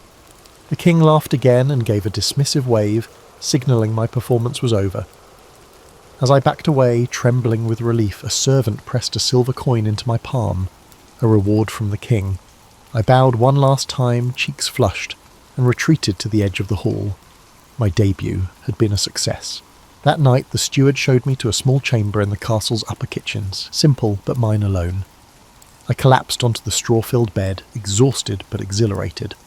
I'd arrived with nothing but my wits and earned not only coin but also a place in the king's household. I was no longer a wandering vagabond. I was the king's fool. As I stared up at the ceiling, I allowed myself a grin. Tomorrow, and each day that followed, I would balance between humour and power. In a court of lords and ladies, I, a mere fool, had found a foothold. By autumn of that year, I had become a familiar part of court life, ever ready with a quip to lift a mood. On one crisp evening at a harvest feast, the great hall hosted a grand banquet after a long day of festivities. The trestle tables groaned with roasted boar and spiced ale. I flitted around, refilling drinks and tossing one-liners. Most laughed kindly, but Sir Roger, a burly baron with a perpetual scowl, decided to sport with me. "Ho there, fool!" he bellowed, feigning joviality. "We hear you juggle anything. Try these." He suddenly hurled 2 oranges at me. The first I snatched out of the air, but the second struck my cheek sharply before splattering on the floor. Laughter erupted. Pain flared in my cheek, and my face burned as nobles howled at my expense. For an instant I nearly flung the remaining orange at him. I imagined it smacking that red-faced oaf, but a fool survives on wit, not wrath. I grinned foolishly and juggled the lone orange as if nothing were amiss. "Many thanks, my lord, for the extra supper," I quipped, pretending to bite into the fruit before nearly dropping it in an exaggerated fumble. The onlookers laughed anew, this time with me rather than at me. Even Sir Roger, satisfied that I'd accepted the mockery, gave a reluctant chuckle. I made a grand bow, swallowing my wounded pride. When I risked a glance up at King Edward, he was watching me with a faint smirk. Later that night, a royal page summoned me to the king. Heart pounding with worry, I made my way to his private chamber. Had I overstepped in some way at the feast? I entered to find King Edward alone by the hearth, gazing at the letters spread on a table. His crown sat off to the side, as if even gold and jewels grew heavy for him tonight. "Tom, come here a moment," he said. This was no summons for entertainment. His tone was pensive. The king rubbed a hand over his brow. "News from the shires," he muttered. "Poor harvests and empty storehouses, yet my lords demand their taxes in full." He sighed, then glanced at me. Do you have a zest for that? His question was earnest, not a command for a silly face or song. I took a breath. Sire, if I may spin a small fable, sometimes answers slink out better in story form. At his nod, I spoke softly. I told of a farmer who had a skinny mule that pulled his plough. When drought withered the crops, the farmer threatened to whip the mule to make it work harder, but the beast begged for a bit more feed so he'd have strength to pull. The farmer relented and fed the mule extra grain. Come spring, they tilled enough land to survive and even thrive when rains returned. As I finished, I stole a sidelong look at King Edward. He stared out the window, stroking his beard. For a moment I feared I'd been too bold. My tale's meaning was clear. Then he gave a low chuckle. Clever mule, he mused. Clever enough to get his belly full. I bowed my head, relieved. Mules often do, Your Majesty. Especially when they bray in rhyme, I said with a jingle of my cat bell. He turned to face me, and I saw a trace of admiration in his worn eyes. You've a sharper wit than many in silk, Tom. You wrap wisdom in nonsense. I felt a warmth in my chest. However, I responded lightly, saying, it's but a fool's simple fable, sire. King Edward managed a slight smile. On the contrary, I will consider what you have implied. He clapped a hand on my shoulder, a gesture of trust and thanks. That will be all. Get some rest. I bowed deeply. Good night, Your Majesty. Before departing, I turned back with a cheeky bow. And don't forget to feed your mule, sire, I said. King Edward barked a brief laugh and waved me away. I slipped out with a grin. Walking back to my quarters through the dim corridors, I felt nearly weightless. Tonight I had stepped beyond mere entertainer. I had, in my small way, shaped the king's thoughts. It was exhilarating and a little terrifying. A fool's jingling cap, I realised, could carry surprising influence if I used my wit wisely. Although favour can change quickly for the time being, the king relied on the hidden truths within my pranks. Winter brought hardship and unrest. A poor harvest left many starving, and whispers of rebellion drifted into court. King Edward's temper, once jovial in my company, grew brittle as dried kindling. More often I saw him frown at reports from his barons, grain riots, poaching in the royal forests, a distant village refusing to pay tithes. Fear and anger coiled around the court like smoke. One bleak afternoon the king held open court to dispense justice. I stood at the edge of the hall, bells quiet, sensing the tension. One by one, prisoners were brought before the throne. A gaunt farmer who'd slain a deer on Crown land begged mercy, claiming it was to feed his starving children. Next, a ragged group of villagers accused of sparking a food riot in the north were dragged in chains. My stomach tightened at their hollow cheeks and terrified eyes. The barons and courtiers looked on with hard disapproval. Sir Warwick, the king's stern-faced adviser, urged severity. An example must be made, Your Majesty, he declared loud enough for all to hear. Clemency for lawbreakers in famine would only breed chaos. Show them the cost of defiance. I watched King Edward's face as Warwick spoke. A muscle in his jaw twitched. The king's eyes, usually so keen and alive, were clouded with worry. He would rather not seem weak. The farmer was up first for judgment. King Edward announced that the farmer would receive a public whipping as punishment. The poor man broke down in tears, grateful that he had avoided the noose. I let out a breath I hadn't realised I was holding. But then came the villagers. A guard read out their crime, leading a mob to raid a granary owned by the crown. An old woman among them cried out, "We only took the grain because our children were dying." Her voice echoed in the hall. Sir Warwick shook his head in disgust. The courtiers murmured angrily about treason and thievery. I bit my tongue, 1,000 thoughts clashing in my mind. These folk had broken the law, yes, but out of desperation. I glanced toward the king. Edward's face hardened as he prepared to deliver his verdict. "By my royal authority you shall," he began, likely meaning to condemn them to the dungeons or worse. But before I knew what I was doing, I stepped forward. My heart thundered in my chest, but I couldn't stay silent. Perhaps I'd spent too long weaving truth into jests. The truth now came out bare and unadorned. "Your Majesty," I interjected in a loud and clear voice to ask if I might offer a fool's perspective. A shocked hush fell. One did not interrupt the king at trial, certainly not a fool. I dimly heard Sir Warwick's hiss of annoyance. King Edward turned his cold gaze on me, more startled than furious. At least yet. I swallowed hard. There was no turning back. I adopted a deliberately light tone, though my pulse pounded in my ears. "These poor souls stand accused of stealing bread," I said, gesturing to the trembling villagers, "and truly that is no jesting matter. But I wonder, sire, if a father is to be whipped for feeding his children venison, and mothers are to be cast in dungeons for snatching a few loaves." I forced a thin smile. "Perhaps your humble fool should be punished as well, for I've been stealing your valuable air all these years without paying coin for it." A few nervous titters came from the back of the hall, then died immediately. The king's eyes narrowed. I pressed on, my voice gaining a desperate strength. "Only a fool would make light of hunger, my lord. I speak not to mock your justice, but to beseech your mercy. Starvation makes fools of us all." I bowed low, my head bent so I couldn't see his reaction.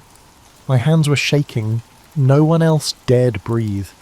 For a heartbeat there was silence so deep I heard the distant drip of wax from a candle. Then, "Enough," King Edward said quietly. The word fell like an axe. I looked up. His face was flushed not with mirth but with anger. "I'll hear no more." He stood from the throne, and in that moment he loomed larger than I'd ever seen him. "Who is king here? You fool?" His voice was deceptively soft, quivering with restrained rage. "Do you presume to lecture me on duty and mercy, dressed in motley and bells?" Every utterance from his lips felt like a boulder hurled towards my head. I opened my mouth to stammer an apology, but he silenced me with a glare. "Take him!" the king snapped to his guards. In an instant, rough hands seized my arms. My bell-tip cap tumbled to the floor as a guard yanked me backward. I heard a few gasps among the courtiers. Lady Marjorie covered her mouth in dismay. Sir Warwick simply watched with a thin smile. My cap's little bells jangled on the stones, a faint jingling that seemed to underline my folly. King Edward's voice echoed in the rafters, cold and formal. For his disruption and insolence, let the king's fool receive the same punishment he pitied. He should receive 20 lashes before the court at dawn. Terror washed over me.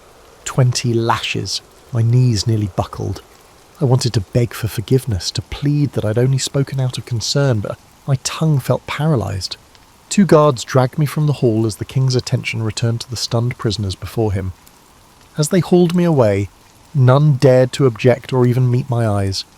They threw me into a draughty antechamber, where I collapsed to the floor, my back pressed against cold stone as I tried to catch my breath. I tasted blood. I must have bitten my tongue without noticing. When I shut my eyes, hot tears forced their way out and rolled down my cheeks. "Fool, fool, fool," I cursed myself silently. What had I done? I had wanted to save a few peasants from the king's wrath. Instead, I had only intensified the king's wrath and burned myself in the process. In my mind I saw the king's face again, enraged and unyielding. That image stabbed at my heart more sharply than any whip could. Not long ago I had sat by that same man's hearth trading fables and easing his burdens. Now he looked at me as just another disobedient subject. Toward midnight, the guards came to escort me to the pillory in the courtyard. The sentence was to be carried out at first light. They locked my wrists and neck in the wooden stocks. I stood hunched in that cruel device for endless hours, shivering in the winter cold alone under the stars. Snow began to fall, thin icy flakes catching in my hair.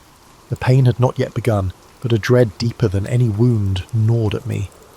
As darkness deepened, a lone figure approached through the torchlit yard. I squinted through frozen lashes to see Master Robert, the king's old chamberlain, carrying a cloak. Without a word he draped it over my shoulders.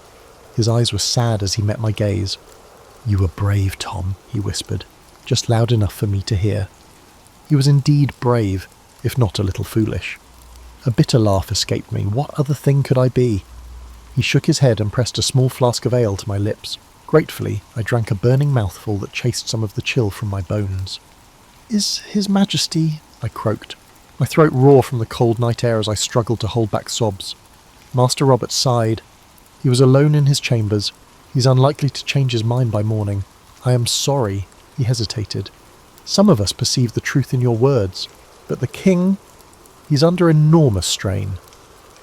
I nodded as best I could with my neck trapped. A tear slipped down my face, hot against my numb skin. "Thank you," I managed to whisper. The chamberlain squeezed my shoulder gently and departed, leaving the cloak as my only comfort. I spent the remaining hours in silent prayer that the king's heart would soften, that dawn would never come, and that I might endure what was to come. I was not a warrior or a martyr, just a fool who had flown too close to the sun. The strange freedom I'd had to speak truth had shown its price. At sunrise they flogged me. I bit down on a leather strap to keep from screaming as each lash tore across my back. Fiery pain exploded with every stroke. By the 10th blow my vision blurred. By the 20th I hung limp in the restraints, unable to stand. I dimly heard an official read out my crime of insolence to the gathered courtiers as the punishment was delivered, as if it were some theatre, and I was the main spectacle. When it was mercifully over, they released the pillory's lock, and I crumpled to the snow. The world spun for a moment as I lay there with my cheek against the white, trampled ground. I could hear distant applause from one or two nobles, an ugly mockery. Warm blood trickled under my shirt. 2 guards lifted me to my feet and carried me away as if I were worthless trash. I drifted in and out of consciousness. Once, through a blur of tears, I thought I saw the king watching from a high window. I couldn't discern his expression. They dumped me in my little chamber and left without a word. I don't know how long I remained motionless on the floor, curled up and gasping. Eventually a kind maidservant slipped in and tended my wounds with vinegar and clean bandages, clucking softly in pity. I thanked her in a hoarse whisper. By nightfall I could at least sit upright on my straw cot. Every movement sent bolts of agony through my welted back. I stared at the dark ceiling, hollow and heartsick. A fool I had been indeed, thinking I could speak for the weak and not be struck down. As the castle around me bustled with the evening supper and song, I lay in silence, tasting bitterness like bile. I did not know what hurt more, the fiery stripes across my back or the cold distance that now yawned between me and the king I had thought perhaps foolishly was my friend. After a week under siege with little progress, the king decided to send a message of surrender terms to Duke Geoffrey. To my surprise, he chose me as the envoy. Perhaps he chose me as the envoy as a form of punishment, or perhaps he believed that having a fool present would emphasise his contempt. Either way, I found myself standing before the king in his pavilion as he thrust a sealed parchment into my hand. "Carry our surrender offer to Duke Geoffrey's gate. You've a silver tongue. Perhaps you can persuade him where siege engines cannot," he said coolly. His knights smirked. We all knew this errand carried risk. A rebel might easily kill the king's fool as a mockery of the message. I realised King Edward was effectively sending me as a disposable herald. Still, I mustered my courage. This was the first duty he had given me since my disgrace. Perhaps, if I succeeded, it could begin to mend the rift. "As you command, sire," I said quietly. Soon after, I rode out under a truce flag, replacing my motley with a simple tunic adorned with the royal arms. A pair of trumpeters accompanied me part way and sounded a call before falling back. Alone, I approached the castle's gate across a field littered with broken arrows. My spine prickled, expecting at any moment to hear the sinister twang of a bowstring and feel an arrow between my shoulders. But none came.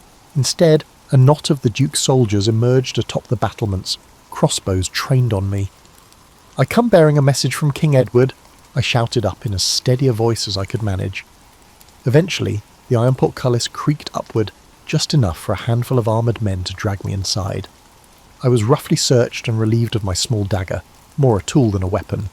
Then they shoved me into a torchlit great hall where Duke Geoffrey himself awaited. He was a formidable figure in steel plate and a crimson cloak, a middle-aged man with a scarred brow and weary eyes. "So," he said, his voice echoing off the stone walls, "Edward sends his fool to parley. Is he so short of loyal knights?" Snickers echoed from the Duke's men around me.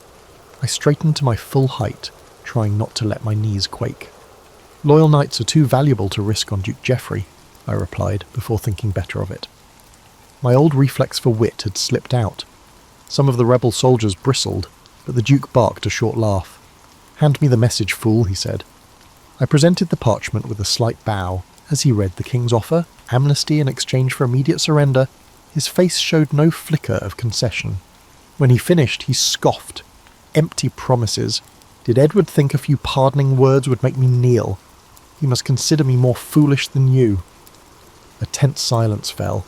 I realised all eyes were on me, awaiting a response. If I returned empty-handed and tongue-tied, I'd earn only scorn. So, drawing a shaky breath, I addressed the Duke. "His Majesty desires no more bloodshed.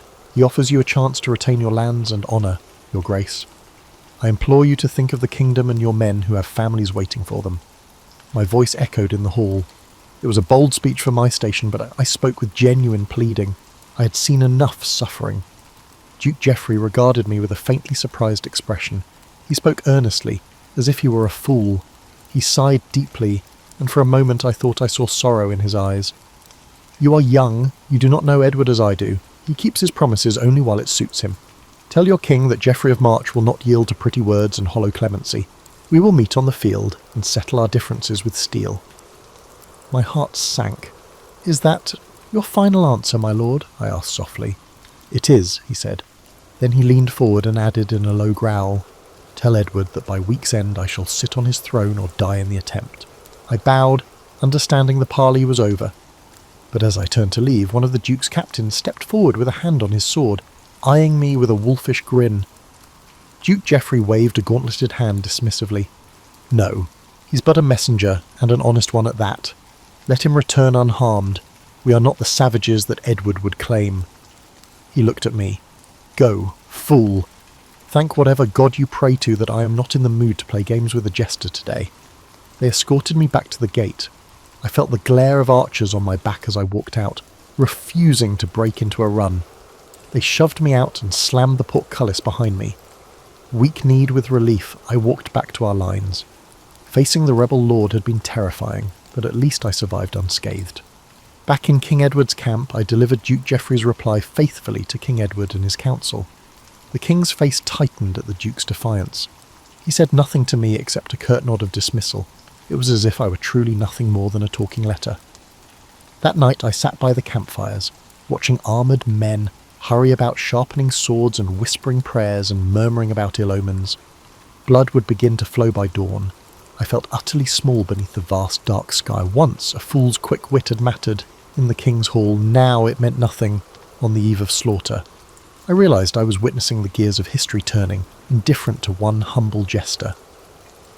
In the flicker of the firelight, I caught sight of King Edward standing with his generals, resolute and grim. I remembered when he used to smile at my antics.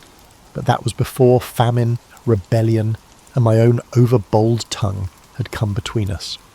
Now I was just another soul in his train, useful only for the odd errand. As trumpets sounded low and mournful in the darkness, I wrapped my cloak tight and tried to steal a few hours of sleep on the cold ground. Tomorrow's battle would decide the fate of the kingdom. I could do nothing but witness it, a fool on the sidelines of kings hoping to survive the coming dawn.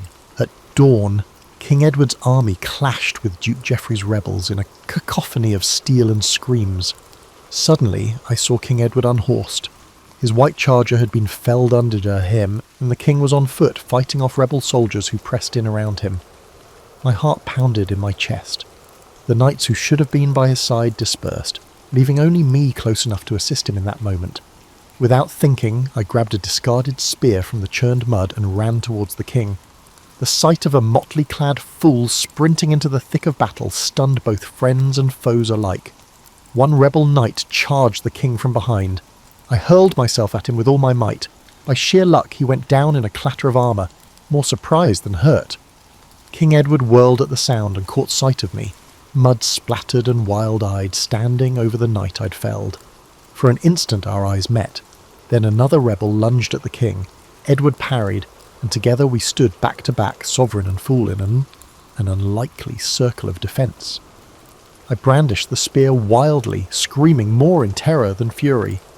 In that moment a surge of royal knights ploughed into the melee, driving the rebels back. As the enemy fell into confusion and began to retreat, we pulled the king onto a fresh horse. The battle soon turned in our favour. Duke Geoffrey's line broke under the onslaught of the king's rallied forces. By noon it was over. The rebels threw down arms or fled. Victory belonged to King Edward, but it came at a terrible cost. Bodies carpeted the field, and the cries of the wounded echoed in the smoky air. In the aftermath I slumped, exhausted, on a fallen log, my hand still trembling from adrenaline. Blood spattered my once colourful attire, some of it from a shallow cut on my arm. As the king moved among the living and dead, tending to the wounded and gazing sorrowfully over the carnage, I watched in a daze. When at last the king approached me, I struggled to my feet and bowed unsteadily. I expected perhaps a reprimand for plunging into the fight unbidden. Instead, King Edward dismounted and stepped forward. For a long moment he simply regarded me, taking in the spear still clenched in my hand and the drying blood on my cheek. Then, to my shock, he knelt slightly and placed a hand on my shoulder. "You saved my life today," he said quietly. There was an openness in his face I had not seen since my earliest days at court. "Fool or not, Tom, you have the heart of a true friend." "Sire, I only did what anyone would," I stammered, suddenly choking up. He shook his head and turned to the lords gathering around. In a clear voice he proclaimed that my bravery had saved him and would not be forgotten. My cheeks burned with humble pride as nobles who once sneered now inclined their heads to me. I understood that my return to the king's favour was not due to humour, but rather to my unwavering loyalty during crucial moments. That evening we shared a quiet victory meal in camp. Late that night, as I sat by the dying fire, King Edward draped his own fur cloak around my shoulders. "You'll catch your death in this chill, Tom," he said softly. Side by side under the starry sky, we sat in a comfortable silence. After a long pause, he murmured, "So much loss. Will God forgive me for this day?" In that moment, he was not a mighty king, but a weary man. I found the courage to answer gently that he had done his duty and even shown mercy. "If a king can be merciful," I said, "surely God can too." He managed a worn smile and gripped my arm. "Thank you, Tom," he whispered. By the time I crawled into my small tent, I felt lighter than I had in a long while. The gulf between the king and his fool had closed in the crucible of war, and with it came a renewed trust. I dared to hope that better days lay ahead, when I might serve him with both wit and devotion as I once did. For a brief golden time after the battle, life at court was kinder to me. King Edward kept me close, and though I still donned caps and bells to amuse him, I also became something of a confidant again. I even offered the king an occasional candid observation to aid his rule. The memory of my past estrangement faded like a terrible dream. But fortune's wheel never stops turning. Some years later, a harsh winter illness swept through the land. The illness affected both the upper and lower classes equally. King Edward, vigorous in battle, succumbed in his bedchamber after a week of fever. I sat at his bedside near the end, holding his hand as the fever took him on a frigid February night. When he breathed his last, I lost not only my king, but also my truest friend. The court mourned, and then the power shifted. King Edward's heir was a boy of 12, so a council of regents took control. Almost overnight, the atmosphere at court changed. The new rulers had little use for the old king's fool. To them I was a remnant of Edward's era, at best irrelevant, at worst a nuisance with too many of the late king's confidences. In the weeks after the funeral I became increasingly unwelcome. The boy king, guided by stern advisers, showed no interest in my antics. I used to sit near the throne, but now I found myself standing at the back of the hall. One grey morning I was summoned before Lord Warwick, the very adviser who had urged my flogging years ago, and now one of the prince's regents. He regarded me with cold disdain. "The Crown has decided your services are no longer required," he said flatly. He pushed across the table a small purse of coins, perhaps meant as a gesture of compensation. "You are to leave the palace by sundown." I felt a pang of disbelief. I dared to ask if I had given offence or could make amends, but Warwick silenced me with a glare. "The young king was too busy to indulge a fool's prattle," he said. They didn't require a jester to interrupt them. For an instant anger flared. I had bled for this kingdom and the late king valued me, but one look at Warwick's face told me protest was futile. These men saw only a clown, not a counsellor. I took the leather purse with trembling fingers. It felt pitifully light. I bowed my head. "As you command, my lord," I murmured. There was nothing else to do. To resist would mean imprisonment, or worse. That afternoon I packed my scant belongings, a few worn motley tunics, my lute, and the gilded wooden fool's sceptre King Edward had once given me as a jesting staff of office. Not one familiar face came to wish me well. Any who might have were gone, or afraid to show kindness to a dismissed fool. I walked out of the palace gates at twilight, a solitary figure for the first time in years. The guards hardly glanced at me as I passed under the portcullis, where I'd first entered so many years ago, a frightened youth, eager to entertain a king. How different that departure was now, older, wiser, and bearing the weight of sorrows and joys alike. As I left the royal court behind, I paused on a hill overlooking the capital. The sun was sinking in a cold purple sky. In the distance the towers of the castle caught the last light. Standing in that same spot on happier days alongside King Edward, I recalled listening to him confide his worries. I remembered our laughter, our battles of wit, and even our moments of anger. A sad smile tugged at my lips. A fool I came, and a fool I depart, I whispered to the chill air. My breath swirled like ghostly incense. There was no audience to laugh or applaud, only the lonely wind. I drew my tattered cloak tighter and turned away from the only home I'd known in my adult life. It was time to explore the fate that a king's fool without a king might face. For months I roamed through villages and market towns, free and without a master. Initially the freedom felt jarring. I could go anywhere, say anything, yet who cared now for the words of a king's fool? I earned my supper by telling stories or juggling in tavern yards, performing not for nobles but for farmers and fishermen. Some nights I slept in a hayloft or under the open sky, and my joints ached more than they used to, and the laughter of coarse villagers was a poor substitute for the attentive hush of a royal court. One autumn evening I found myself in a small country inn, entertaining a handful of locals by the hearth. I narrated humorous stories about court life, taking care not to mention specific names, and managed to elicit a few chuckles from the audience. Afterward, as the patrons drifted off, the innkeeper pressed a mug of ale into my hand, pity or payment, perhaps both, and asked, "Were you truly the king's fool once?" I nodded with a faint smile. "I was," I replied. He shook his head in wonder and went to lock up, leaving me alone with the dying fire. I sat there long after the last embers crumbled, nursing the ale and my memories. Yes, I had been the king's fool. I had lived in a castle, worn silks, however patched, dined on venison and custard, and traded wits with powerful men. I had experienced both highs and lows. Now I was no one of importance. Despite feeling unimportant, I still sensed the same heart beating in my chest and maintained the same keen eye for absurdity in the world. In the silence of that tavern, I realized that in my own way, I still carried the truth speaker's torch. I could now speak freely about the Lord's vanity, the poor's plight, and other palace secrets.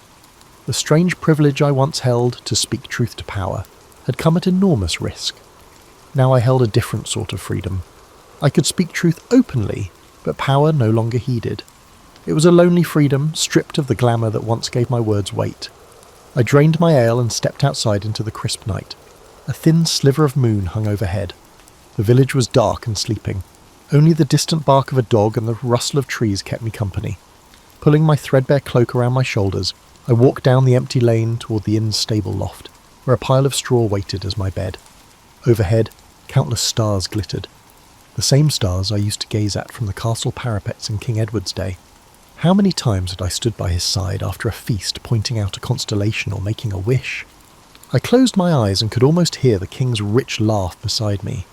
An ache swelled in my throat, part sorrow, part sweet reminiscence. "Ah, Edward," I murmured to the sky. "They took your fool away, but they'll never quite rid me of you." Perhaps it was a foolish thing to say, but then foolishness had always been my trade.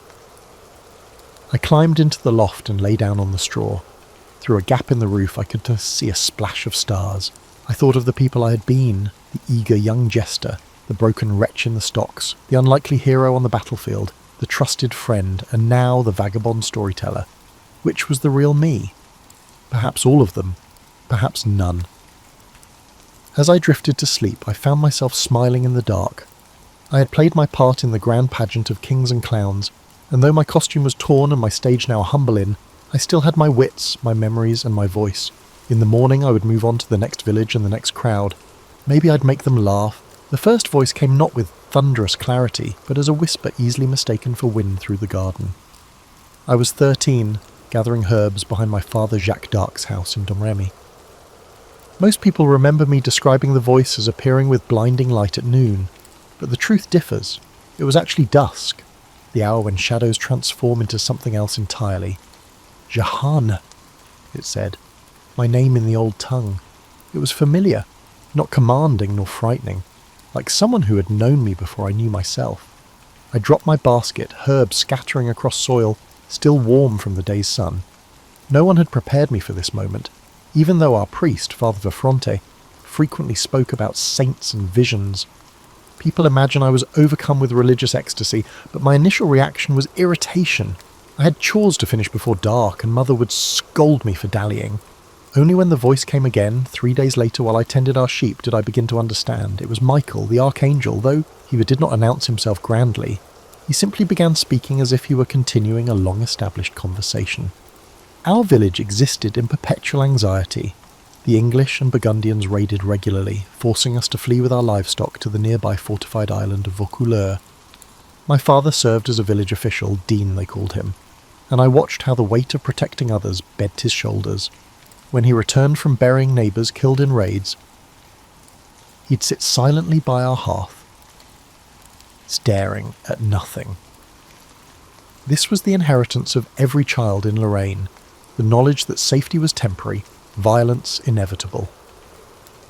The voices, Catherine and Margaret joined Michael eventually, did not immediately speak of saving France. They spoke of me, how I must remain pure, how I must listen carefully. People think I was a simple girl, but simplicity was impossible in our old border region, where language, loyalty and custom blurred. We spoke a dialect that was neither purely French nor German. We pledged allegiance to lords whose names changed with the seasons. You will recognise the Dauphin, they told me once, though I had never travelled beyond our valley and had never seen nobility save for occasional passing knights. How? I inquired, my ignorance weighing heavily on my mind. You will know, was all they answered.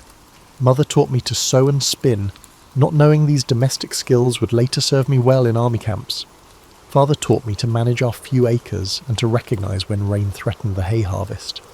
These mundane lessons proved as crucial as anything the voices imparted. I hid the voices from everyone, especially my dear friend Orviette. We gathered flowers for the church altar together, gossiped about village boys, and waded in the Meuse River during summer's heat. Normalcy became my disguise. When my mother spoke of arranging a marriage with the son of a nearby farmer, I neither agreed nor objected, though the voices had already commanded my virginity be preserved. I simply continued spinning wool, kneading bread, and appearing unchanged while something profound transformed within me. The summer I turned 16, English forces pushed deeper into our region. I watched refugees stream through Domremy, women carrying whatever possessions they could save, men with haunted eyes and children too exhausted to cry. They brought stories of villages burned, of harvests destroyed, and of casual cruelties inflicted by mercenary soldiers who fought for coin rather than cause. One night while our family sheltered in the church during a raid, I watched a woman rock her dead infant, refusing to acknowledge the child had stopped breathing hours before. Something hardened in me then, a resolve that matched the voice's growing urgency. It is time, Michael told me as autumn leaves fell, as France bleeds. The king's son hides while the kingdom crumbles. I am a girl who cannot read, I answered. I've never held a sword. Yet you will lead armies, Catherine replied. I laughed aloud at this absurdity, earning a questioning look from my brother Pierre as we gathered kindling in the forest. You were chosen before birth, Margaret added, not for your knowledge, but for your heart. As winter approached, Burgundian soldiers burned part of our village. I helped neighbours salvage what remained of their homes by digging through ash for cooking pots and for anything usable. The voices grew more insistent, speaking not just in quiet moments, but during daily tasks, during mass, and during rare moments of village celebration. Go to Vaucouleurs, they commanded. Speak to Robert de Baudricourt, I knew the name, the garrison commander, a gruff soldier loyal to the uncrowned Dauphin. What I didn't know was how a peasant girl might gain his audience, how I might convince him of the divine messages only I could hear. But the voices left no room for doubt. I would go, I would speak, I would begin this impossible journey. So I plaited my hair one final time before cutting it away, trading a daughter's life for something without precedent. My cousin Durand Lassois thought I was insane when I asked him to escort me to Vaucouleurs. A practical man with calloused hands and a perpetual furrow between his brows nonetheless agreed, perhaps out of curiosity about what had transformed his once quiet cousin into someone who spoke with unnerving certainty. 3 times you will knock on the captain's door, Catherine had told me. Twice he will refuse you. The 3rd time he will listen. During the January journey to Vaucouleurs, my feet became numb from wearing worn leather shoes. Frost glazed the bare trees like spun sugar, beautiful and bitter. I'd never travelled so far from home, a mere 20 miles that stretched like a pilgrimage. Durand filled silences with nervous chatter about his vineyard and about village gossip, carefully avoiding questions about my purpose until we crested the final hill. "What exactly will you say to him?" he finally asked as Vaucouleurs' stone walls came into view. The truth seemed both too simple and too extraordinary. Voices from heaven commanded me to seek an audience with the garrison commander so that I could eventually lead the Dauphin to his coronation at Reims. Instead, I said only, "What God wishes me to say." Baudricourt's guards snickered at the sight of me, a peasant girl in a homespun dress requesting an audience with their commander. But something in my demeanour made them hesitate to simply turn me away. Perhaps it was the way I stood, as if inhabited by something larger than myself. They brought Baudricourt to the courtyard rather than admitting me to his quarters, a public humiliation intended to discourage further persistence. "The Heavenly Lord has a messages concerning the welfare of France," I announced, borrowing formality I'd never needed in Domremy. Baudricourt, bearded, broad-shouldered, perpetually armoured even in peacetime, laughed. Not cruelly, but with the weariness of a man besieged by people claiming special knowledge in desperate times. "Return to your father, child," he said. "Learn to improve your thread-spinning skills instead of telling stories." I did not argue. The voices had prepared me for rejection. Durand looked relieved as we left, believing the matter concluded, but I remained in Vaucouleurs, staying with distant relatives, the kindly wheelwright Henri and his wife Catherine Leroyer, who took me in despite their confusion about my purpose. Daily I attended Mass at the chapel of Sainte Marie, kneeling on stone floors that bruised my knees. Townspeople began noticing the strange girl who prayed with unusual intensity. Some mocked me. Others, sensing something beyond ordinary faith, began asking for blessings, for prayers specific to their troubles. "I have no power to bless," I told a woman who brought her feverish child. "I am only a messenger." Yet I placed my hands on the child's forehead, feeling heat radiating through papery skin, and prayed anyway. When the fever broke 3 days later, whispers about me changed tenor. I was back at Baudricourt's door 6 days after my initial rejection. This time he received me properly in his chambers, curious about rumours circulating through his town. I stood before his massive oak desk, my shadow small against the stone wall behind me. "You claim heaven speaks to you," he said, not bothering with a greeting. "Not claims, truth."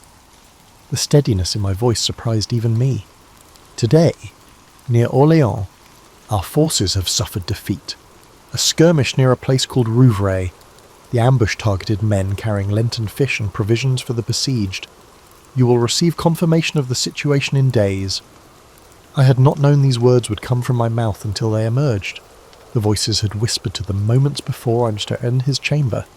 Baudricourt's expression changed from scepticism to guarded caution. "If the story proves true," he began. "When it proves true," I corrected, "you will provide me an escort to Chinon." He dismissed me without commitment.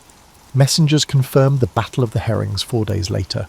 While my prediction was not particularly detailed, its verification startled Baudricourt into taking me seriously. On my third visit, he listened fully. "I must dress as a man," I explained. "The journey is dangerous, and I have been promised protection if I maintain my virtue." What I didn't say is that the voices sometimes revealed to me glimpses of what awaited. Roads crawling with Burgundian patrols, English archers in forest clearings, and rivers swollen with winter melt. A woman travelling would face dangers beyond enemy soldiers. The voices promised safety but required prudence. Baudricourt commissioned male clothing for me, a dark woolen tunic, leggings, and boots that needed stuffing at the toes. Baudricourt cut my hair even shorter, cropping it close to my scalp. When I dressed in these garments for the first time, the Leroyer watched with troubled fascination. Henri crossed himself. Catherine wiped tears. "You look," Henri started, unable to find appropriate words. "Like God's instrument," I finished for him, though I felt only like myself, simply clad differently. Jean de Metz and Bertrand de Poulengy, 2 of Baudricourt's men, volunteered to accompany me to Chinon. Both later claimed divine inspiration moved them to offer an escort, but I saw more earthly calculation in their eyes, curiosity about whether the strange girl might truly have heavenly favour, whether their fortunes might rise by proximity. The night before departure, Baudricourt summoned me once more. The chamber's single candle cast dramatic shadows across his face, deepening already severe features.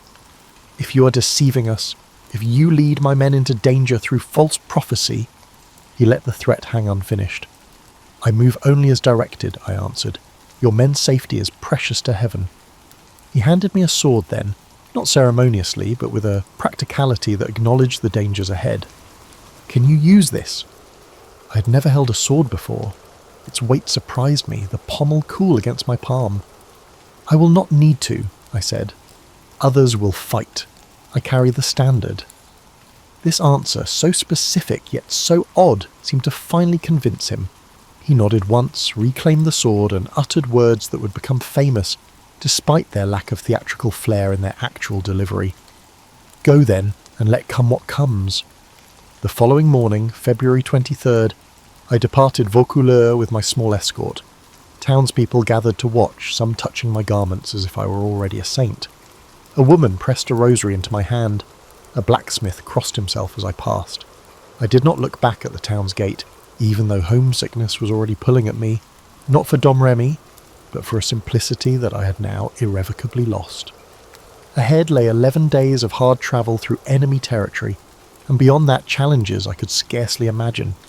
But Michael's voice accompanied me, steady as my heartbeat. "France's liberation begins with each step you take." The journey to Chinon tested faith more than physical endurance. We travelled mainly at night, avoiding main roads where English and Burgundian patrols sought travellers to rob or ransom. During daylight hours, we hid in abandoned shepherds' huts or dense woodland. Jean de Metz and Poulengy initially insisted I sleep separate from them to protect my virtue, but practicality soon dissolved such courtesies. We huddled together for warmth in February's biting cold, my male attire and their honour providing sufficient barriers. My companions' attitudes toward me evolved during our journey. Initial scepticism transformed into cautious reverence after we narrowly avoided a Burgundian patrol that should have intercepted us. "The wind shifted," Poulengy remarked, not connecting the sudden weather change to my silent prayer moments before. Later, when we reached a swollen river that maps showed no crossing for miles, a local boy appeared as if conjured, guiding us to a hidden ford. My escorts exchanged meaningful glances, but I knew these were not miracles, merely the everyday workings of divine guidance. "Will you truly recognise the Dauphin?" Jean asked one evening, as we warmed our hands over a small, carefully shielded fire. "They say he often hides among his courtiers to test visitors." "God will identify his anointed," I answered, though privately I wondered how this recognition would manifest. The voices remained frustratingly vague on practical details. We reached Chinon on March 6th, but 2 more days passed before gaining entrance to the castle. We lodged in the town below, where I endured the first of many examinations by church officials sent to determine whether my claims were divine inspiration, demonic influence, or simple madness. "How can we know God speaks through you?" demanded an elderly priest with yellowed fingers and breath sour from fasting. "By the signs that follow," I replied, remembering Catherine's coaching. "God does not ask for blind faith, but provides confirmation for those who truly seek." "What signs have you performed?" "None yet. Signs are not tricks of the conjurer, performed on demand. They unfold as needed." He seemed satisfied with this answer, which surprised me. Later I learned he reported favourably on my orthodoxy, noting, "I answered questions about faith with simple clarity, rather than elaborate theological constructions that might suggest educated heretical influences." When I eventually gained entry to the castle, I faced a planned challenge. Charles, not yet crowned and increasingly doubtful of his legitimacy, had arranged for another man to sit on the throne while he stood among dozens of richly dressed courtiers. The great hall blazed with hundreds of candles, their light reflecting off jewelled fingers and golden threads woven through noble garments. The assembled court watched expectantly, many smirking at the prospect of a peasant girl's confusion. I had never seen such finery, such concentrated wealth. For a moment my confidence wavered. These were people whose everyday garments cost more than my family earned in years. What arrogance brought me here? Then Margaret whispered, not in my ear, but directly within my mind, "Remember your purpose. You are not sent to be dazzled by earthly riches." Without hesitation, I walked directly through the crowd toward a plainly dressed man standing among the courtiers. Kneeling before him, I said what the voices prompted. "God gives you life and glory, gentle Dauphin." Charles's face registered shock, quickly controlled. "I am not the king," he protested, maintaining the charade. "I did not call you king," I answered. "You are the Dauphin, but you will be king when properly consecrated at Reims, as is God's will." The court murmured. Charles gestured for seclusion, guiding me to a window ledge where we could converse discreetly. "If you truly come from God," he said quietly, "tell me something only divine knowledge could reveal." I repeated words Michael had given me during our journey. "You made a private prayer at All Saints last November, asking God for confirmation of your right to the throne, questioning whether your mother's reputation spoke truth about your birth. God answers now. You are the legitimate heir to France. Your suffering is seen, your doubts are understood, but you must claim what heaven has preserved for you." Charles paled visibly. He later confirmed that he had prayed this prayer in solitude. That I knew its contents convinced him when nothing else might have. Yet despite this private conviction, Charles remained publicly cautious. I was subjected to further examinations, including 3 weeks of questioning by theologians at Poitiers who probed for heretical beliefs or signs of demonic influence. They examined my body for witches' marks, questioned my insistence on male attire, and tested my knowledge of Christian doctrine. What history rarely records is the humiliation of these examinations and the indignity of learned men debating whether my virginity indicated divine protection or simply a lack of opportunity, as well as whether my voices were angels or clever demons. One elderly theologian suggested I might simply suffer from female hysteria due to my unmarried state. "Perhaps," I replied evenly, "but does hysteria typically predict military outcomes or recognize disguised kings?" During these weeks of examination, I grew increasingly frustrated by delays. Orléans remained under siege, its situation deteriorating.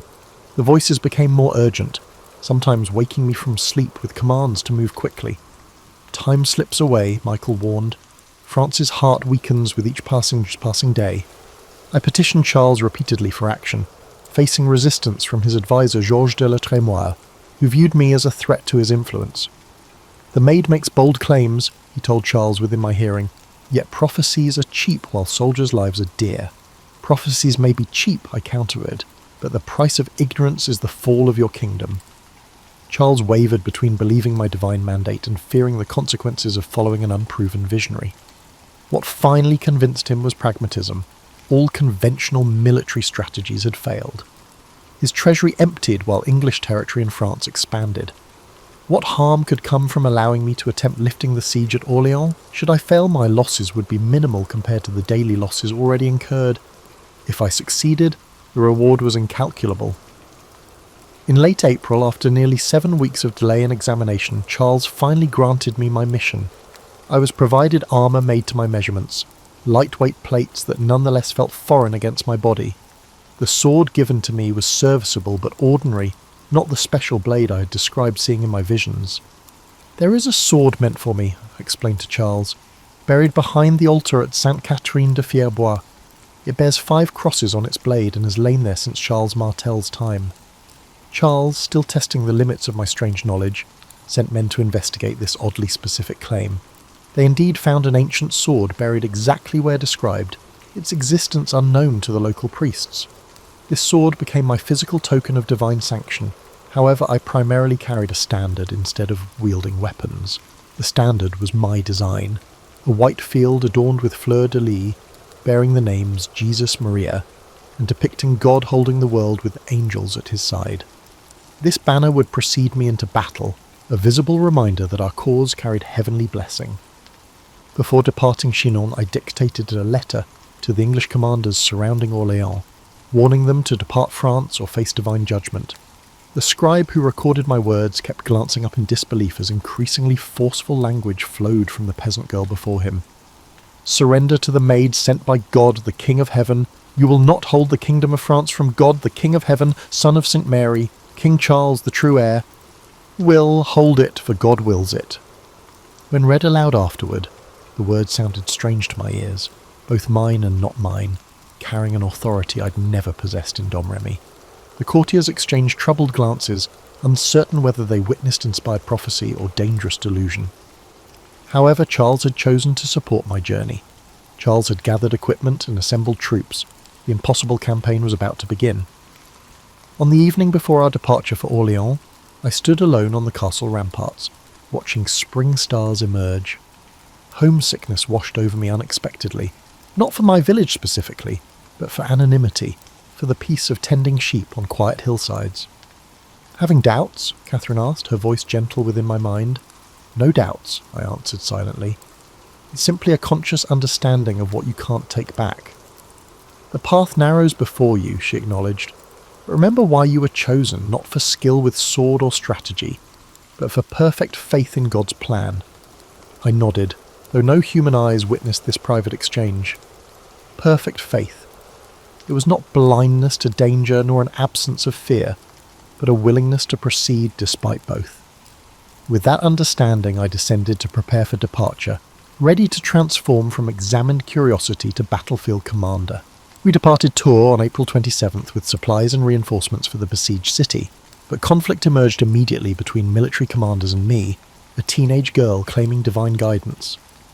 The army's veteran captains, Jean de Dunois, La Hire, and Etienne de Vignoles, regarded me with open scepticism. They had weathered years of defeats and developed cautious strategies. Avoid confrontation, preserve remaining forces, and accept that Orléans would eventually fall like other strongholds before it. God did not send me to follow cautious men, I informed them during our first council. Orléans will not fall. We will not merely deliver supplies, we will break the siege entirely. La Hire, a notorious soldier known for creative profanity, stared at me in disbelief. With what? Divine wind to blow the English away? They outnumber us. They have secured their positions. They outnumbered David against Goliath, I replied. Numbers mean nothing against God's will. These exchanges established our working relationship. They planned according to military experience, and I insisted on more aggressive action than conventional wisdom suggested was prudent. The compromise that emerged involved approaching Orléans from an unexpected direction, crossing the Loire rather than confronting the stronger English positions directly. This decision, portrayed in chronicles as my strategic brilliance, actually resulted from practical necessity combined with fortunate timing. Spring rains had made the river higher than usual, limiting crossing points but also focusing English defensive positions. My inspiration to approach from the east simply utilised terrain the English had deemed too difficult to defend heavily. We reached the Loire's southern bank on April 29th, where I dictated another letter to the English commanders, this one delivered by herald directly to their lines. "You men of England who have no right in this kingdom of France, go away into your country in God's name. And if you do not do this, await tidings from the maid, who will come to see you shortly to your very great injury." The English soldiers who heard this message reportedly laughed, asking if the French had grown so desperate they now sent girls to fight their battles. William Glasdale, their commander, sent back a message threatening to burn me as a witch and hang those who followed me as heretics if captured. Fear clenched my stomach upon hearing this, not of burning specifically, but of failure, of leading others to death through misplaced confidence. That night I prayed longer than usual, seeking reassurance from my voices, who had grown somewhat quieter since my departure from Chinon. "The English threaten fire," I whispered to the darkness of my tent. "All human flesh fears flames," Margaret answered compassionately. "But remember, the true fire is God's purpose burning through you. It consumes doubt and illuminates the path." On April 30th, we successfully transported supplies into Orléans via river barges, bringing desperately needed provisions to the city's defenders. I entered that evening during a rainstorm, soaked and physically exhausted but filled with strange exhilaration. Citizens lined the narrow streets despite the weather, reaching to touch my armour or standard as if I carried a tangible blessing. Jacques Boucher, the city treasurer, offered his home for my lodging. His daughter Charlotte, closest to my age among the household, helped remove my armour that the first evening. She gasped, seeing bruises already forming where metal had pressed against my skin during the long ride. "Does it hurt terribly?" she asked, applying herbal salve to the worst marks. "Less than fear hurts this city," I answered. The truth was, I barely noticed physical discomfort. My focus had narrowed to a single purpose, fulfilling what the voices promised. The following days brought increasing frustration. Military commanders insisted on gradual approaches, small gains, and careful conservation of resources. I demanded immediate decisive action, against key English fortifications. Each war council became a battle itself, me against experienced soldiers who saw my urgency as naivete. On May 4th, while commanders deliberated yet another cautious plan, I napped briefly in the chamber. Within dreamlike moments, Michael appeared with unusual clarity. "They attack the eastern gate," he stated without preamble. "Now!" I woke instantly, calling for my squire to help with armour. Charlotte, who had been mending nearby, looked startled at my sudden urgency. "What happens?" she asked. "Eastern gate," was all I managed, while struggling through my padded undergarment. Fighting has begun. Indeed, while commanders planned, English forces had launched a surprise assault against St. Loup, one of the city's eastern fortifications. By the time I reached the area, French defenders were already retreating in disarray. Without waiting for formal orders, I rode directly toward the conflict with the standard raised high. Soldiers later described the events as miraculous, noting how retreating men turned back upon seeing me, and how their broken courage transformed into a determined advance. The reality was less mystical but no less effective. In the confusion of battle, a symbolic focal point, a distinctive figure on horseback with an unmistakable banner, provided a rallying point and renewed purpose. "Who retreats when heaven fights alongside us?" I called, my voice carrying surprisingly well across the din of combat. "Forward! God has delivered them into our hands." The battle turned. By evening, St. Loup had fallen to our forces. This victory, while modest in strategic terms, transformed perceptions. Soldiers who had doubted began viewing me with superstitious awe. Commanders who had dismissed my counsel became more willing to listen. Yet challenges to authority continued. On May the 5th, Dunois attempted to exclude me from councils, planning operations without my knowledge. Upon discovering this, I confronted him directly. "Do you believe you can conceal God's battle from his messenger?" I demanded, interrupting their closed meeting. "Why do you plot in shadows when heaven watches regardless?" Dunois, intelligent, politically astute, recognized the changing mood among troops. "We sought only to spare you the technical details," he offered diplomatically. "Spare me nothing," I countered. "I was not sent to be spared, but to lead." The following day, the assault on Saint-Jean-le-Blanc and the Augustin fortress took place. This incident was one of the key events that solidified my reputation among common soldiers. English defenders had positioned archers to cover the main approach. As our forces hesitated under the deadly rain of arrows, I rode forward alone, standards held high. An arrow struck her armour, witnesses later reported, yet she continued as if untouched. In truth, the arrow glanced off my shoulder plate, bruising but not penetrating. More significant than this minor miracle was the psychological effect of my advance. Soldiers, shamed by a girl's courage, surged forward. The fortification fell by evening. May 7th brought the decisive assault against Les Tourelles, the main fortress controlling Orléans' river crossing. Here my legend and reality most dramatically intersect. Historical accounts describe me taking an arrow to the shoulder, having predicted this injury the previous day. The wound was real, an English longbow arrow penetrating between neck and shoulder armour. But my prediction had been more general. Blood will be drawn tomorrow, but not all of it French. The pain nearly caused unconsciousness. I was pulled from battle briefly while the arrow was removed, not ceremoniously as depicted in romantic paintings, but with brutal efficiency by a field surgeon who feared wound fever would set in if the barbed head remained embedded. He poured boiling oil into the wound to cauterize the bleeding, pain that exceeded the original injury. "Wine," I gasped afterward. "Just a little." Instead of wine, they gave me consecrated bread, communion without formal ceremony, battlefield sacrament. The pain receded enough that I could stand again, though using my right arm remained impossible. Military commanders, seeing my condition, ordered a retreat for the day. The assault would resume tomorrow, they decided, without consulting me. I heard this decision while having my wound bandaged.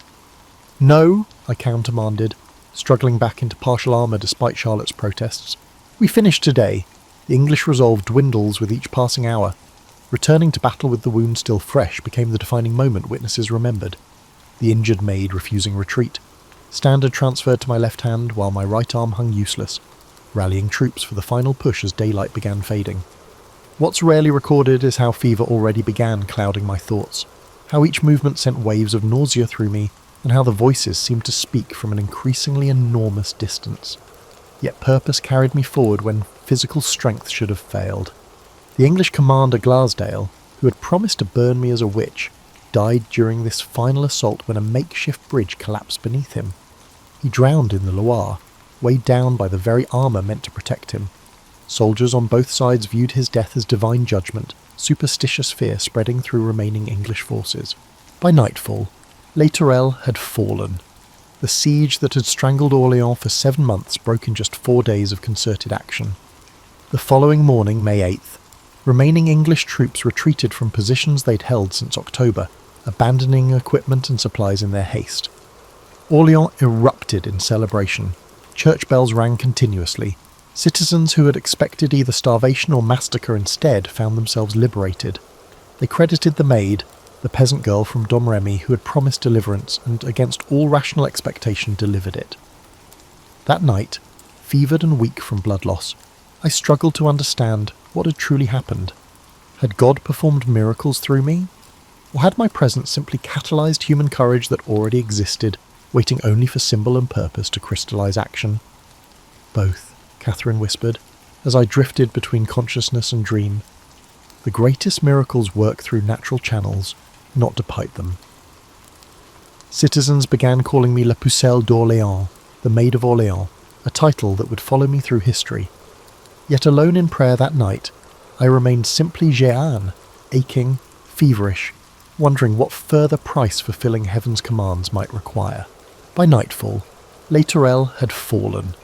The siege that had strangled Orléans for 7 months broke in just 4 days of concerted action. The following morning, May 8th, remaining English troops retreated from positions they'd held since October, abandoning equipment and supplies in their haste. Orléans erupted in celebration. Church bells rang continuously. Citizens who had expected either starvation or massacre instead found themselves liberated. They credited the maid, the peasant girl from Domremy who had promised deliverance and, against all rational expectation, delivered it. That night, fevered and weak from blood loss, I struggled to understand what had truly happened. Had God performed miracles through me? Or had my presence simply catalysed human courage that already existed, waiting only for symbol and purpose to crystallise action? Both, Catherine whispered, as I drifted between consciousness and dream. The greatest miracles work through natural channels, not to pipe them. Citizens began calling me La Pucelle d'Orléans, the Maid of Orléans, a title that would follow me through history. Yet alone in prayer that night, I remained simply Jeanne, aching, feverish, wondering what further price fulfilling heaven's commands might require. Throughout this journey, I maintained my male attire and slept fully armoured most nights, surrounded by guards. This practice, later used as evidence of impropriety during my trial, served practical purposes beyond the voice's commands. Travelling with thousands of soldiers while identifiably female invited dangers obvious to any woman, divine protection notwithstanding. The armour provided a physical barrier against casual assault. Male clothing minimised unwanted attention during necessary activities. We reached Reims on July 16th. The city welcomed Charles without resistance, its citizens lining streets to witness what many had thought impossible months earlier. I wrote to Philip of Burgundy that same day, urging reconciliation with Charles, calling on him to make good peace that will last with the rightful king. This letter received no immediate response but represented my growing political involvement beyond battlefield leadership. The coronation ceremony on July the 17th exists in popular imagination as a triumphant culmination, the maid standing proudly beside her king as divine prophecy is fulfilled. Reality contained more nuance. I indeed stood near the altar holding my standard, but experienced the ceremony with complicated emotions. Initially, relief predominated. I had accomplished the primary mission the voices had given me.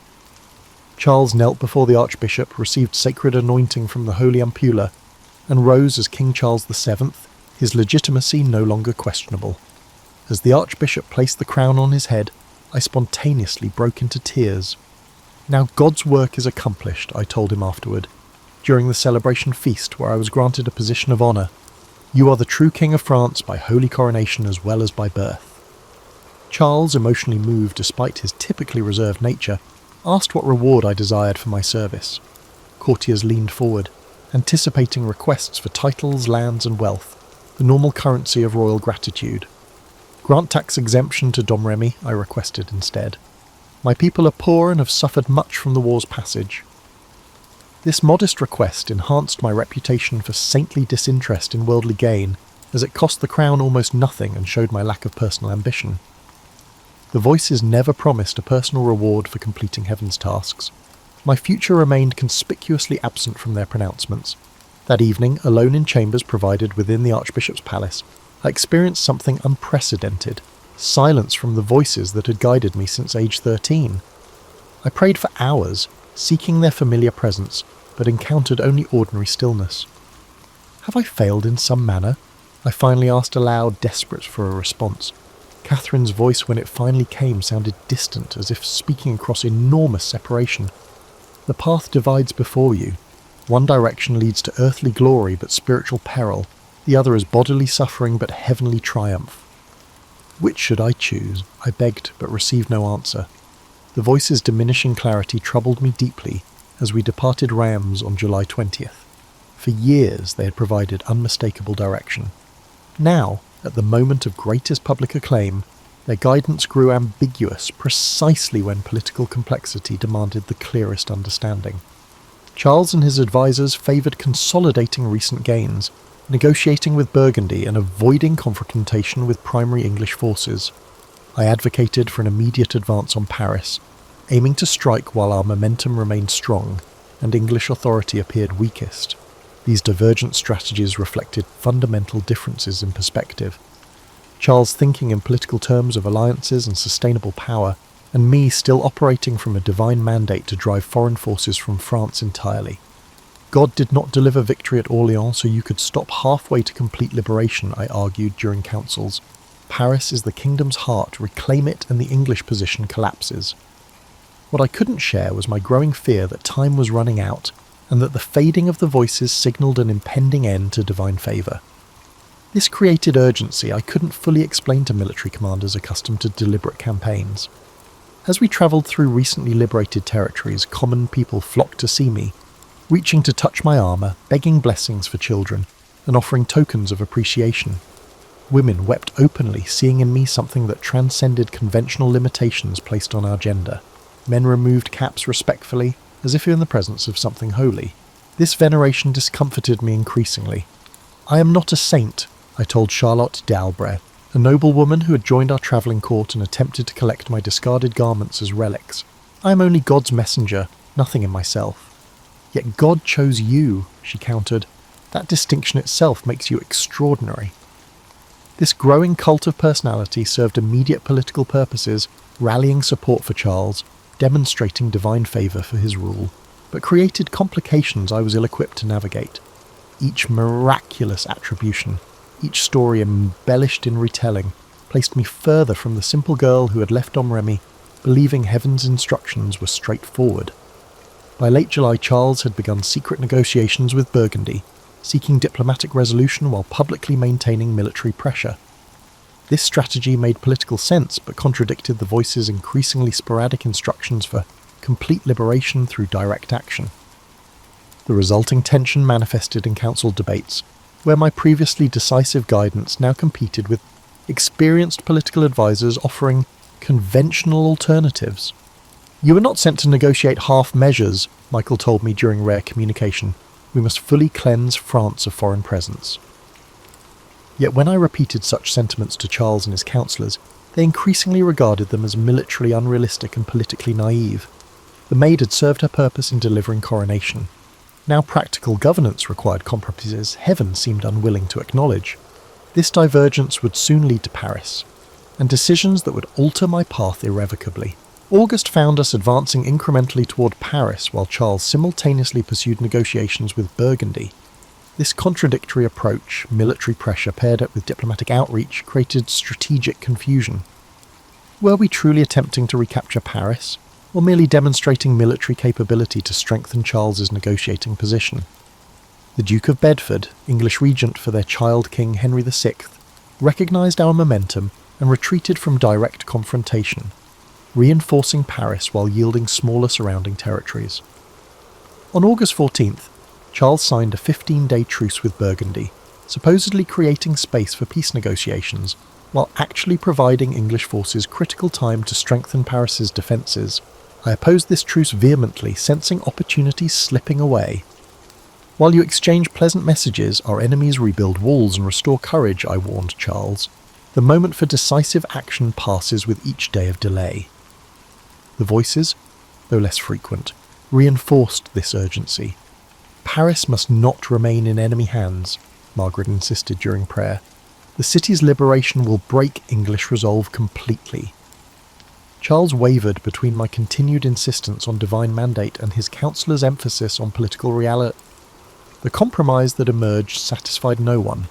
Our forces would advance to Paris's outskirts but avoid full assault while negotiations continued. By late August, we established positions at Saint-Denis, within sight of Paris's northern walls. The city's proximity affected me strangely.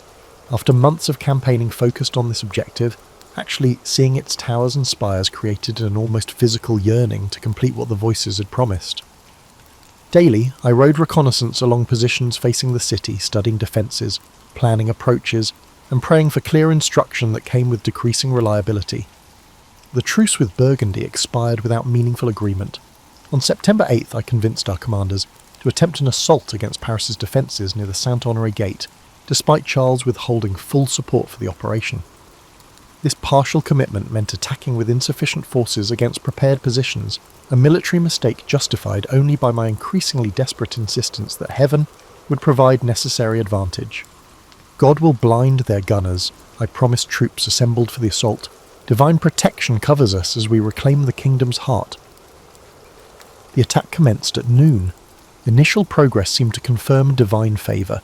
We reached the outer moat with minimal casualties and established positions within bow range of the walls. I led a contingent testing depth at the inner moat, seeking crossing points while carrying my standard forward as visible inspiration. Then reality asserted itself brutally. Paris's defenders had prepared thoroughly during the negotiation delays. Cannon and crossbow fire rained down upon exposed positions. The moat proved deeper than expected, its bottom studded with sharpened stakes invisible beneath muddy water. Men died attempting crossings that proved impossible without proper equipment we lacked. Near dusk, a crossbow bolt struck my thigh, penetrating deeply. Unlike the Orleans injury, this wound immediately incapacitated me. I continued shouting encouragement from where I fell, insisting the attack continue despite my condition. But commanders ordered retreat upon seeing the standard-bearer down. Soldiers carried me from the battlefield as darkness fell, our forces withdrawing in frustration rather than defeat. We had never established positions from which victory was possible. The wound itself, while painful, would heal cleanly. The spiritual injury proved more significant. For the first time I had promised divine intervention that failed to materialize. "Why?" I whispered that night while surgeons extracted the bolt using methodical cruelty necessary to prevent festering. Why was Paris denied to us when Orleans was granted? The voices remained silent through hours of pain. Their absence felt more painful than physical harm. Had they abandoned me due to some failure? Had I misunderstood heaven's intent all along?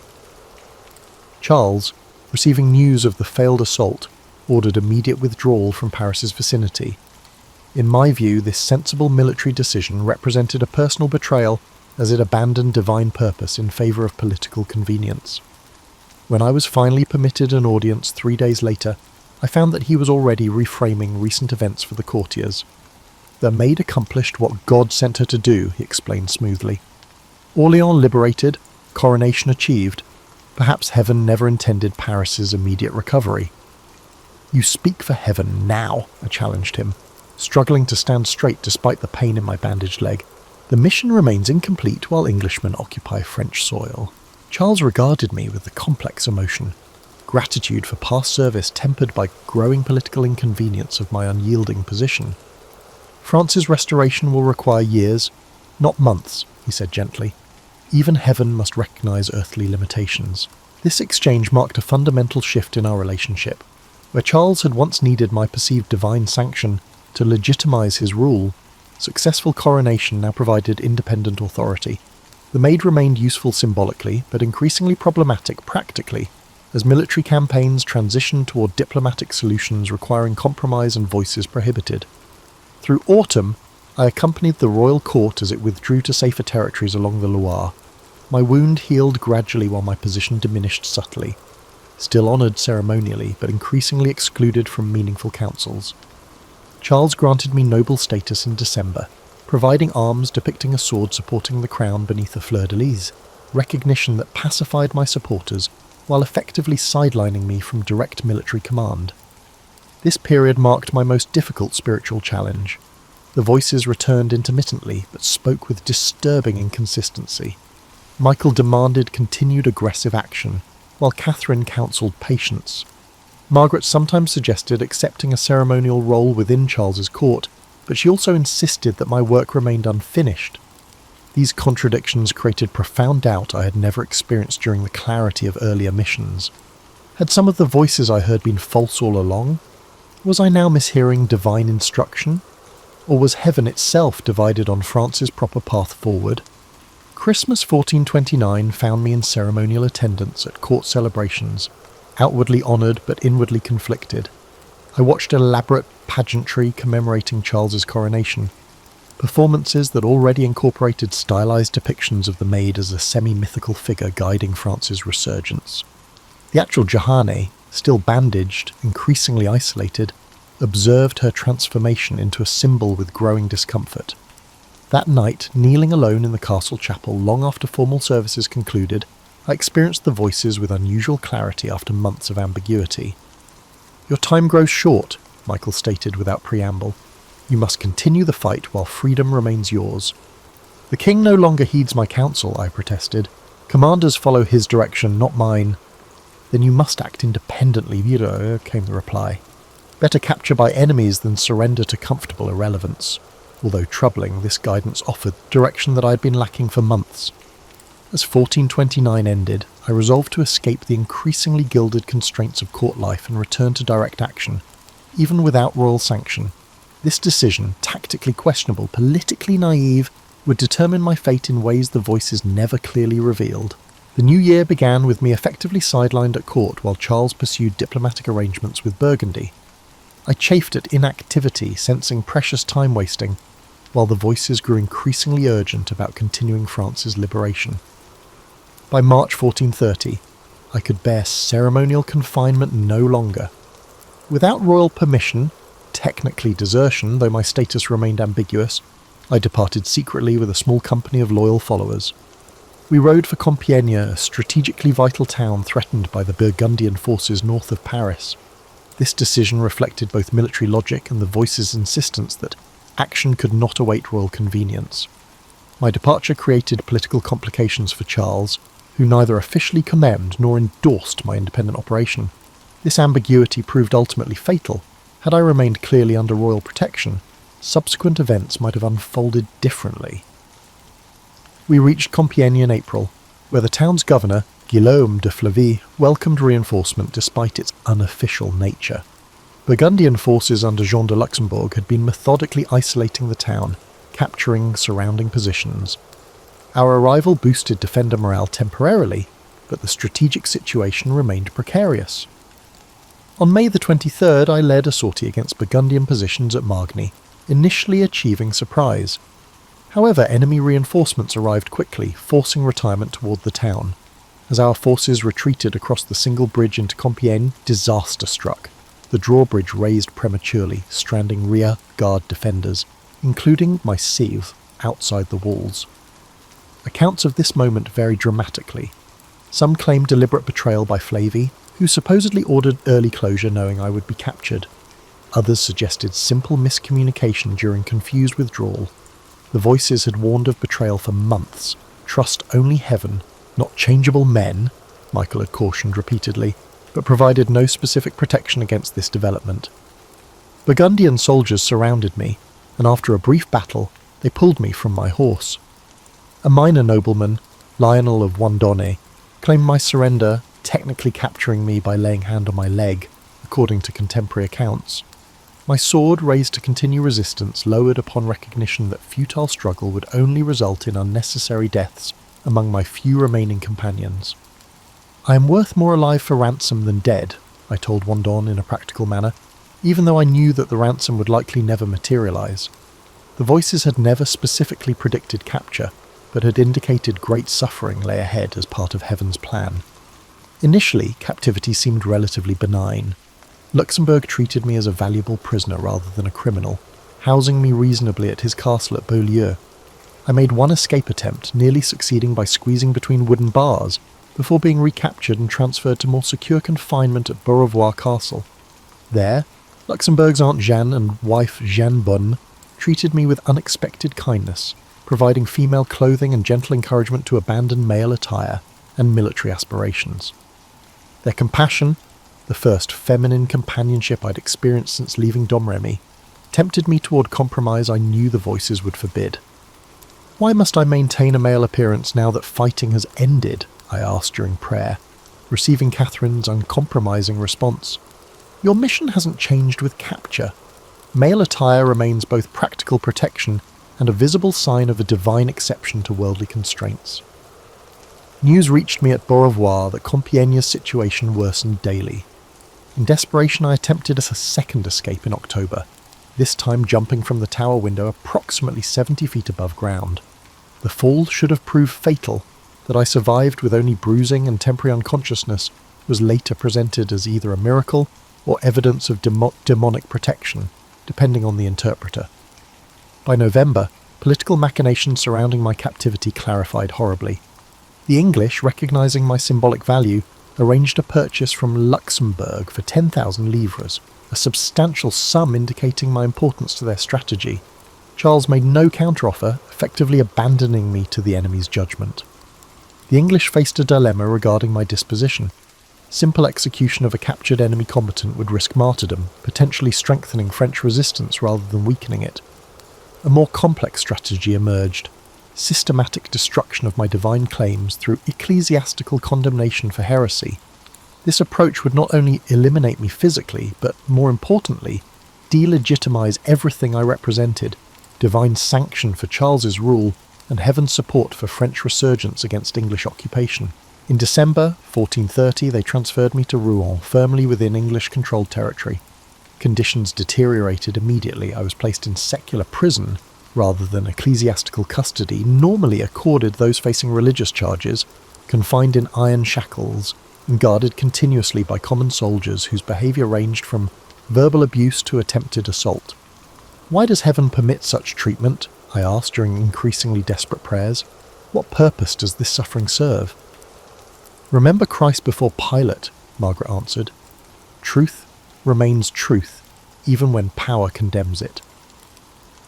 The trial officially began February 21st, 1431, under Bishop Pierre Cauchon, whose appointment revealed the proceedings' predetermined nature. He was a known English sympathiser with personal animosity toward me. Assessors and judges were carefully selected to ensure the desired outcome. Although it was technically an ecclesiastical court, the proceedings were entirely controlled by English authorities. Looking back now across time's distance, I see legal complexities I couldn't recognise then. My request for balanced representation from both English and French clerics was denied. My appeal to the Pope, technically my right under church law, was ignored. Most cruelly, highly educated theologians denied me counsel, twisting simple statements into heretical formulations. "Do you believe yourself to be in God's grace?" Cauchon asked early in the proceedings, a theological trap. Answering yes would imply a presumption that is condemned by church doctrine, while answering no would indicate an admission of guilt. "If I am not, may God put me there," I replied, after a moment's thought. "If I am, may God keep me there." This answer frustrated the interrogators, but I simply expressed my actual understanding, showing unexpected theological sophistication. Grace remained God's province, not mine to claim absolutely. For 5 months, interrogation continued, sometimes publicly before a full tribunal, sometimes in private prison questioning. My male attire became the central focus, providing tangible evidence of defiance against natural order. Voices were dissected endlessly. Were they angels or demons? Why did they speak to an uneducated girl rather than through the established church hierarchy? I recorded and examined each of my answers for inconsistencies and potential heresies. What records don't capture the physical deterioration during this period? Prison conditions, continuous shackling, poor nutrition, sleep interrupted by guards' harassment, gradually weakened a body already compromised by previous wounds and hardship. By May, I suffered recurring fevers, dramatic weight loss, and periods of confusion during longer interrogations. The voices remained present but changed character, less commanding, more comforting. They spoke increasingly of heavenly reward rather than earthly victory, preparing me for an outcome that seemed increasingly inevitable. "Will I burn?" I asked directly during one night's prayer. "The body is temporary," Catherine answered gently. "What matters is truth maintained until the end." On May the 24th, I was taken to the Rouen cemetery, where scaffolds had been erected, one holding officials who would witness my anticipated recantation, another displaying instruments of execution should I refuse. Exhausted physically and isolated completely, I briefly wavered when presented with a document I was told contained a simple abjuration of male clothing and independent interpretation of voices.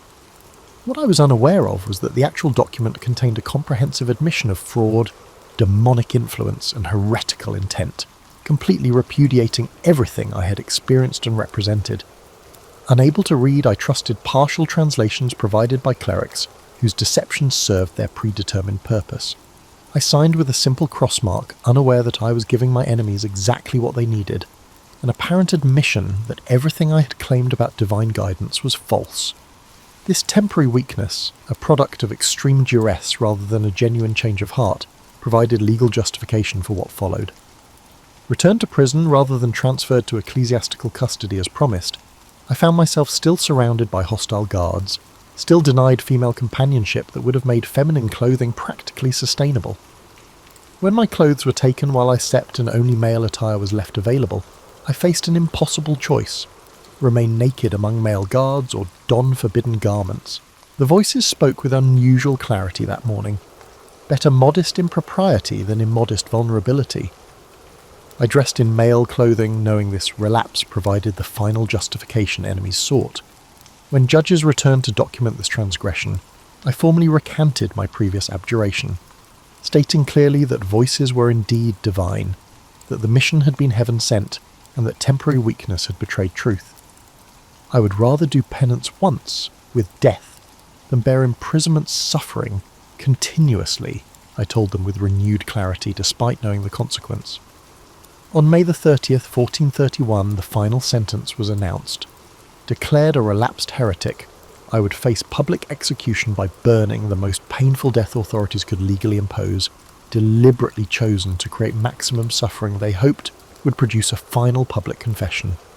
That morning I made a final confession to a sympathetic priest and received communion despite being formally excommunicated, a small act of compassionate defiance by a cleric who recognised injustice unfolding.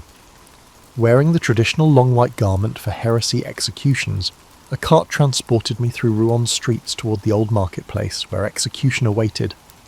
The crowd's mood surprised me, not triumphant but sombre, many openly weeping. These were not my French compatriots, but Norman subjects under English rule, yet something about my situation transcended political loyalty. Later accounts would claim English authorities grew concerned that sympathy might transform into riots, and that martyrdom was being created despite their careful legal manoeuvring. At the execution ground, officials had me a final opportunity to recant before tying me to a tall stake erected atop a substantial pyre. The method was deliberate. Slow death by suffocation and burning rather than quicker execution methods available. "Jesus!" I called repeatedly as flames were lit, no longer concerned with appearing strong before enemies, simply seeking comfort in the name that had guided my journey from its beginning. The voices spoke one final time as smoke began rising. "Your suffering ends today. Your vindication begins." The physical agony that followed transcends description. Historical accounts claim my heart remained intact among ashes afterward, a symbolic detail probably invented by later chroniclers seeking miraculous elements for potential canonization. What mattered wasn't physical preservation, but the truth maintained until the end, that simple faith could withstand elaborate machinations of power, and that divine purpose worked through unlikely instruments. 25 years later, Charles VII, firmly established as France's legitimate king, would order an investigation that formally nullified my conviction, declaring the trial prejudiced and illegitimate. In 1456, a rehabilitation trial formally cleared my name of heresy charges. Yet full vindication waited nearly 5 centuries, until May 16, 1920, when the Catholic Church declared me a saint. Official recognition that voices condemned as demonic had indeed been divine. History remembers outcomes: Orléans relieved, Charles crowned, France eventually liberated from the English occupation. These visible victories obscure the internal journey that began with a garden whisper and ended in marketplace flames. The voices never promised earthly reward or personal glory. They offered only purpose, direction, and the chance to serve as an instrument for something larger than myself.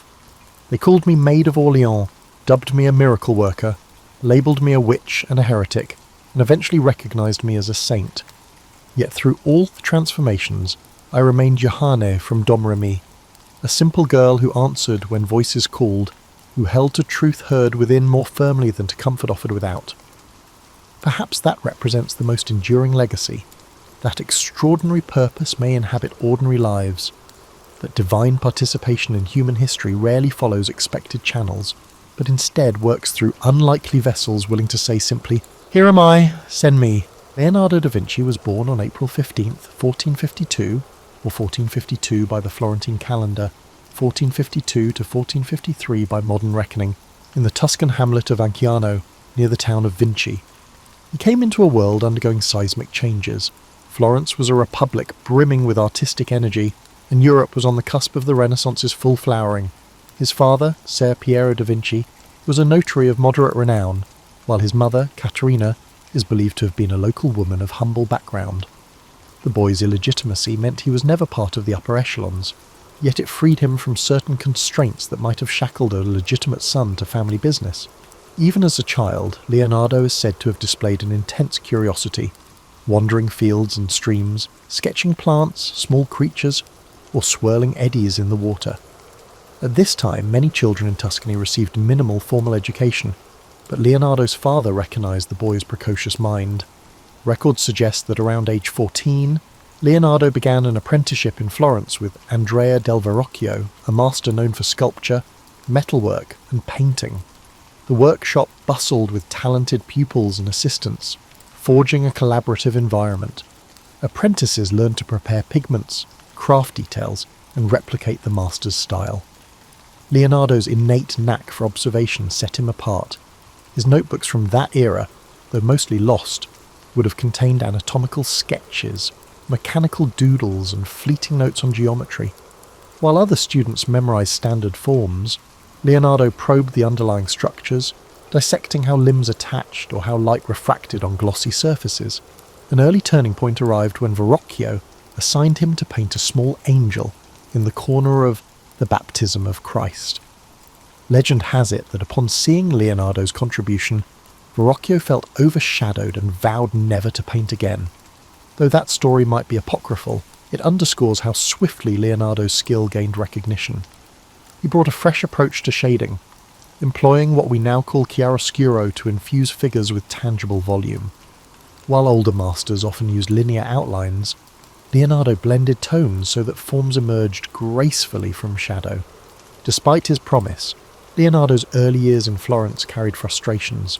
Some commissions fizzled due to political upheavals or patron shifts. Eager to expand his reach, Leonardo sought new vistas. Around 1482, he journeyed to Milan, offering his services to Ludovico Sforza, the ruling duke. He wrote a letter extolling his engineering prowess, listing designs for bridges, cannons, and war machines, only concluding with a mention that he could paint. This detail reveals how Leonardo viewed himself, not merely an artist, but a multifaceted engineer who happened to paint. Sforza, intrigued by such potential, welcomed him. In Milan, Leonardo thrived. The ducal court was a centre of intellectual pursuits, blending politics, the arts, and emerging sciences. He tackled a massive equestrian statue project for Ludovico, intending to cast a colossal bronze horse to honour the duke's father. For years, Leonardo studied horses' musculature, sketched them in various gaits, and designed elaborate foundry techniques. Ultimately, political strife disrupted the project. French armies invaded, and the raw bronze allocated for the statue was repurposed into cannons. The uncompleted clay model became a casualty of war, shattered as Milan fell. This fiasco, however, did not dampen Leonardo's thirst for grand challenges. During his Milanese phase, Leonardo also produced The Virgin of the Rocks, a painting that showcased his mastery of atmospheric perspective. He experimented with layered glazes and gentle transitions, making the rocky grotto and figures radiate an otherworldly hush. Simultaneously, he furthered his anatomical investigations, dissecting animals to refine his knowledge of muscle groups. He documented swirling water patterns in the city's canals, studied the flight of birds, and toyed with the idea of a flying machine. Milan's environment gave him the space to roam intellectually, bridging artistry with scientific speculation in a manner rarely seen before. Yet these pursuits coexisted with real-world demands. The Sforza court needed fortifications, festival designs, and mechanical contraptions.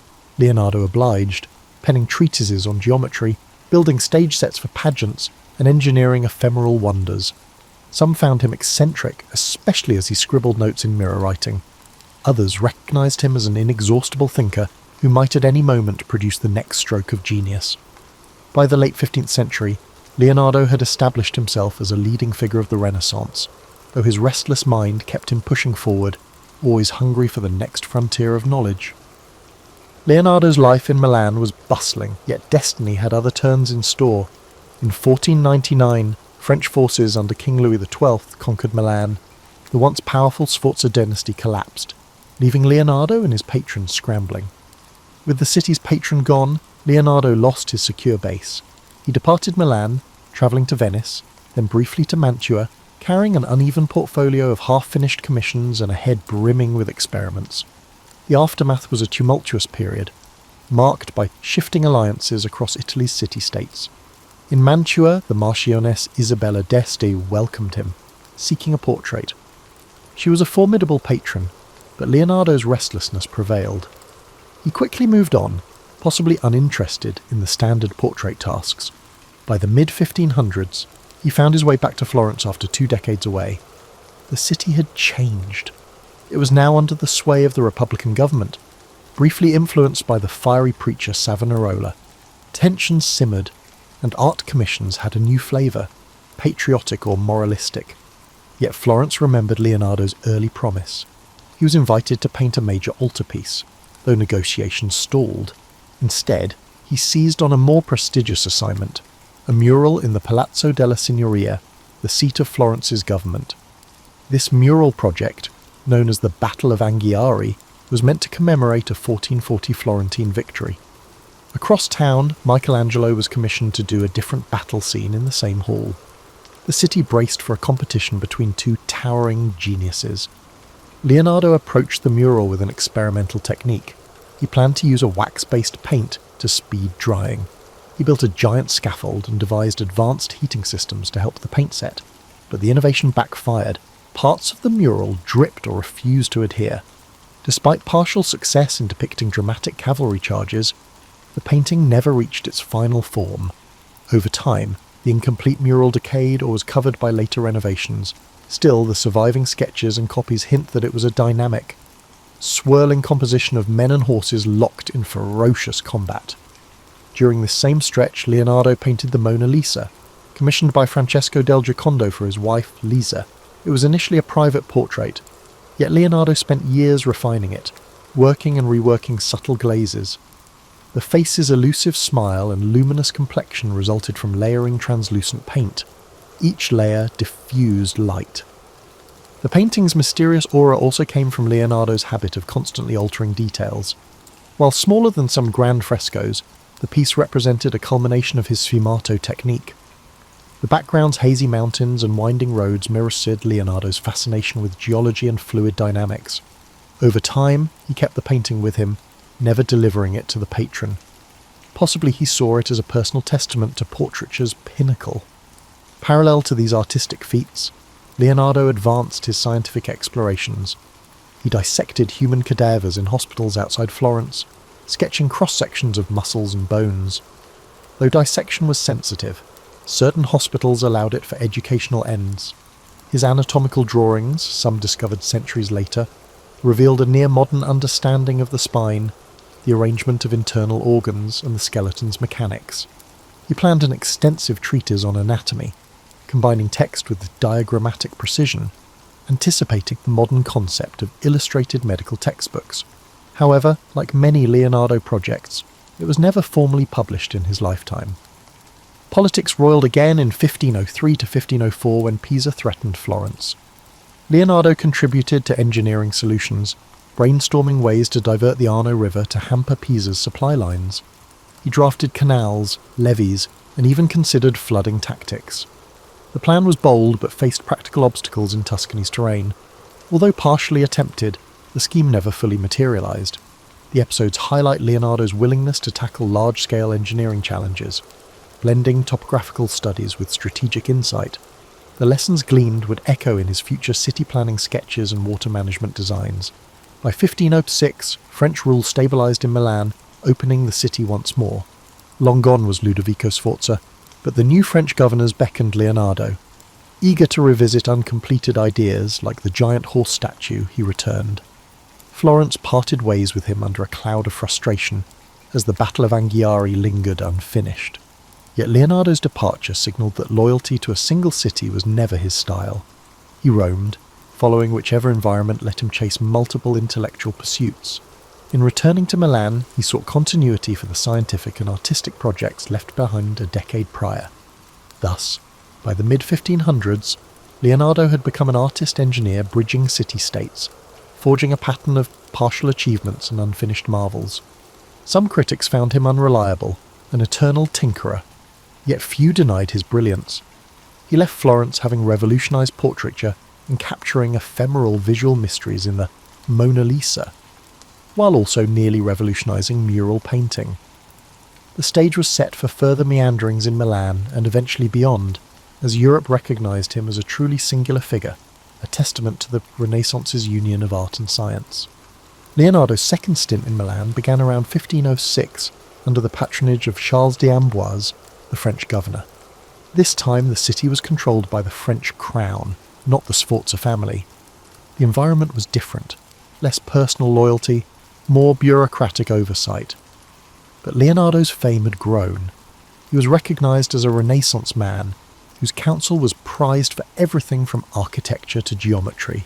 Some records indicate he was granted a workshop near the Porta Vercellina district, where he resumed anatomical, mechanical, and artistic endeavours.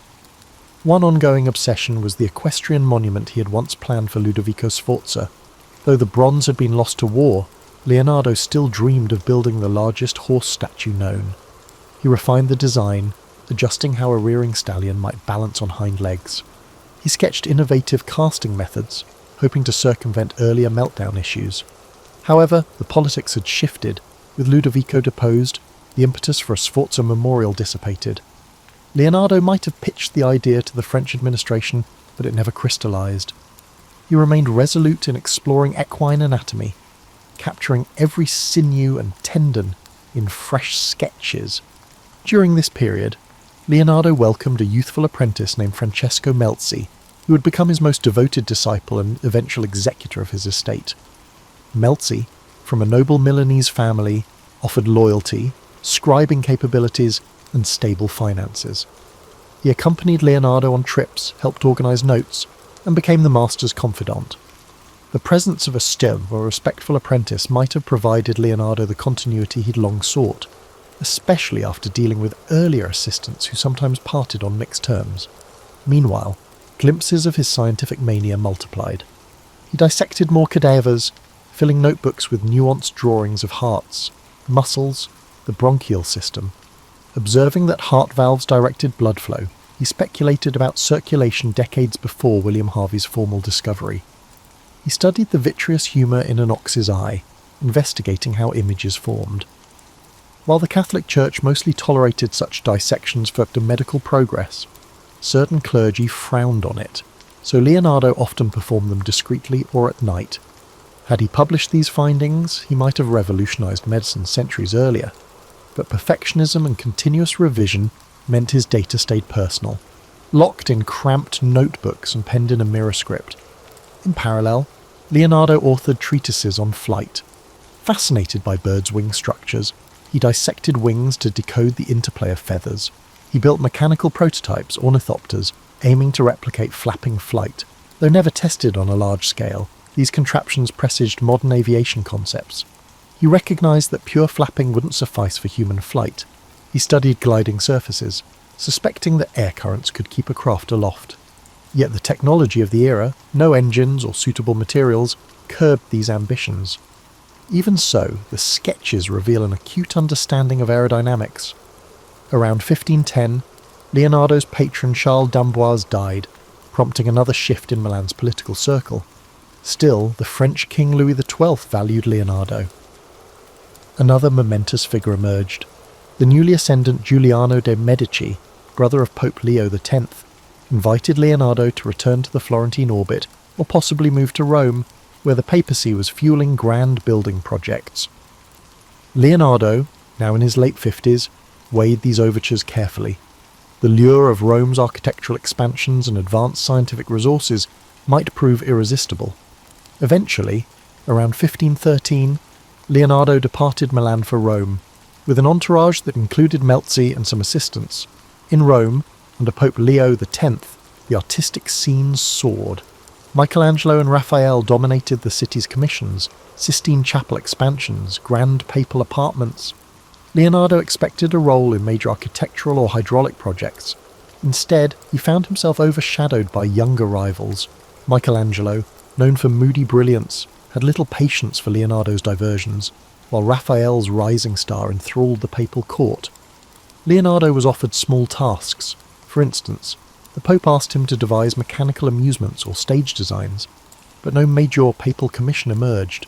Despite the frustration, Leonardo utilised Rome's libraries, continuing anatomical dissections.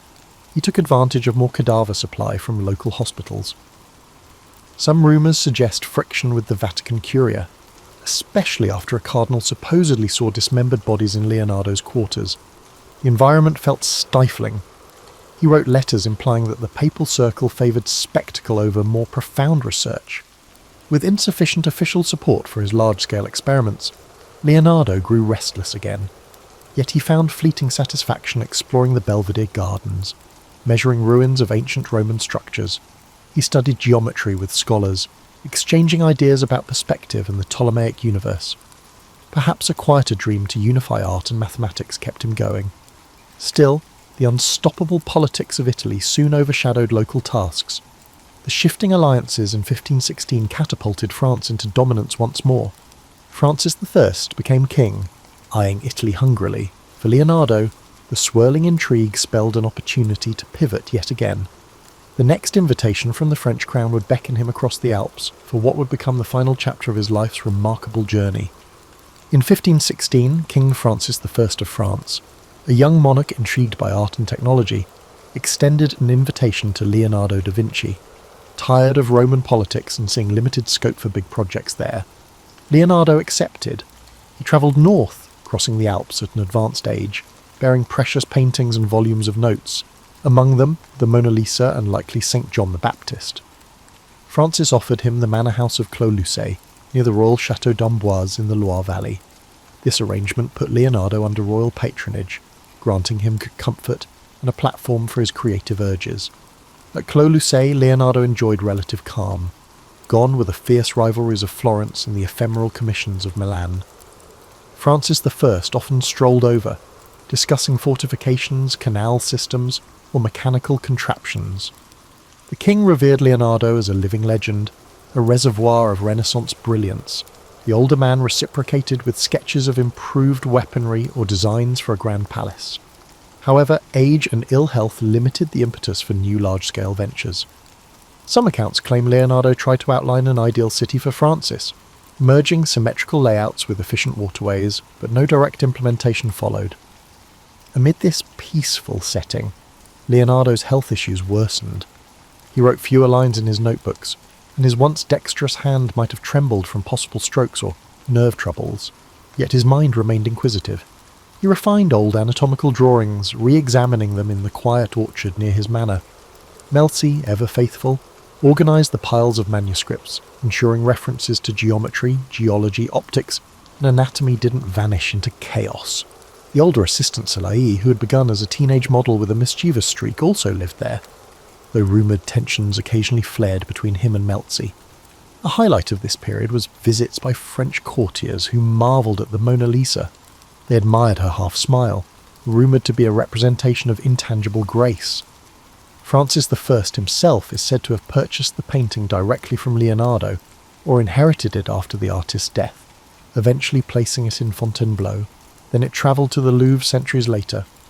Another puzzle, St. John the Baptist, a moody, half-lit figure, pointing heavenward, also accompanied him to France. Its swirling hair and ambiguous expression invited speculation that it was a deeply personal reflection on spiritual transformation. Though slowed physically, Leonardo sometimes produced ephemeral amusements for the court. Francis might request a mechanical lion that roared, or a winged contraption to amuse guests. These ephemeral wonders were reminiscent of his younger days planning festivals for the Milanese dukes. In letters, watchers described him as gracious but occasionally melancholic, lamenting the ephemeral nature of grand projects he never completed. The once unstoppable polymath was contending with the reality that time was finite. He also penned reflections on theology, bridging Catholic doctrines with his own scientific viewpoint. While devout in belief, he had long championed rational inquiry, sometimes rattling clergy with statements about Earth's position or the universal laws of nature. In France, the monarchy had a slightly more flexible attitude toward intellectual exploration, so long as loyalty to church dogma wasn't overtly challenged. This gave Leonardo space to fuse spiritual musings with scientific wonder. A few cryptic lines in his notebooks hint that he believed the study of anatomy and nature only deepened reverence for a divine creator. Socially, the small circle at Clos Lucé was cosy. Francis I occasionally dined with Leonardo, absorbing tall tales from Italy's golden cities. Melzi recorded these dialogues, though few transcripts remain. Meanwhile, rumours circulated about Leonardo's final unseen manuscripts. Some believed he was penning a definitive treatise on flight or a universal theory of water currents. In truth, he likely polished segments of older notes rather than forging a single cohesive magnum opus. The scattered nature of his archive meant the future would discover his brilliance piecemeal. During the winter of 1518 to the 1519, Leonardo's condition deteriorated. Chronic arm pains, possibly from a stroke, forced him to rely heavily on Melzi for everyday tasks. Francis, hearing of the decline, visited more often, hoping for final insights from the master. Legend has it that the king was at Leonardo's side as he passed on May 2nd, 1519. While romanticised accounts depict Leonardo dying in Francis's arms, the historical veracity is uncertain. Still, the bond between them was genuine, a deep mutual respect between an ageing Renaissance titan and a monarch hungry for cultural ascendancy. Thus ended Leonardo's mortal journey far from the Tuscan hills of his birth, in a French manor brightened by orchard blooms. This final French chapter was quieter, reflective, yet still brimming with sparks of creativity. From building ephemeral mechanical lions to preserving the greatest paintings humankind had known, Leonardo's culminating years embodied a spirit that refused to go dim. He might not have erected a final monument, but he left behind a personal realm of knowledge-bridging art, science, and imagination, a legacy that would endure for centuries to come. In the immediate aftermath of Leonardo da Vinci dying, the question arose, what would become of his manuscripts and personal effects? According to some accounts, Francesco Melzi emerged as the designated heir, entrusted with safeguarding the thousands of pages brimming with sketches, notes and drafts. Salai, an earlier companion, received certain paintings and minor possessions. Yet the sheer volume of Leonardo's papers posed a challenge. Melzi dedicated years trying to organise them, hoping to publish coherent treatises, but the scale was daunting. Over time, bits of the collection were dispersed, sold, or gifted by Melzi's heirs across Europe. This fracturing explains why Leonardo's notebooks eventually surfaced in places from Spain's royal libraries to British aristocratic collections, each chunk unveiled in irregular intervals. Europe of the 16th century recognised Leonardo's artistic brilliance. The Last Supper in Milan, though deteriorating due to his experimental fresco approach, was already hailed as an emotional masterpiece. The Mona Lisa, now in French royal possession, attracted courtly admiration for her haunting expression. Yet the fuller scope of his genius, engineering drawings, anatomical plates, or treatises on geometry remained largely hidden. The slow trickle of discovered manuscripts fueled centuries of fascination. In the 17th century, a few scientists glimpsed certain sketches, marvelling at advanced concepts of gear systems or diving apparatus, but it wasn't until the 19th century that broader scholarship systematically studied his codices, unveiling a mind centuries ahead of his era. Leonardo's immediate legacy in art was clearer. His painting style influenced a generation of Mannerists who admired his smoky transitions, sfumato, and atmospheric depth. Milanese artists, though overshadowed by the city's shifting political fortunes, carried forward elements of his approach. In Florence, students who'd glimpsed the aborted Battle of Anghiari mural adapted some compositional ideas, but the direct lineage was complicated. Leonardo left no formal academy. He taught a few pupils thoroughly, except for Melzi and a handful of others. The intangible aura of Leonardesque painting permeated the late Renaissance with its softness of edges and subtle interplay of light. Over the next centuries, as Baroque flamboyance rose, certain of Leonardo's works fell out of style. Others recognized them as timeless.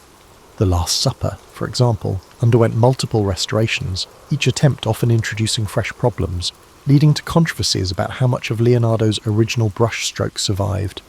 Meanwhile, in the 19th century, Romantic and Victorian scholars resurrected the cult of the Renaissance genius. Leonardo emerged as a symbol of the solitary visionary, an introspective figure bridging reason and art.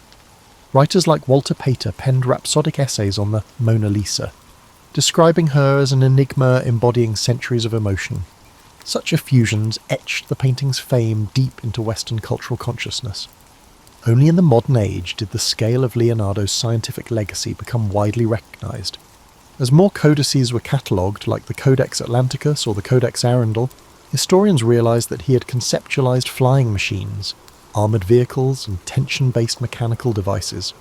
He had studied wave patterns, sketched gear differentials, and dissected the human body with an exactitude unmatched for centuries. Art historians marvelled at how the same man who painted the lady with an ermine had also measured the mathematical proportions of reflection angles. The synergy of aesthetics and logic rendered him the archetype of the Renaissance man. Modern architects gleaned from his city planning concepts, while robotic engineers found preludes to modern mechanical linkages in his swirling diagrams. For a time, many described Leonardo as a man out of time, but recent scholarship refines that narrative. He was indeed extraordinary, but also a product of a vibrant milieu. Italian city-states teemed with cross-pollination from Greek, Roman, and Islamic knowledge. Leonardo built on the achievements of earlier polymaths, from the classical treatises of Archimedes to the reintroduced works of Alhazen on optics. Recognizing that synergy doesn't lessen his brilliance, it situates him in the network that made such leaps feasible. Meanwhile, the mystique around Leonardo occasionally overshadowed more grounded truths. Tales of him finishing commissions in a single burst or conjuring bizarre contraptions for stage illusions became embroidered over time. The reality was that he left many tasks incomplete, struggled with perfectionism, and juggled ephemeral court demands. This tension between the unstoppable imagination and the practical burdens of day-to-day labour infuses his story with a human dimension. He wasn't some aloof superhuman, but an individual forging through the same complexities and distractions we all face, albeit with an incandescent spark few could rival. Thus, centuries after his passing, Leonardo's name resonates as the embodiment of creative ambition. Whether in art galleries, engineering labs, or philosophical debates, references to his fusion of imagination and observation abound. People see in him the ideal of curiosity unshackled, bridging the intangible rifts between art, science, beauty, and data. That intangible legacy, more than any single painting or device, might stand as the core reason we revere him. He left behind not just objects, but a testament that the quest for knowledge and mastery can, in the right hands, rewrite the boundaries of possibility. In contemporary times, Leonardo's legacy permeates cultural and scientific discourse in ways both lofty and mundane. The Mona Lisa has become a pop icon, reproduced endlessly on posters and novelty items, its wry smile fueling conspiracy theories about hidden identities or coded messages. Meanwhile, The Last Supper continues to captivate pilgrims and tourists in Milan, though advanced ticket reservations are required to see the heavily conserved mural. Documentaries dissect each brushstroke, offering competing theories about cryptic symbolism in the arrangement of bread loaves or apostolic gestures.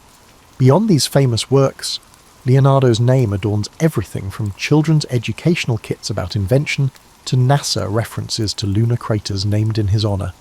Tech innovators sometimes cite him as a paragon of design thinking, bridging aesthetics and function. The phrase Leonardo-like mind denotes someone unbound by a single domain. Museums stage blockbuster exhibitions, assembling scattered folios of his codices under one roof. Visitors queue for hours to glimpse the delicate sketches of a fetus in utero or a swirling aerial screw. In such gatherings, viewers witness the raw lines of a man who wrestled with nature's secrets on scraps of paper, unknowing they'd be revered centuries later. Yet the question arises, what would Leonardo have done with modern resources? Some imagine him thriving in an era of 3D printers and digital imaging, or leading biotech startups.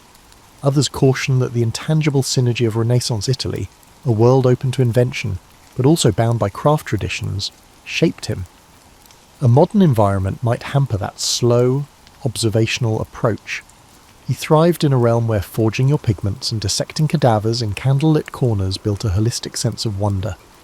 Today's rapid data flow might overshadow the meticulous wonder that fueled his slow revelations. Scholars continue analysing Leonardo's notebooks for overlooked insights. One might find a newly deciphered margin note revealing how he planned water-lifting devices for farmland irrigation. Another might unearth a fragment referencing a missing treatise on mirror making. Each fresh revelation underscores how incomplete our knowledge remains. Because his notebooks were so scattered, lines vanish into private collections, sometimes re-emerging at auction houses with $1 million price tags. Bill Gates famously purchased the Codex Leicester in 1994, digitizing pages for public curiosity. This interplay of private ownership and public thirst for knowledge epitomizes Leonardo's enduring mystique. One dimension of modern interest focuses on Leonardo's personal life. The few references to intimate relationships or sexuality remain ambiguous. Some interpret his heavy focus on male assistants as indicative of hidden personal aspects. Others see no direct evidence of romance in his notes. He rarely wrote about personal feelings, preferring coded references or allegorical musings. The aura of secrecy around his private life parallels the guarded manner in which he protected his scientific methods, fueling endless speculation. At the same time, the notion of the incomplete genius resonates with modern anxieties about productivity. Leonardo's many half-finished paintings and ephemeral designs illustrate the challenge of reconciling curiosity with the finality of deadlines. In an age obsessed with completion and output, his story hints that the path of exploration, though meandering, can yield intangible but profound insights. That he never published his anatomical volumes didn't negate their brilliance. Their posthumous influence shaped fields from architecture to fluid dynamics. Many contemporary creatives draw solace in Leonardo's example. Creation can be iterative, perpetually in flux, and still crucial to progress. Even so, some critics note that praising Leonardo can overshadow other Renaissance figures, like Filippo Brunelleschi, who concretely built the Florence Dome, or Luca Pacioli, whose mathematics influenced him. They argue that the Leonardo legend occasionally romanticizes an era's synergy. While that synergy was real, credit goes to many. Leonardo's singular star shouldn't blind us to the collective genius of the period, but precisely because he integrated so many fields, art, science, engineering and anatomy, he became an enduring symbol for the entire Renaissance moment, capturing the fervour of bridging knowledge domains. Hence, in the 21st century, Leonardo da Vinci remains less a static historical figure than a living metaphor for potential. Each generation reinterprets him, plugging his name into the contexts as varied as STEAM education, cultural diplomacy, or brand marketing. The friction between the legend and the historical details keeps him relevant. People yearn for the secret of how a single mind could roam so broadly, producing both timeless artistic wonders and notebooks brimming with half-realised marvels. That tension between the completed and the fragmentary may well be Leonardo's final gift, spurring us to question how far our curiosity might take us if we refuse to erect barriers between the arts and sciences. The story of Leonardo da Vinci serves as a lens on lifelong reinvention. Born in a modest Tuscan setting, he navigated uneven patronage system, accepted partial successes, and found resilience in perpetual learning. Each city he lived in, Florence, Milan, Rome, and ultimately France, offered fresh vantage points, reminding us that mobility can spark renewal at any stage in life. Though he occasionally lamented incomplete tasks, he pressed forward, bridging discipline after discipline. It's worth extracting lessons from his approach. He cultivated an insatiable observational habit, scrutinizing swirling water, the geometry of a flower's petal, or the subtle shift of a face's muscles. Even in an era lacking cameras or modern labs, he gleaned universal patterns by focusing on the details. As midlife adults, we too can regain that sense of direct observation, whether it's noticing minor changes in a friend's demeanour or analysing complexities at work. A learner-esque perspective encourages seeing anew, not coasting on assumptions. Another facet resonates with modern times, the synergy of creative expression and methodical research. Leonardo was no carefree dreamer. He systematically tested ideas, building prototypes, dissecting bodies, and refining pigments.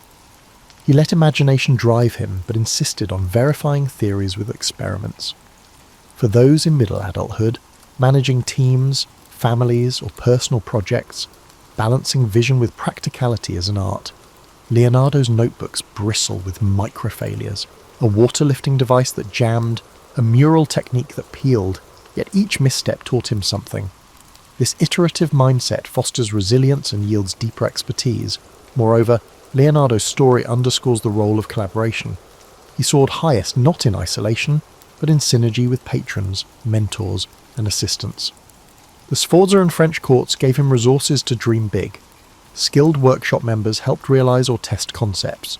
Even his competition with Michelangelo and Raphael, albeit fraught with tension, catalysed fresh impetus. In present life, synergy across skill sets can amplify outcomes.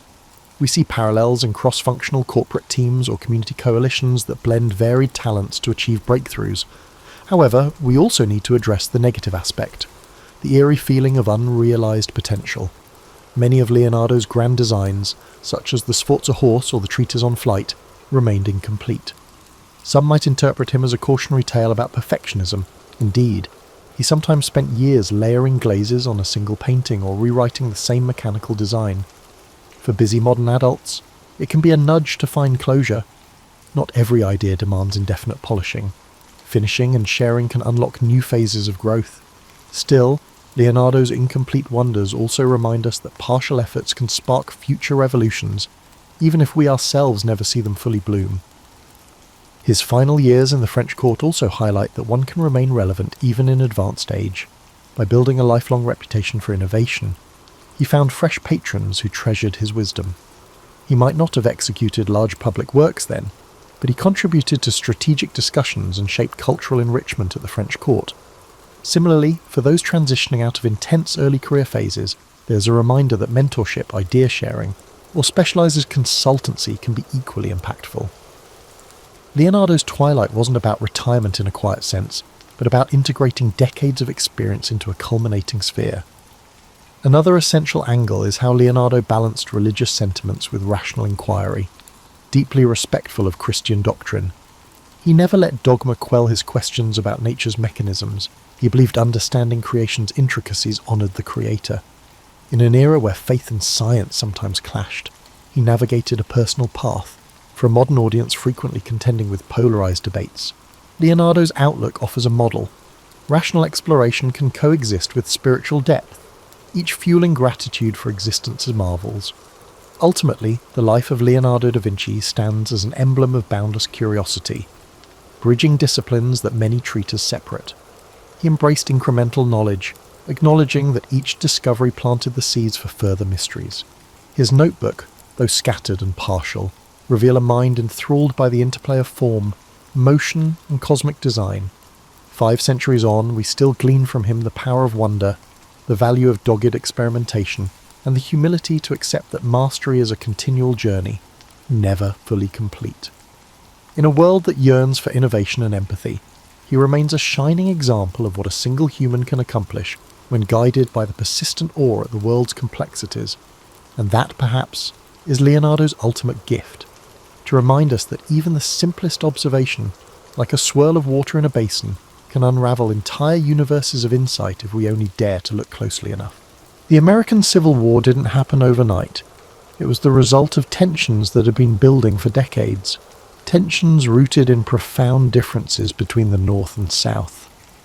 At the heart of it all was the issue of slavery.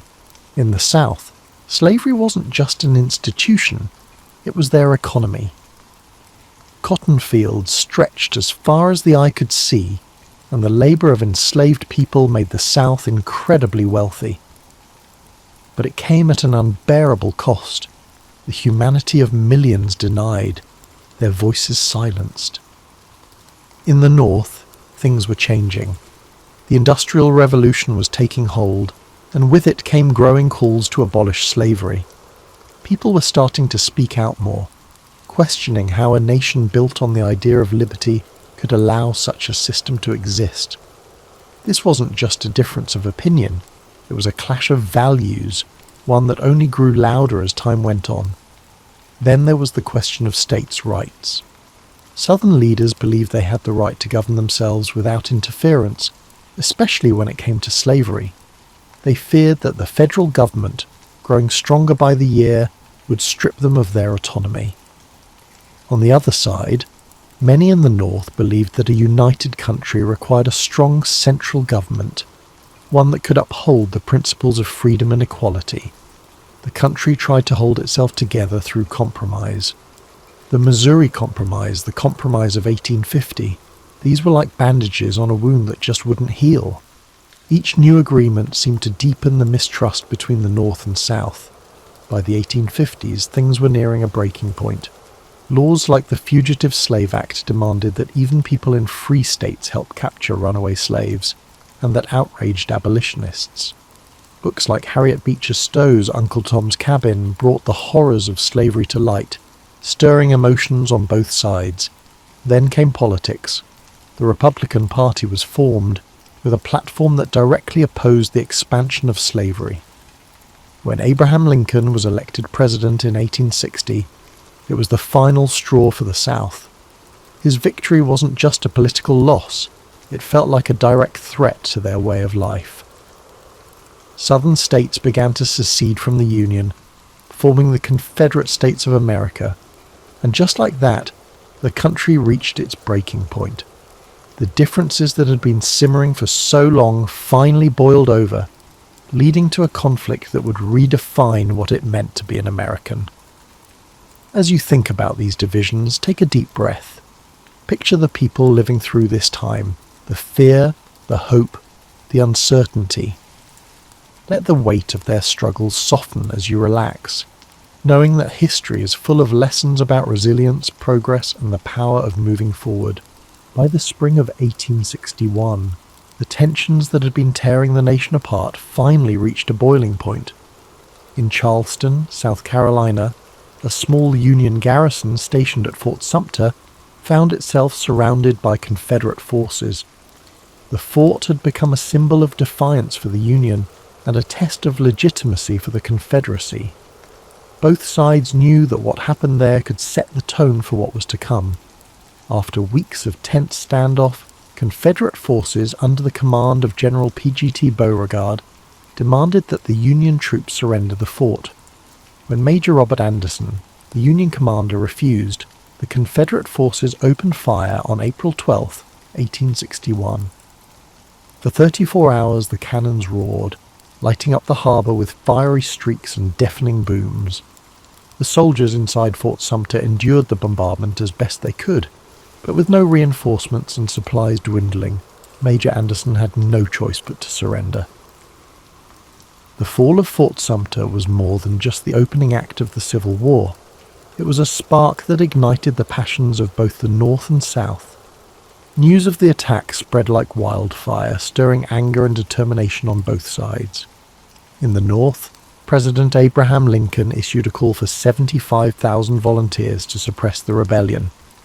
The response was overwhelming, with men from towns and cities across the Union stepping forward, ready to fight for the preservation of the nation. In the South, the bombardment of Fort Sumter was seen as a declaration of independence. More states, including Virginia, North Carolina, Tennessee, and Arkansas, joined the Confederacy. The divide was now complete, the lines drawn between two very different visions of America. The early days of the war were marked by a sense of optimism on both sides. Many believed the conflict would be brief, with one decisive battle bringing it to an end. Young men marched off to war with confidence, their families cheering them on with flags and songs. But beneath the surface, the reality of what was to come was far graver than anyone could imagine. As you think about the beginnings of this war, allow your mind to soften its grip on the tension. Picture the soldiers standing on the shores of Charleston Harbour, their breaths visible in the cool dawn air, their thoughts uncertain but resolute. Imagine the cannon fire fading into silence, replaced by the gentle rhythm of waves lapping against the shore. Let this moment remind you that even in the face of division, hope and resolve can endure. As the war moved from the hopeful marches of its early days to the grim reality of prolonged conflict, the battles became larger, bloodier, and more devastating than anyone could have imagined. Names like Antietam, Gettysburg, and Vicksburg became etched into the collective memory of a nation forever changed by the horrors of war. In September 1862, the Battle of Antietam unfolded in Maryland. It was a single day of unimaginable carnage. Soldiers clashed in cornfields and along winding roads, with cannon fire and musket shots tearing through the air. By the end of the day, more than 22,000 men were dead, wounded, or missing. The ground was soaked with blood, and the scale of the losses left an indelible mark on those who survived. But out of this tragedy came a turning point. President Lincoln used the Union's strategic victory at Antietam to announce the Emancipation Proclamation, redefining the war as a fight not just to preserve the Union but to end slavery. Then came Gettysburg, the battle often seen as the turning point of the war. For 3 days in July 1863, Union and Confederate forces clashed in the rolling hills and fields of Pennsylvania. The stakes were enormous and the fighting relentless. On the third day, Confederate General Robert E. Lee ordered a bold assault known as Pickett's Charge. Thousands of Confederate soldiers marched across an open field under withering Union fire. The charge failed, leaving the Confederate army battered and retreating. Gettysburg marked the beginning of the end for the Confederacy, but the cost was staggering. More than 50,000 casualties in just 3 days. Further south, the Union Army achieved another critical victory at Vicksburg, Mississippi, securing control of the Mississippi River. The campaign was grueling, with soldiers enduring sweltering heat, constant skirmishes, and the hardships of siege warfare. When Vicksburg fell on July 4th, 1863, the Confederacy was effectively split in two, a devastating blow to their cause. These battles revealed the full weight of the Civil War, not just in numbers but in the profound human cost. Families mourned the loss of fathers, brothers and sons. Soldiers bore the scars of battle, both physical and emotional. The countryside was littered with the remnants of war, broken cannons, torn flags, and fields that once grew crops now filled with unmarked graves. As you reflect on these moments, let your thoughts rest lightly on the courage of those who lived through these battles. Picture the quiet after the storm, the fields growing still, the sun setting over the hills, and the long shadows stretching across the land. Let this image of stillness and resilience bring a sense of calm to your own thoughts, reminding you that even in the darkest times, there is always a path to healing. While the Civil War raged on the battlefields, the lives of those who remained at home were transformed in ways that were just as profound. Families were torn apart, communities reshaped, and everyday life became a constant balancing act between hope and hardship. In the north, industry boomed as factories shifted their focus to produce weapons, uniforms, and supplies for the Union Army. Women took on roles they had never imagined, working in factories, managing farms, and volunteering as nurses. Clara Barton, who would later found the American Red Cross, became a symbol of this era, tirelessly caring for wounded soldiers and earning the nickname the Angel of the Battlefield. But even as the war effort created new opportunities, it brought heartache, with families anxiously awaiting news from the front lines. In the South, the war brought devastation. Cities like Atlanta and Richmond were transformed into hubs of Confederate military activity, but as Union forces advanced, they left a trail of destruction in their wake. Fields that once grew cotton and tobacco now stood fallow or burned.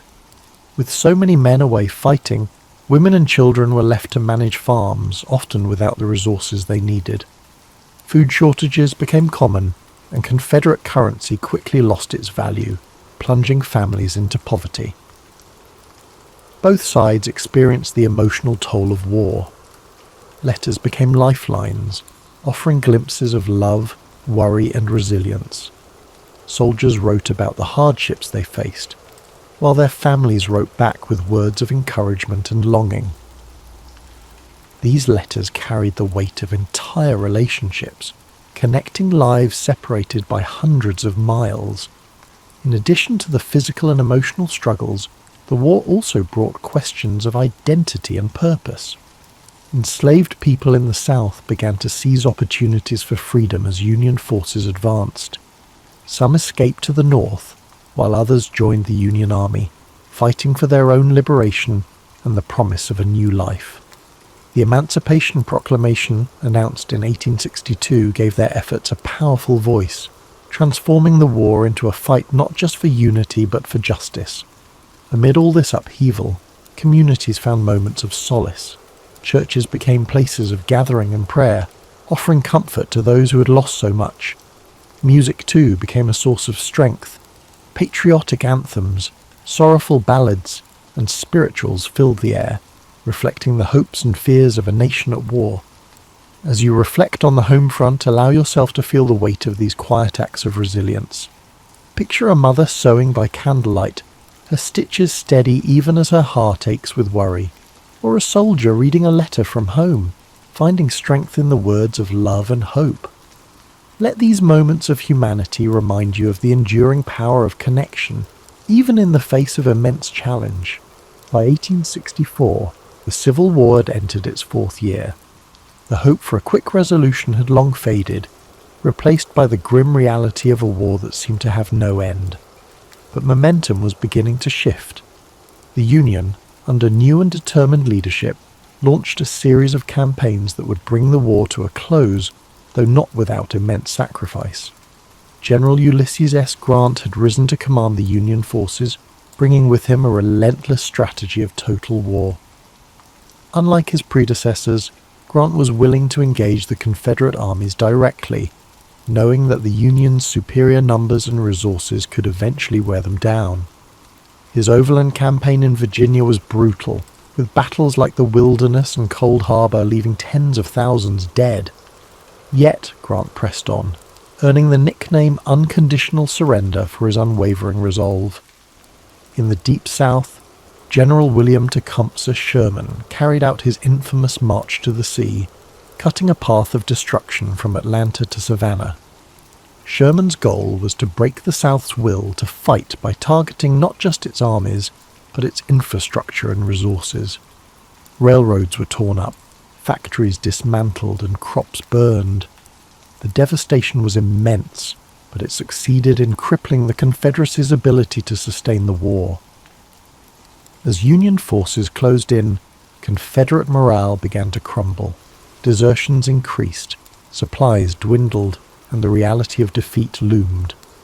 In April 1865, General Robert E. Lee's Army of Northern Virginia, the backbone of the Confederate forces, found itself surrounded near the village of Appomattox Courthouse. With no hope of escape, Lee met with Grant to negotiate surrender. Their meeting on April 9, 1865, marked the end of the war's major fighting. The terms Grant offered were generous, allowing Confederate soldiers to return home with their horses and personal belongings. His intention was to heal the nation rather than humiliate its defeated half. It was a moment of quiet dignity, the beginning of a long and difficult process of reconciliation. Yet, even as the war ended, its cost was staggering. More than 600,000 lives had been lost, and much of the South lay in ruins. President Abraham Lincoln, who had guided the Union through its darkest hours, would not live to see the fruits of his efforts. Just days after Lee's surrender, Lincoln was assassinated by John Wilkes Booth, a Confederate sympathizer, plunging the nation into mourning. The war had answered two critical questions.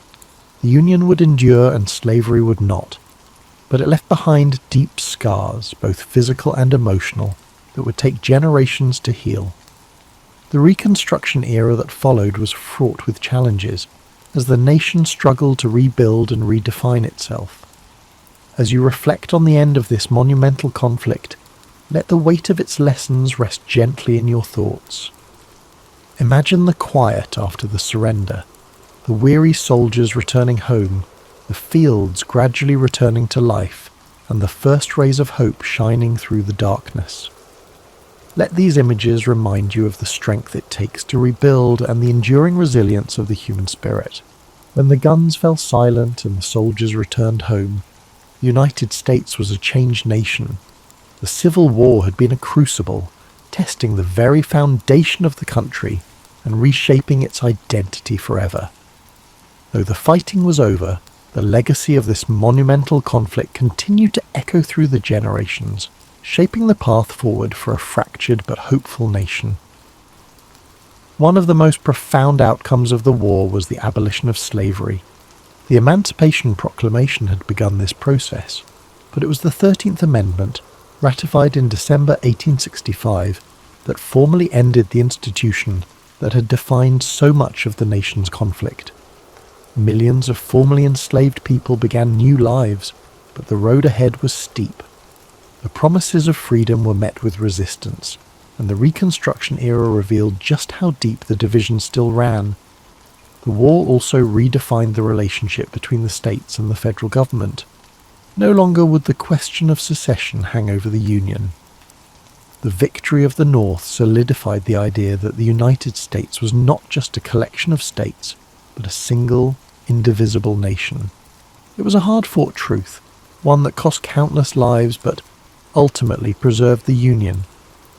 Yet the scars of war were everywhere. The South faced immense physical and economic devastation. Cities had been reduced to rubble, and entire communities were struggling to rebuild. The loss of so many men left families broken and towns forever changed. Even in the North, where victory was celebrated, the weight of the sacrifices made was impossible to ignore. For the soldiers who fought, the war left an indelible mark. Some returned home to rebuild their lives, carrying memories of camaraderie and courage. Others bore wounds, both seen and unseen, that would shape the rest of their days.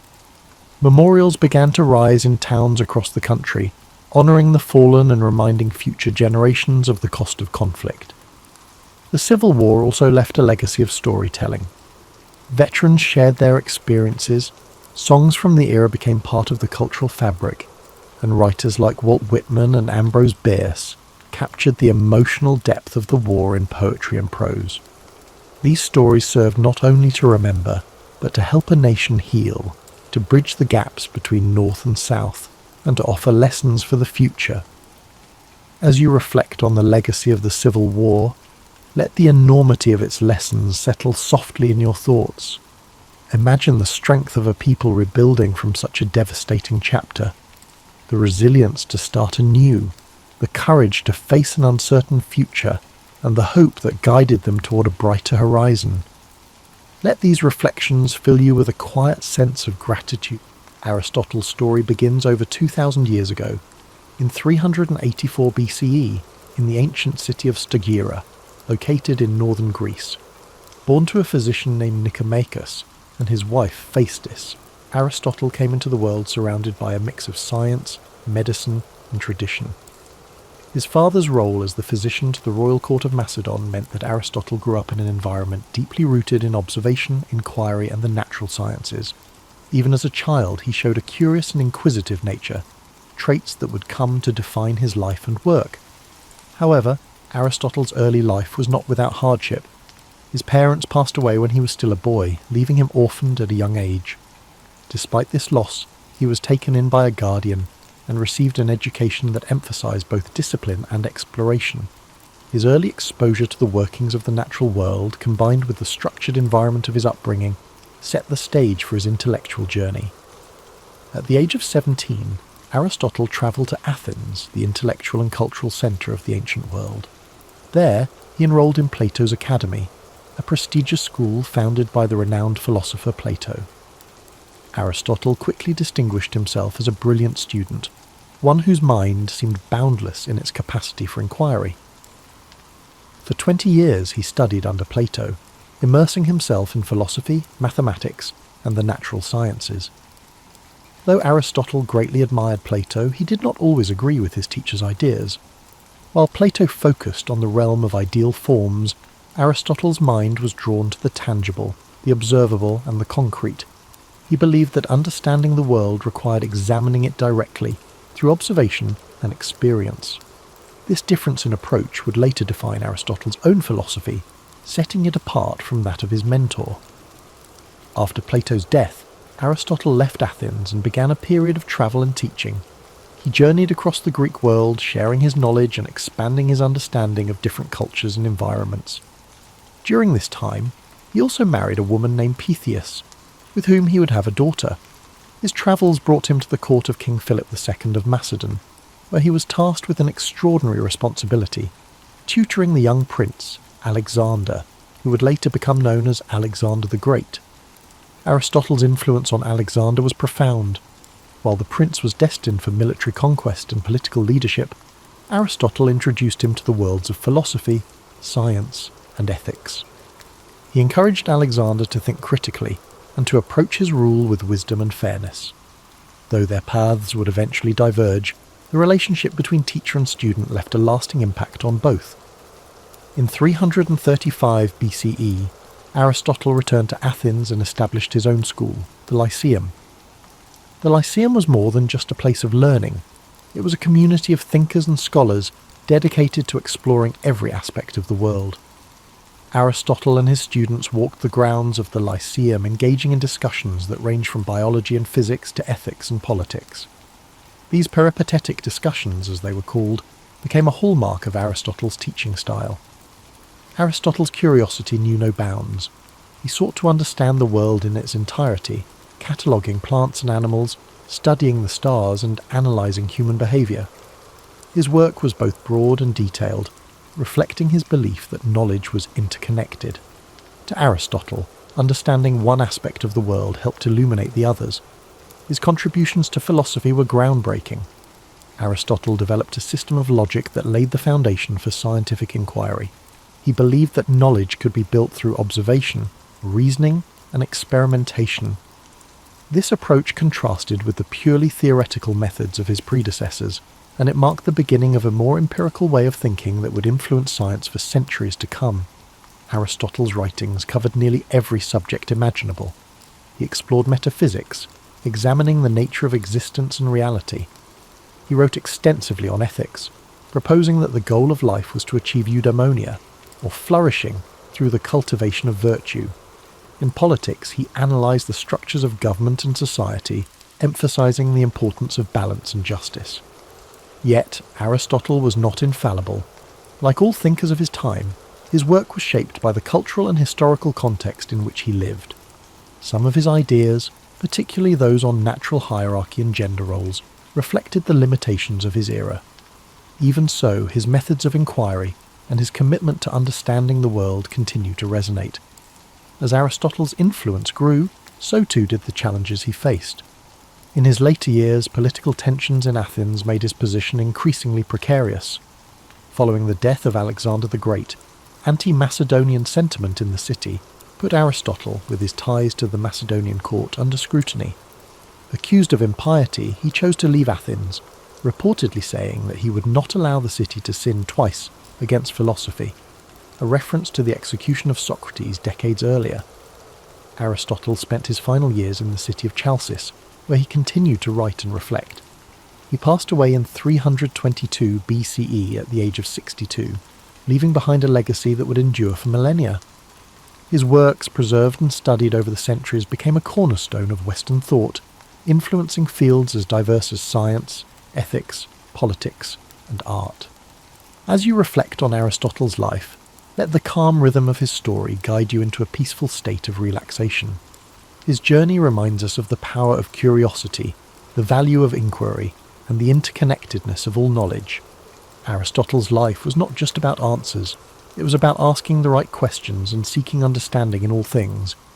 Feel the quiet wisdom of his teachings as they settle in your mind, a gentle reminder that the pursuit of knowledge is a journey, not a destination. Let the story of Aristotle inspire you to embrace curiosity and to find wonder in the world around you. Now, as you drift off to sleep, imagine the serene halls of the Lyceum, the soft murmurs of philosophical discussions, and the gentle rustling of leaves as Aristotle and his students walk under the shade of ancient trees. Let these images carry you into restful dreams, where the wisdom of the past illuminates the infinite possibilities of tomorrow. As you continue to relax, let the profound legacy of Aristotle's life unfold in your mind. His dedication to understanding the world wasn't just about acquiring knowledge. It was about seeking harmony, balance, and truth in everything around him. Aristotle believed that knowledge was interconnected, and through his teachings, he encouraged others to see the unity between the natural world, human behaviour, and the cosmos itself. Imagine Aristotle walking through the Lyceum, the warm sun filtering through the trees as he engaged in thoughtful discussions with his students. His words carried a sense of purpose, guiding those who followed him to think critically and observe the world with care. These walks, known as peripatetic lectures, were not just a means of sharing knowledge, they were a journey of discovery, where every step brought new insights and understanding. Aristotle's influence reached far beyond his own lifetime.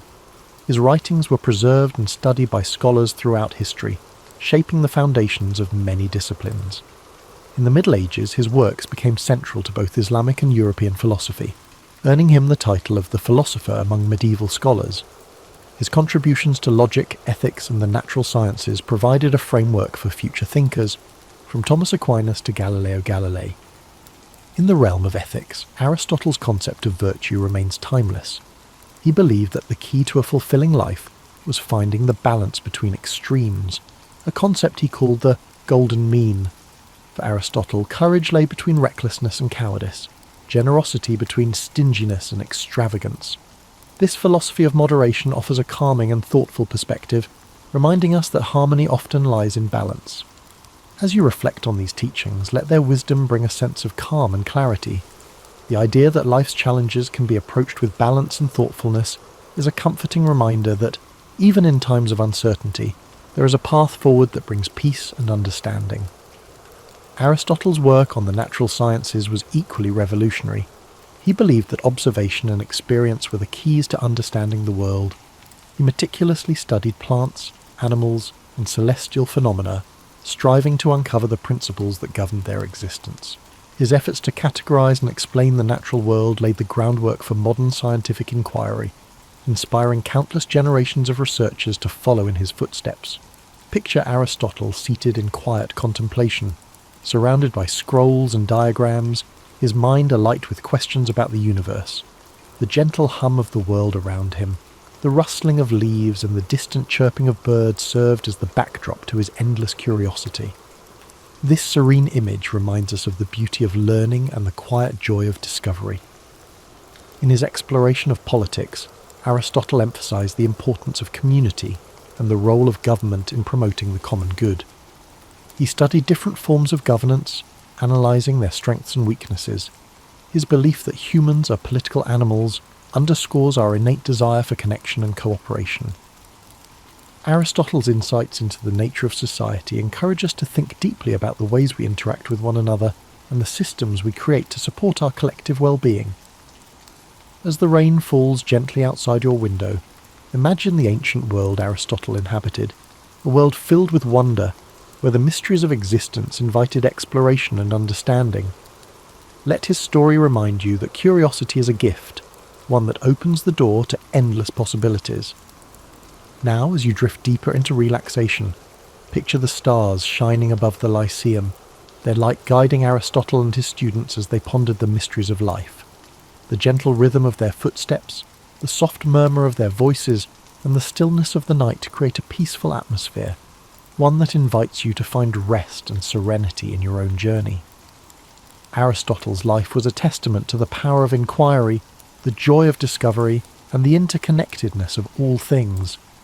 His teachings remind us that knowledge is not just about understanding the world, it's about finding our place within it and striving to live in harmony with ourselves and others. Let the quiet wisdom of Aristotle's journey settle into your thoughts as you rest. His legacy is not just one of intellectual brilliance, but of a life deeply dedicated to understanding the beauty and complexity of existence. Aristotle saw the world not as a collection of separate pieces, but as an intricate tapestry, where each thread is connected to the others in profound and meaningful ways. Imagine the calm serenity of ancient Greece, the golden sunlight cascading over the white stone columns of the Lyceum as Aristotle strolled its pathways, surrounded by students eager to learn. They debated, questioned, and explored every aspect of life, from the nature of the stars above to the behaviour of the animals in the fields nearby. Their conversations were filled with curiosity and wonder, a reflection of Aristotle's belief that every question, no matter how simple or complex, was worth pursuing. Aristotle's ability to bridge different disciplines was one of his greatest strengths. He saw no boundary between science and philosophy, ethics and politics, or art and nature. To him, everything was interconnected, part of a greater whole that deserved to be studied and understood. This holistic view of the world is a reminder of the beauty that lies in seeing the bigger picture, in understanding that each small piece contributes to something far greater than itself. As you drift further into relaxation, let the harmony of Aristotle's teachings bring you peace. His philosophy of balance and moderation encourages us to find calm in the chaos, to seek the middle ground where we can flourish. The idea of the golden mean is not just a guide for making choices, it is an invitation to live with grace and intention, to approach life with a steady and thoughtful heart. Picture Aristotle at his desk, surrounded by scrolls and notes, the flickering light of a lantern illuminating his work.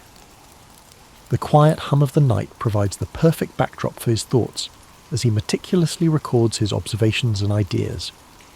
Each stroke of his pen represents a step forward in humanity's understanding of the world. This image is a reminder that even the grandest achievements begin with quiet moments of reflection and dedication. Aristotle's life was also a testament to resilience. Despite the challenges he faced, from personal loss to political exile, he never stopped asking questions, never stopped seeking to understand. His commitment to learning and teaching, even in the face of adversity, is a powerful reminder that knowledge and curiosity are forces that can overcome even the greatest obstacles. Now, as you relax and prepare to drift into sleep, imagine the gentle sound of waves lapping against the shores of ancient Greece, the rhythmic flow of the sea echoing the timeless nature of Aristotle's wisdom. His story reminds us that the search for knowledge is an endless journey, one that brings us closer not only to the world around us, but also to ourselves. Let your breathing slow as you picture the peaceful gardens of the Lyceum, where Aristotle's students gathered to learn and grow. The rustling of leaves in the wind and the soft murmur of philosophical discussions create a tranquil atmosphere, one that invites you to rest and reflect. As the calm of the night surrounds you, let the echoes of Aristotle's wisdom carry you further into a restful state. His life's journey reminds us of the power of patience and persistence, the idea that true understanding unfolds slowly, like the petals of a flower opening to the morning sun. Each step he took, each question he asked, was a step toward unravelling the mysteries of life. Imagine the gentle rhythm of Aristotle's daily routines at the Lyceum, the sun casting soft shadows over the gardens, where he and his students would walk and talk. The air would have been filled with the scent of blooming flowers and the distant sound of birds singing, creating a serene environment for thought and reflection. It was in these simple, unhurried moments that some of the most profound ideas in human history were born. Aristotle's approach to life and learning reminds us that it's okay to take our time, to explore the world with curiosity and wonder. He understood that knowledge is not something to be rushed. It is a lifelong journey, one that unfolds gradually and beautifully. This philosophy of patience and exploration is one we can carry with us, a gentle reminder to approach our own lives with care and intention. Aristotle often turned his gaze upward, marvelling at the vastness of the universe and pondering the mysteries it held. To him, the stars were not just distant points of light. They were part of a grand, interconnected cosmos, a reminder of our place within something far greater than ourselves. Let this thought bring you a sense of peace and wonder as you rest. Aristotle's teachings also emphasized the importance of community and connection. He believed that humans are social beings, meant to live and work together in harmony. His ideas about politics and ethics were grounded in this belief, highlighting the value of cooperation, fairness, and mutual respect. These principles continue to resonate, reminding us of the importance of building strong, supportive relationships with those around us. As you relax further, imagine the soft murmurs of conversation in the Lyceum, the voices of students and scholars blending together in a gentle symphony of learning.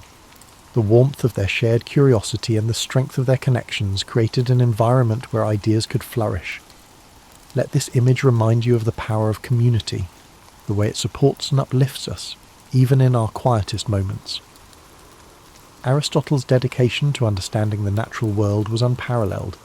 He believed that by observing and studying the world around us, we could uncover the principles that govern life itself. From the smallest insect to the vast expanse of the heavens, Aristotle approached every subject with the same level of curiosity and care. His work laid the foundation for countless discoveries, inspiring generations of thinkers to explore and question. Now, as you drift closer to sleep, picture Aristotle walking along a quiet beach at sunrise, the waves gently lapping at the shore. The golden light of dawn illuminates his path, a symbol of the new ideas and possibilities that each day brings. This peaceful scene reflects the quiet strength of his mind and the endless potential for discovery that lies within us all. Let your breathing slow as you embrace the calm and tranquility of this moment. The story of Aristotle's life is one of resilience, curiosity, and an unyielding desire to understand. His teachings remind us that no matter how complex the world may seem, there is always beauty to be found in the search for knowledge. As you fall into a deep, restful sleep, let the timeless wisdom of Aristotle's journey inspire your dreams. Imagine the serenity of the Lyceum, the warmth of shared ideas, and the quiet joy of exploring the mysteries of life. Thank you for spending this time with us at History and Sleep. May your dreams be peaceful and filled with wonder. Sweet dreams, and we look forward to seeing you again soon. In the year 1162, amidst the sweeping steppes of Mongolia, a child was born into a world of cold winds and endless plains. This child, named Temujin, would grow to become the great Genghis Khan, a name that would echo across history as the founder of the Mongol Empire.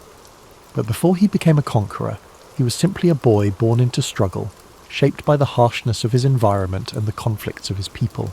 The Mongolian steppes stretched far and wide, a vast expanse of grasslands where the sky met the earth in a seamless horizon. Life here was simple yet brutal.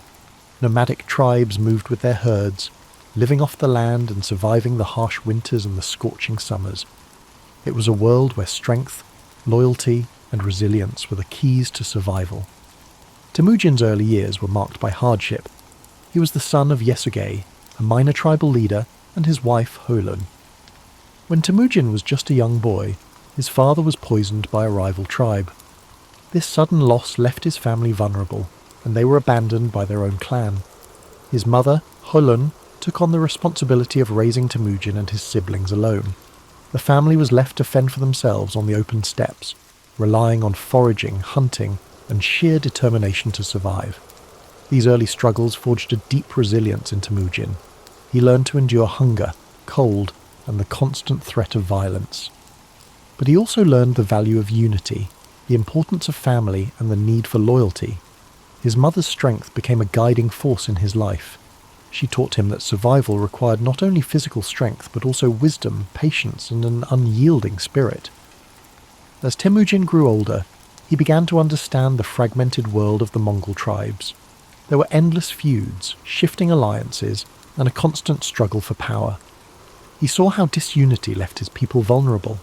He dreamed of something greater, of a world where the tribes could be united, where the endless conflicts could be replaced with a shared purpose. But before he could realize this vision, he faced countless challenges. Betrayal was a constant threat. One of his closest friends, Jamuka, who had once sworn brotherhood with him, would later become his rival. Temujin's path was marked by moments of capture, imprisonment, and escape. Each setback hardened his resolve. He believed that strength was found not just in the sword, but in the unity of purpose and loyalty. In time, Temujin began to gather followers who saw his vision. He was not just a warrior. He was a leader who understood people. He rewarded loyalty and merit rather than noble birth, a revolutionary idea in a world bound by tradition. His reputation grew, and more tribes pledged their allegiance to him. His ability to inspire, to strategize, and to adapt set him apart.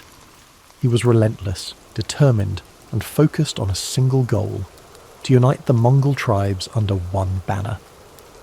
In 1206, after years of battles, alliances, and strategic brilliance, Temujin achieved his dream. He was declared Genghis Khan, meaning universal ruler.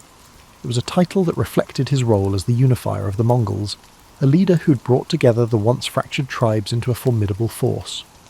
But Genghis Khan's vision did not stop at the borders of Mongolia. He saw beyond the steppes, beyond the horizon. His ambition was to create a world where his people could thrive, where the divisions that had weakened them for centuries could be replaced by a new order. His armies, skilled horsemen and fierce warriors, began to expand the Mongol territory. They moved with speed, discipline and precision, conquering lands that had once seemed unreachable. The campaigns of Genghis Khan swept across Central Asia, into China and beyond. His leadership was marked by a combination of ruthless efficiency and strategic genius. He understood the importance of adapting to new challenges, incorporating new technologies, and learning from the cultures he encountered. Under his rule, the Mongol Empire became a melting pot of ideas, trade, and communication. But Genghis Khan was more than just a conqueror. He established laws to bring order to the chaos of his expanding empire. His code, known as the Yasa, emphasized loyalty, discipline, and justice. He promoted religious tolerance, recognizing that unity required respecting the beliefs of diverse peoples. He created systems of communication, trade routes, and infrastructure that connected distant parts of his empire. The Silk Road, once a dangerous route, flourished under Mongol protection, facilitating the exchange of goods, ideas, and cultures. As you breathe in deeply, picture the vast Mongolian steppes under a night sky filled with stars. The grass sways gently in the breeze, and the world is quiet except for the soft sounds of horses and the distant crackle of campfires. Genghis Khan's legacy stretches across these plains, a reminder of a leader who dared to dream of unity, who faced the harshness of his world with an unbreakable spirit. His life was a journey of resilience, vision, and transformation.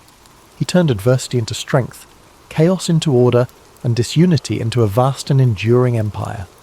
Though his methods were fierce, his impact on the world was profound. The connections he forged between East and West reshaped history, leaving a legacy that endures to this day. As you sink deeper into relaxation, let the story of Genghis Khan remind you of the power of perseverance, the strength found in unity, and the importance of vision. His life, filled with challenges and triumphs, speaks to the boundless potential within each of us, the ability to overcome, to lead, and to create lasting change. As you drift even deeper into the calming embrace of sleep, let the echoes of Genghis Khan's journey gently guide your thoughts. His story, one of struggle, vision, and unrelenting determination, is a reminder of the strength that lies within every challenge we face and the boundless potential we possess to shape our own destinies. Picture the endless Mongolian steppes beneath a vast night sky, where the stars shine like scattered diamonds, illuminating the dark plains below. The wind moves softly, whispering tales of ancient conquests and unification, carrying with it the faint scent of grasslands and distant fires. This is the world where Genghis Khan forged his legacy, a world where survival was harsh, but the spirit of resilience was even stronger. As his empire expanded, so too did his influence. His conquests stretched from the mountains of China to the deserts of Persia, from the plains of Russia to the cities of the Middle East. But beyond the battles and the victories, Genghis Khan's mind remained focused on a singular goal: creating a world where his people could thrive. He was not driven purely by conquest, but by the desire to establish order where there was once chaos, to bring unity to lands divided by endless feuds. The Mongol Empire under his leadership was not just vast, but interconnected. Trade routes flourished under his protection, allowing merchants, scholars and travellers to move more freely than ever before. This period of stability and security, often referred to as the Pax Mongolica, allowed ideas, cultures and innovations to flow across continents. Paper, gunpowder and art travelled from east to west, while philosophies, religions and scientific discoveries spread in return. Imagine the caravans moving slowly across the Silk Road, their lanterns glowing softly in the dark, their footsteps measured and steady, the gentle clinking of goods, the murmur of languages blending together. This was a world where once isolated cultures began to connect, creating a tapestry of shared human experience. Genghis Khan's vision of an interconnected world laid the foundation for this exchange, bridging the gaps between civilizations and opening pathways that had once seemed impassable. As you breathe in slowly, picture the vast expanse of his empire, the lands stretching beyond sight. Mountains rise in the distance, rivers carve paths through fertile valleys, and open plains roll endlessly toward the horizon. Each part of this landscape, once divided, is now united under a common rule, a testament to the power of a shared purpose. Genghis Khan's dream of unity has become a reality, one shaped by his unwavering will and strategic brilliance. But even as his empire grew, Genghis Khan remained tied to the simplicity of his roots. He lived a life close to the earth, surrounded by the people who had followed him from the very beginning. He never allowed himself to be consumed by luxury or excess. His strength lay in his ability to understand both the warrior's path and the leader's burden, to balance the ferocity of conquest with the wisdom of governance. As the years passed, Genghis Khan continued to guide his people, his vision extending beyond his own lifetime. He established systems of law and order, ensuring that justice and discipline held his empire together. His code, the Yasa, provided structure and fairness, holding even the highest-ranking leaders accountable. This commitment to order and loyalty became the backbone of the Mongol Empire, a legacy that would endure long after his death. In 1227, Genghis Khan's journey came to an end. He passed away during a military campaign. His body returned to the land he had known since childhood. His burial place remains a mystery, hidden somewhere in the vast steppes, a secret held tightly by those who revered him. But though his physical presence faded, his legacy continued to shape the world. His descendants carried his vision forward, expanding the empire and cementing his place in history. As you breathe deeply, feel the quiet power of Genghis Khan's story resonating within you. His life teaches us that, even in the face of unimaginable challenges, a determined spirit can overcome, a clear vision can unify, and resilience can shape the course of history. He transformed his hardships into strength, his struggles into purpose, and his dreams into reality. Imagine the steppes once more, now calm under the vast night sky. The stars continue their silent watch. The wind carries a sense of timelessness, and the land stretches out in quiet peace.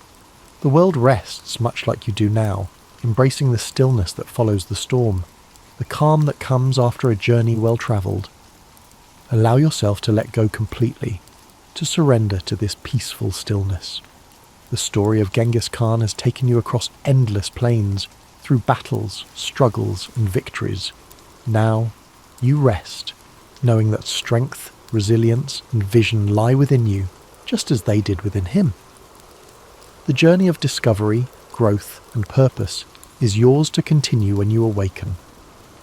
As you sink deeper into the embrace of sleep, let the echoes of Genghis Khan's legacy ripple through your mind like a soft, steady current.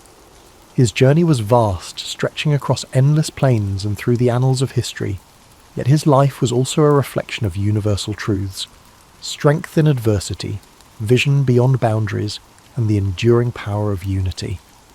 Imagine the stillness of the steppes at dawn, the first light of day casting a golden hue across the endless grasslands.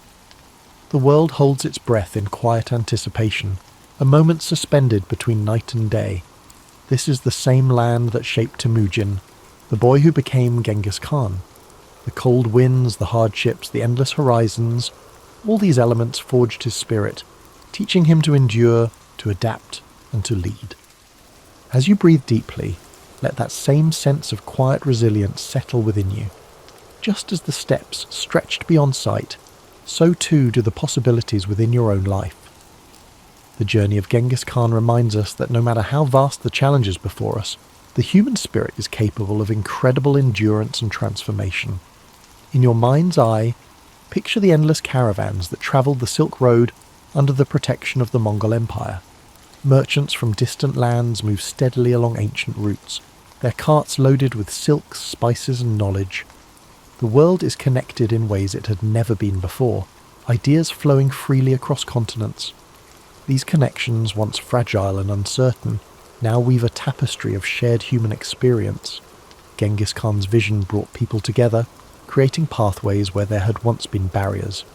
His legacy lives not just in the conquests, but in the bridges he built between cultures, the systems of order he established, and the idea that unity, even amidst diversity, is possible.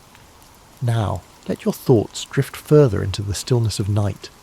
The campfires have burned down to embers, their soft glow casting faint light across the faces of warriors, nomads, and travellers. The air is filled with the faint scent of smoke and the quiet murmur of people at rest. This moment of peace, hard-earned and cherished, reflects the balance that Genghis Khan sought, a world where strength and stability allowed for moments of tranquility. Feel the calm spread through your body, each breath drawing you deeper into a space of comfort and safety. The struggles of the day fall away like grains of sand carried by the wind. You are part of a larger story, one where each challenge you face shapes you, where every moment of resilience adds to your strength. Like the great Khan, you possess the power to endure, to dream, and to create a legacy of your own. Imagine now the vast plain stretching out beneath a sky filled with stars. The universe seems infinite, yet there is a profound sense of peace in knowing that you are a part of this grand expanse. The wind whispers gently, carrying with it the stories of the past, the hopes of the present, and the dreams of the future. You're connected to this timeless flow, your spirit at ease, your heart steady. As your mind drifts further into sleep, let the essence of Genghis Khan's story remain with you. His life, shaped by hardship and triumph, reminds us that within every challenge lies an opportunity for growth. His journey from a boy abandoned on the steppes to a ruler who united vast lands is a testament to the power of determination and vision. You too carry that same potential within you, the ability to overcome, to rise and to transform. The world outside grows softer now, the edges of reality blurring as you surrender to rest. Your breath is slow, steady, and calm. Each inhale fills you with a sense of possibility. Each exhale releases any tension you've been holding. The night wraps around you like a warm cloak, protecting and soothing you as you drift further into peaceful sleep. As you drift even deeper into the embrace of sleep, the vast plains of history stretch endlessly before you, serene and timeless. The gentle rhythm of your breath mirrors the calm, steady winds of the Mongolian steppes, whispering stories of courage, resilience, and transformation. The journey of Genghis Khan lingers softly in your mind, a reminder that every challenge faced, every hardship overcome, shapes the path towards something greater. In this peaceful expanse, the world feels limitless. The night sky, filled with an infinite sea of stars, reflects the boundless potential within you. Each star glimmers with a quiet brilliance, a beacon of possibility, hope, and the dreams that lie waiting beyond the horizon. Just as Genghis Khan dared to look beyond the confines of his world, you too are capable of breaking through barriers, of envisioning new paths, of creating a life defined by your own resilience and purpose. Imagine the quiet of the ancient world. No city lights, no noise of modern life, just the pure, unbroken silence of the night. The grass beneath you is soft, cool and fragrant. The air is crisp, carrying the scent of earth and distant fires. The only sounds are the faint rustling of the wind and the occasional soft nicker of a horse standing watch. This tranquility is a gift, a space where you can let go, breathe deeply, and allow your mind to float freely. As you inhale, draw in a sense of calm strength. With each exhale, release the burdens of the day, the worries that cling like shadows. In this space, there is no need to rush, no need to struggle. You are safe, held gently by the vastness of history and the quiet wisdom it offers. Like the open steps, your mind expands, free from constraints, filled with possibility. The story of Genghis Khan is one of transformation, of a young boy who endured pain and loss, but who rose to become a leader who reshaped the world. His journey reminds us that strength is born in moments of adversity, that the spirit is forged in the fires of challenge. His vision was clear, his resolve unbreakable, and within you too lies that same seed of potential, that same capacity for growth, for vision, for resilience. Picture the endless plains bathed in the soft glow of dawn. The first rays of sunlight touch the horizon, casting a warm golden light over the land. The sky shifts from deep indigo to gentle hues of pink and orange. The world awakens slowly, peacefully, as the night gives way to a new day. This transition, from darkness to light, is a symbol of hope, a reminder that no matter how long the night may seem, the dawn always comes. Let this thought settle gently in your mind. Just as the night must yield to the morning, every struggle you face, every challenge you endure holds the promise of renewal, of new beginnings, of possibilities yet to be realized. The journey of life, like the journey of Genghis Khan, is one of cycles, of hardship and triumph, of darkness and light, of endings and new beginnings. Feel your body relax even further, each muscle letting go, your mind sinking deeper into the comfort of sleep. The weight of the world lifts away, leaving you light, free, and at peace. The winds of the steppes, the vast horizons, and the quiet strength of history envelop you in a cocoon of serenity. In this state of deep relaxation, know that you are part of something timeless. The struggles, the victories, the dreams of those who came before you live on, whispering their wisdom and encouragement. You are connected to this greater tapestry of humanity, a thread woven through the fabric of time, resilient and unbroken. Morpheus rarely stands in the spotlight when people discuss Greek mythology, overshadowed by the grand Olympians who wield thunder and seas in their command. Yet, in ancient stories whispered around flickering lamps, Morpheus played a pivotal role in bridging mortals and gods through the subtle realm of sleep. He was neither a warrior nor a master of loud proclamations. Instead, he chose the gentle approach, weaving illusions, shaping dream landscapes, and occasionally planting cryptic messages that could alter the course of entire kingdoms. To understand Morpheus, one must first step back and recognize how the Greeks viewed the pantheon. They revered sky gods, underworld deities, nymphs of the forests and rivers, and lesser nomenclatures who existed in the half-light of mortal awareness. Morpheus belonged to this latter category, operating in spaces easily overlooked by the mortal eyes. Where lightning bolts lit up the cosmos, Morpheus lit up the inner mind. His was the quiet magic of unspoken revelations. He was typically described as the son of Hypnos, the personification of sleep, whose children were called the Oniroi, or dreams. Yet Morpheus stood out even among his siblings. He had a unique talent, the ability to shift shapes and appear to dreamers in whatever form best conveyed the god's messages. Some tales characterized him as an ethereal being, pale, silent, and drifting through moonlit corridors, while others claimed he was a shapeshifter who took on human guises so convincingly that dreamers seldom realized they were asleep. In either depiction, he was seldom menacing. There was no need to frighten mortals into submission. A carefully placed dream could do more to guide or warn than thunderous commands from on high. Morpheus occupied a pivotal position at the intersection of cosmic power and human fragility. Since ancient times, people have wrestled with the enigma of dreams. Are they mere figments of one's imagination? Or do they carry coded messages from beyond mortal perception? The Greeks, with their flair for blending superstition and storytelling, believed that certain dreams could indeed foretell the future or reveal divine will.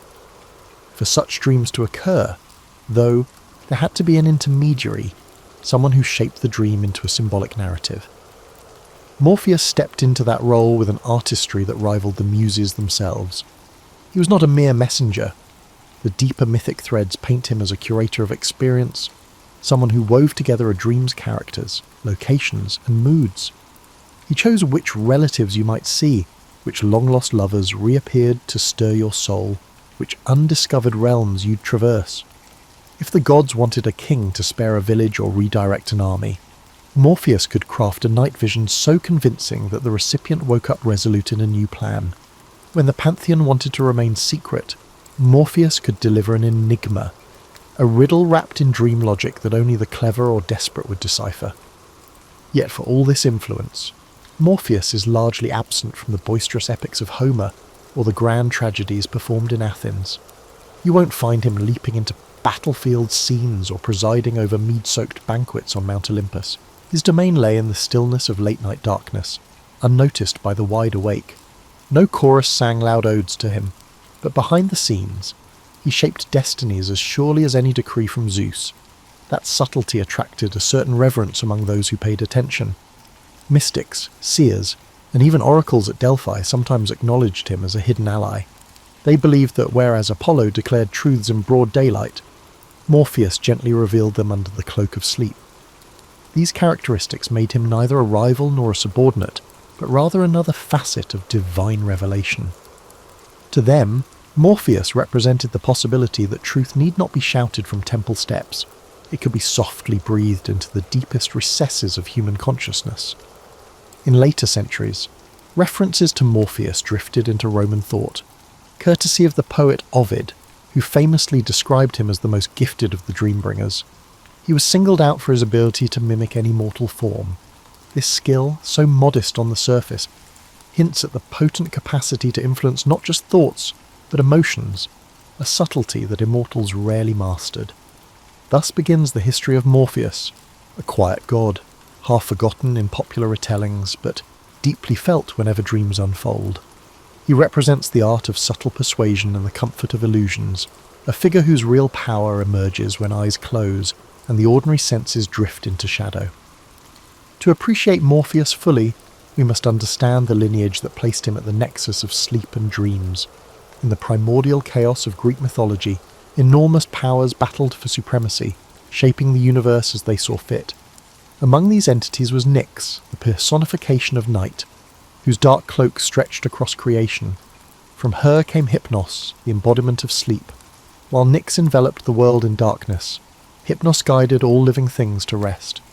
For a mortal, sleep represented a nightly surrender, an act of trust in forces beyond conscious control. Hypnos dwelled in a silent abode rumoured to be near the shores of the river Lethe in the underworld.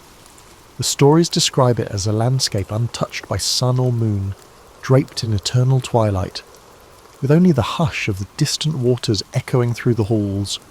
Within this realm, Hypnos presided over the Oneiroi, a whole family of dream spirits who ventured out each night through a pair of gates, one made of horn, the other of ivory, to bring dreams to mortals. The horn gate delivered true visions, while the ivory gate offered deceptive dreams. This distinction underscored the Greeks' conviction that not all dreams were created equal.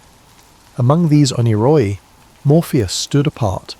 His name itself conveyed a sense of shaping or forming, as if he acted as a skilled craftsman, meticulously shaping dreams. Some of his siblings, like Ixlus or Phobator and Phantasos, were in charge of different types of dreams. For example, Icelus was in charge of nightmares involving animals or monsters changing into other forms, and Phantasos could bring inanimate objects and natural elements. Morpheus alone possessed the gift to appear as any human figure, which made him invaluable whenever the gods needed to send a personalised message. He understood the nuances of human emotion, how to bring forth a familiar face to disarm a dreamer, or how to stage a scene that resonated with unspoken fears and desires. Morpheus's relationship with Hypnos was not one of mere subordination. While Hypnos embodied the abstract power of slumber, Morpheus took that raw potential and shaped it into narrative. Father and son thus formed a partnership of calm and creativity. Hypnos paved the path to unconsciousness, while Morpheus populated it with meaning. In a sense, They mirrored the idea that rest could be either empty or transformative. Under Hypnos, the mortal body relaxed. Through Morpheus, the mind roamed landscapes both familiar and surreal. It was said that Morpheus could slip past the notice of the Olympians themselves. In a realm dominated by displays of might, Poseidon's raging seas, Zeus's thunderbolts, Morpheus's power lay in subtlety. Gods might proclaim grand destinies to seers, but Morpheus brought his brand of prophecy, one couched in symbolism and open to interpretation. Any shift in a dream's plot, any cameo by a lost loved one, could spin fate in unforeseen ways. This quiet potential set him apart from other deities known for direct, sometimes violent intervention. In certain esoteric traditions, priests would leave offerings to Hypnos and the Oneiroi when interpreting dreams.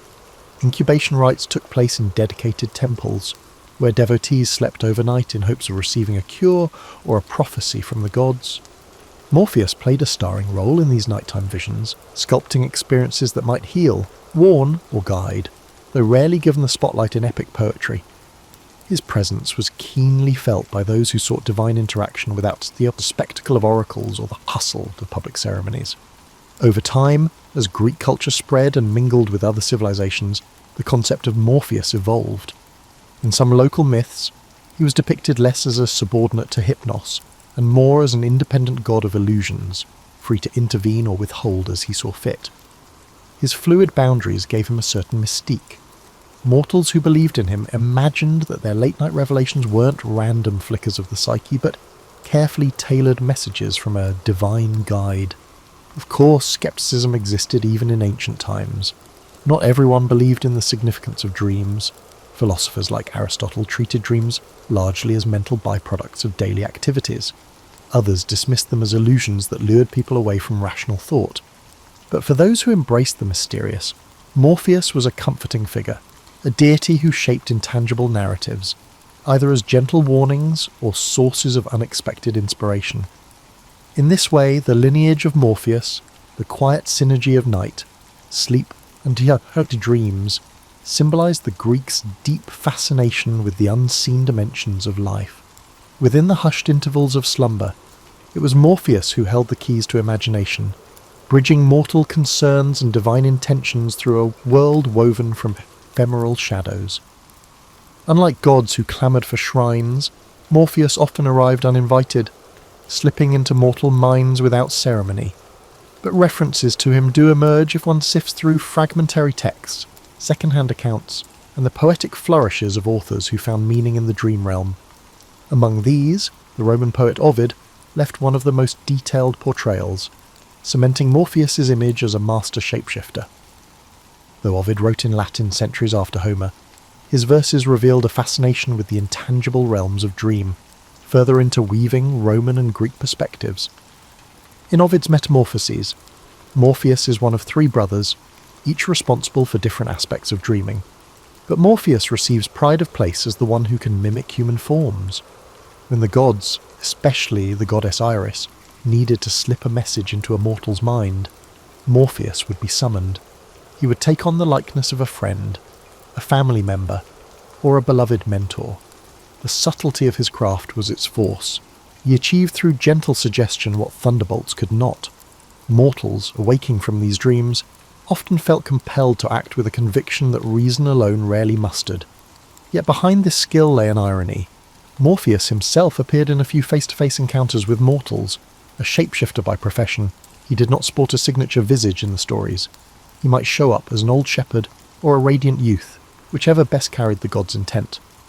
This anonymity magnified his mystique. Though recognized as a deity, he was simultaneously anyone and no one. Averse to dramatics, Morpheus seemed content to remain overshadowed by more flamboyant gods. Perhaps he recognized that anonymity was power. No one begged him for favours. No armies prayed for his intervention, and no temples were built where worshippers might harangue him with pleas. He did his work quietly and receded into slumber's twilight. That is not to say he lacked humour or emotion. In a few lesser-known stories, bards allude to Morpheus toying with dreamers, weaving in playful illusions. A tired traveller might dream of a lavish banquet only to wake up starving, cursing the false feast. A spurned lover might dream of reconciliation, only to awaken to the sting of reality. Occasionally, these illusions serve to teach lessons, moral messages about humility or gratitude, though they also reveal Morpheus's capacity for whimsy. Even gods, it seems, can entertain themselves with mortal foibles. His domain extended beyond mere illusions, however. Morpheus was said to have some sway over memory, a trait inherited through his lineage from Lethe's waters. While not as comprehensive as Mnemosyne, the titaness of memory, he could stir recollections long buried, bringing past joys or sorrows back into sharp focus during dreams. This occasional stirring of old memories sometimes acted as a catalyst for the mortal decisions. A warrior might remember a childhood promise and thus abandon the battlefield, or a grieving mother might recall the face of her lost child, finding solace or renewed determination upon waking. Crucial to Morpheus's influence was the fact that mortals rarely recognized his presence. They might blame the strangeness of dreams on a bad meal, or consider it a fleeting mood. Few realized that a divine hand had crafted the scenarios unfolding behind their eyelids. Those who did suspect a supernatural cause usually assumed it was a broad gesture from some Olympian, not the specialized artistry of a lesser-known deity. This was Morpheus's hallmark, to shape fates without demanding recognition. In certain Orphic traditions, the mention of Morpheus is accompanied by rituals intended to court beneficial dreams. People might write prayers or incantations, hoping for a vision that clarified a dilemma or revealed hidden truths. These rites were more private than the grand festivals for Demeter or Dionysus. They involved quiet petitions, often performed at bedside altars. A cup of warm drink, a simple token left under a pillow, or an inscription repeated before sleep might invite his favour. If results came, they were ephemeral, a dream that might fade by dawn, leaving behind only an inarticulate sense of guidance. Gradually, as Greek culture gave way to Roman rule, Morpheus's name and role adapted. The Romans had their pantheon, but they also absorbed Greek deities, translating them into Latin forms or merging them with local gods. Morpheus found a place in this cultural tapestry, aided by Ovid's literary gifts. His shape-shifting grew into an enduring metaphor for the power of dreams to challenge the status quo, to give mortal minds a glimpse of possibilities otherwise unreachable. That notion that something intangible could spark real-world change proved resilient. Even after temples crumbled and pantheons lost their worshippers, the idea lingered, quietly echoing whenever humans closed their eyes and wandered into the land of sleep. Beyond myths and poetry, Morpheus's influence took on tangible form in the dream-centric rites practiced in scattered regions of the ancient Mediterranean. Temple incubations, particularly those dedicated to Asclepius, the god of healing, are well documented. Supplicants slept in sanctuaries to receive curative or prophetic dreams. Though the official cult credited Asclepius with these visions, undercurrents of belief suggested that Morpheus or one of his siblings sculpted the dream imagery. In many accounts, dreamers would see Asclepius himself performing a healing act, but behind that divine mask might lurk Morpheus's handiwork, ensuring the dream resonated with the pilgrim's personal needs. Yet this indirect worship was as far as it went for Morpheus. No major city erected a grand temple in his honour. His name does not appear on long lists of civic gods who protected armies or oversaw commerce. In a culture that often prized the dramatic, victorious battles, epic voyages, monstrous confrontations, Morpheus's domain seemed too nebulous for large-scale devotion. Dreams were deeply personal, fleeting experiences not easily shaped into public festivals. This subtle presence, however, lent Morpheus a curious universality. He was accessible to everyone, king or peasant, without the need for elaborate ceremonies. A fisherman dozing by the shore might receive a warning dream about an approaching storm, courtesy of Morpheus. A farmer's child might glimpse a future bride in a fleeting reverie. Although such visions were unpredictable, they reflected a certain democratic aspect of his power. No mortal was too lowly or too exalted to receive a nighttime visitation. Philosophical schools took varied stances on dream deities. The Stoics viewed dreams with skepticism unless they aligned with virtue or reason. The Epicureans dismissed them as mental residue with no supernatural origin. Yet others, including certain Platonists, entertained the possibility that divine agencies influenced the soul during its nocturnal wanderings. Morpheus occupied a liminal space in these debates, neither firmly asserted nor fully denied. The complexity of dream experiences made them resistant to strict categorization, mirroring Morpheus's inherent elusiveness. In the everyday lives of ancient Greeks and Romans, dream interpretation became a small-scale industry. Travelling dream interpreters or local wise women offered readings, attributing cryptic images to messages from gods. Manuals like the Critica by Artemidorus served as compendiums of symbolic meanings. A dream about a serpent might portend betrayal or healing, depending on context. While Morpheus himself rarely got explicit credit, these interpretive practices implicitly acknowledged a shaping force behind dreams. It was possible to feel the subtle touch of a divine hand in every strange or enlightening vision. Meanwhile, dramatists occasionally hinted at Morpheus's presence on stage. In certain tragedies or comedies, characters received revelatory dreams that set the plot in motion. Although playwrights typically invoked the major gods, Zeus, Athena, Apollo, some lines implied that it was a shapeless whisper of the night that delivered the dream. Audiences familiar with mythic lore would quietly attribute that role to Morpheus, even if the script avoided naming him outright. This indirect cameo suited his nature, a cameo in illusions rather than a direct spotlight role. As Roman influence peaked and Greek city-states became provinces within an empire, religious practices evolved. The cults of Isis, Mithras, and other deities from Egypt and Persia began to spread. Mystery religions thrived, promising spiritual experiences that mainstream rites did not provide. In these clandestine settings, where initiates sought personal transformation and glimpses of the afterlife, dreams were valued as a means of direct communication with the divine. Morpheus, though not explicitly worshipped, found renewed significance as a silent collaborator. Participants believed that their revelations during ritual-induced trance or sleep could unveil cosmic secrets.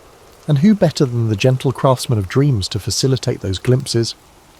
Despite these evolving cultural currents, Morpheus kept his low profile. He neither clashed with up-and-coming deities nor demanded new reverence.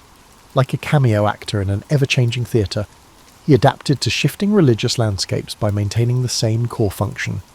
He shaped nightly illusions, passing along whatever message the dreamer needed, whether it was solace, instruction, or warning. Thus, while other gods experienced dramatic transformations or assimilation into new pantheons, Morpheus's essence stayed remarkably stable. His anonymity shielded him from the fortunes and misfortunes that befell gods tied to political power or public devotion. Through countless conquests, cultural fusions, and doctrinal shifts, he remained that discreet presence behind the eyes of sleeping mortals. He needed no marble statue or sacrificial altar, for his temple was the quiet domain of the human mind, a refuge where illusions danced, and destinies could be nudged without the constraints of daylight logic. As the classical world gave way to the Hellenistic era, and then to Roman dominion, Morpheus's relevance persisted in subtler, more eclectic forms. Scholarship in the city of Alexandria produced treatises on the dream interpretation that blended Greek, Egyptian, and even Jewish thought. Hermetic texts invoked the interplay of cosmic forces, sometimes alluding to lesser gods of vision and illusion. While these references seldom name Morpheus directly, they revealed a growing intrigue with the mystical dimensions of sleep. The more people tried to decode their dreams, the more they acknowledged a guiding power behind them. During this period, philosophers like Plotinus delved into the nature of consciousness. They wrestled with questions about the soul's movements during sleep. If the soul journeyed outward or inward, while the body rested, might it encounter spiritual beings or glean higher truths? Such speculation wasn't mainstream, but it held appeal for seekers disillusioned with state-sanctioned cults. Morpheus, while rarely cited, remained the unspoken craftsman of these interior voyages, the silent engineer behind whatever glimpses the soul might catch of a grander cosmic design. Meanwhile, poets, freed from the strict heroic codes of earlier ages, experimented more boldly with dreamscapes. They penned verses where protagonists navigated labyrinthine illusions or encountered fleeting apparitions, offering cryptic guidance. Although literary critics might argue, these poems reflected psychological depth rather than divine action. To many readers, the boundary was immaterial. Dreams were that liminal zone where mortal thoughts intertwined with supernatural influence. Morpheus, shapeless though he was, presided over that zone like an unacknowledged stage director. In everyday Roman society too, the role of dreams took intriguing turns. Emperors occasionally claimed that certain expansions or decrees were inspired by divine apparitions at night. Augustus himself, recognised for his strategic cunning, was rumoured to pay attention to auspicious or ominous dreams, though officially he credited major gods like Apollo. Citizens, hearing such stories, might privately wonder if a lesser-known deity like Morpheus had orchestrated these nocturnal briefings. After all, if the god of dreams could sway the mightiest ruler in the world, it underscored his quiet potency. As Christianity began to spread across the empire, attitudes toward pagan deities shifted. Bishops denounced the worship of multiple gods as idolatry, and an ascendant monotheism strove to replace the old pantheon. In this environment, minor figures like Morpheus faded from official discourse. Yet the phenomenon of dream visitation did not vanish. Biblical narratives contained their own dream sequences, Joseph interpreting Pharaoh's dreams, the Magi warned in a dream about King Herod. Early Christians recognized that significant messages could be delivered during slumber, though they attributed such interventions to angels or the one god. Morpheus, if mentioned at all, became a quaint relic of pagan folklore. However, among rural populations and within certain esoteric sects, older beliefs persisted in fragments. People might still light a candle and utter a small prayer before bedtime, not necessarily to Morpheus by name, but to the notion of a gentle force that shaped dreams. In personal diaries or in hushed family traditions, references lingered, testaments to how deeply ingrained the idea of a dream-shaping presence was. Over time, Christian mystics sometimes wrote about heavenly illusions or spiritual revelations received in dreams. Though they did not call Morpheus by name, the conceptual overlap was clear, a benevolent entity bridging the gap between mortal minds and higher powers, all while the world lay in darkness. During the waning days of the Roman Empire, barbarian invasions, economic turmoil and social upheaval threw daily life into chaos. Dreams, as always, offered either an escape or an omen. Morpheus might appear in scattered references, half remembered in local folklore or embedded in spells within the syncretic practice of magic. These spells, scribbled on papyrus or scratched into lead tablets, sought to harness dream power for love, revenge or knowledge. In some, the incantation invoked a shape-shifting figure of night, a shadowy being able to emulate any human form. The text might use Greek or Latin synonyms, never explicitly stating Morpheus, but the lineage was clear to those who knew their myths. By the time the Western Roman Empire collapsed in the 5th century CE, the tapestry of old gods had unravelled in public life. Grand temples stood empty, their rituals undone, yet the intangible realm of dreams persisted as a private frontier. Morpheus, whether recognised by name or not, retained his function. As centuries slipped by, he would shape-shift again, receding deeper into cultural memory.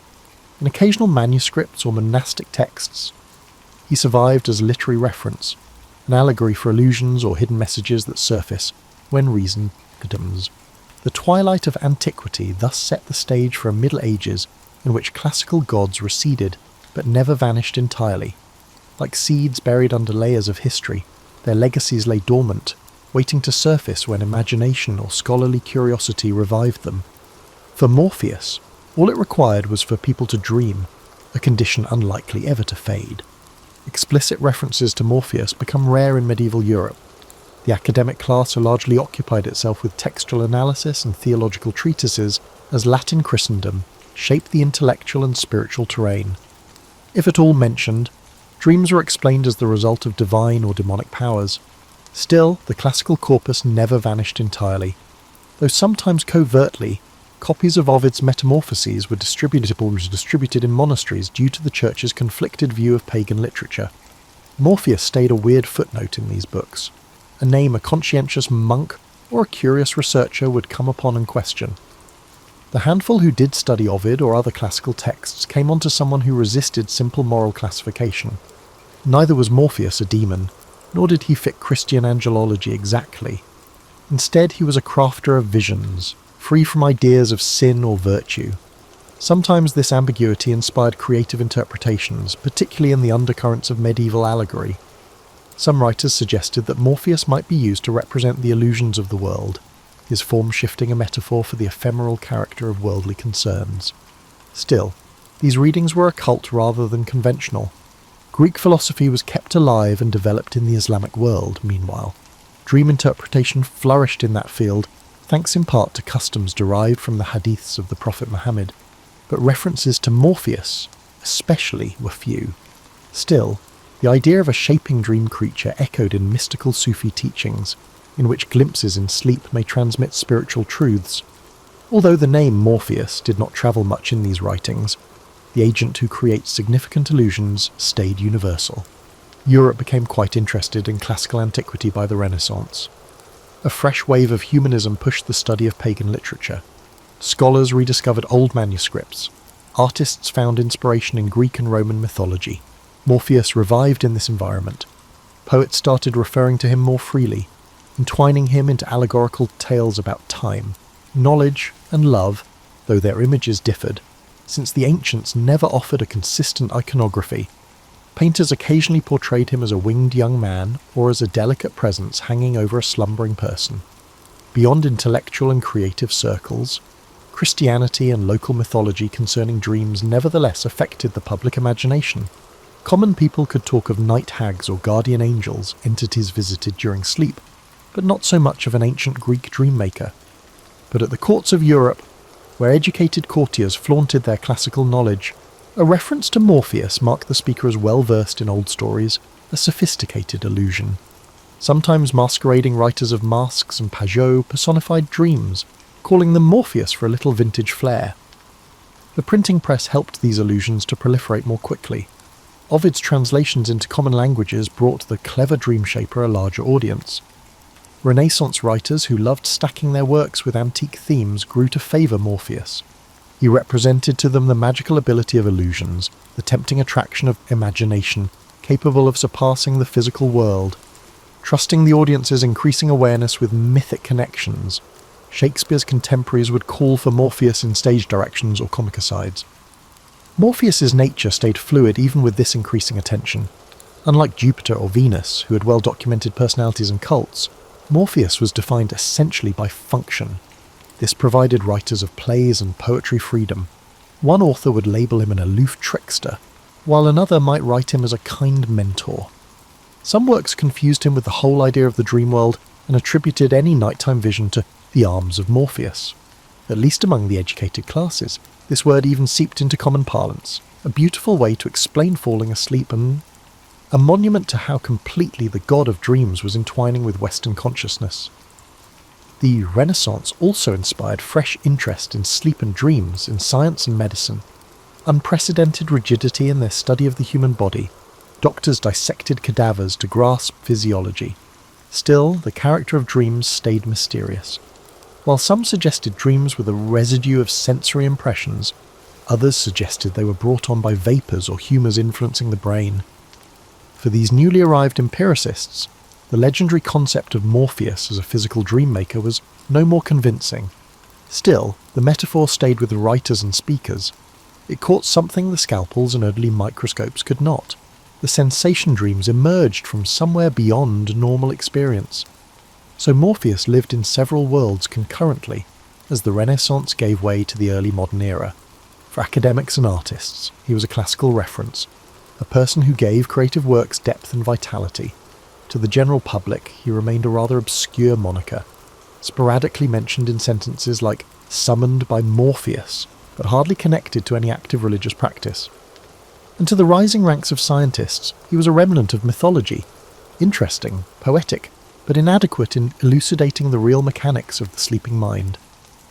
This diversity of roles highlighted Morpheus's ongoing adaptability, a shape-shifting presence not only in the dream realm, but also in the cultural scene of a Europe undergoing change. The scientific, political, and religious upheavals of modernity altered people's perceptions of nature. A more mechanical or logical view of human experience was influenced by the Industrial Revolution, the Enlightenment, and later advances in psychology. Instead of being living elements of belief systems, the ancient gods appeared in this context as antiquated artifacts, curiosities for literature, art, or historical research. Despite his subtlety, Morpheus was no different. However, his legacy continued in surprising ways, subtly influencing contemporary cultural expressions and the human mind. The derivation of the drug morphine which Friedrich Saturner called in the early 19th century after separating its active ingredients from opium, is one such example.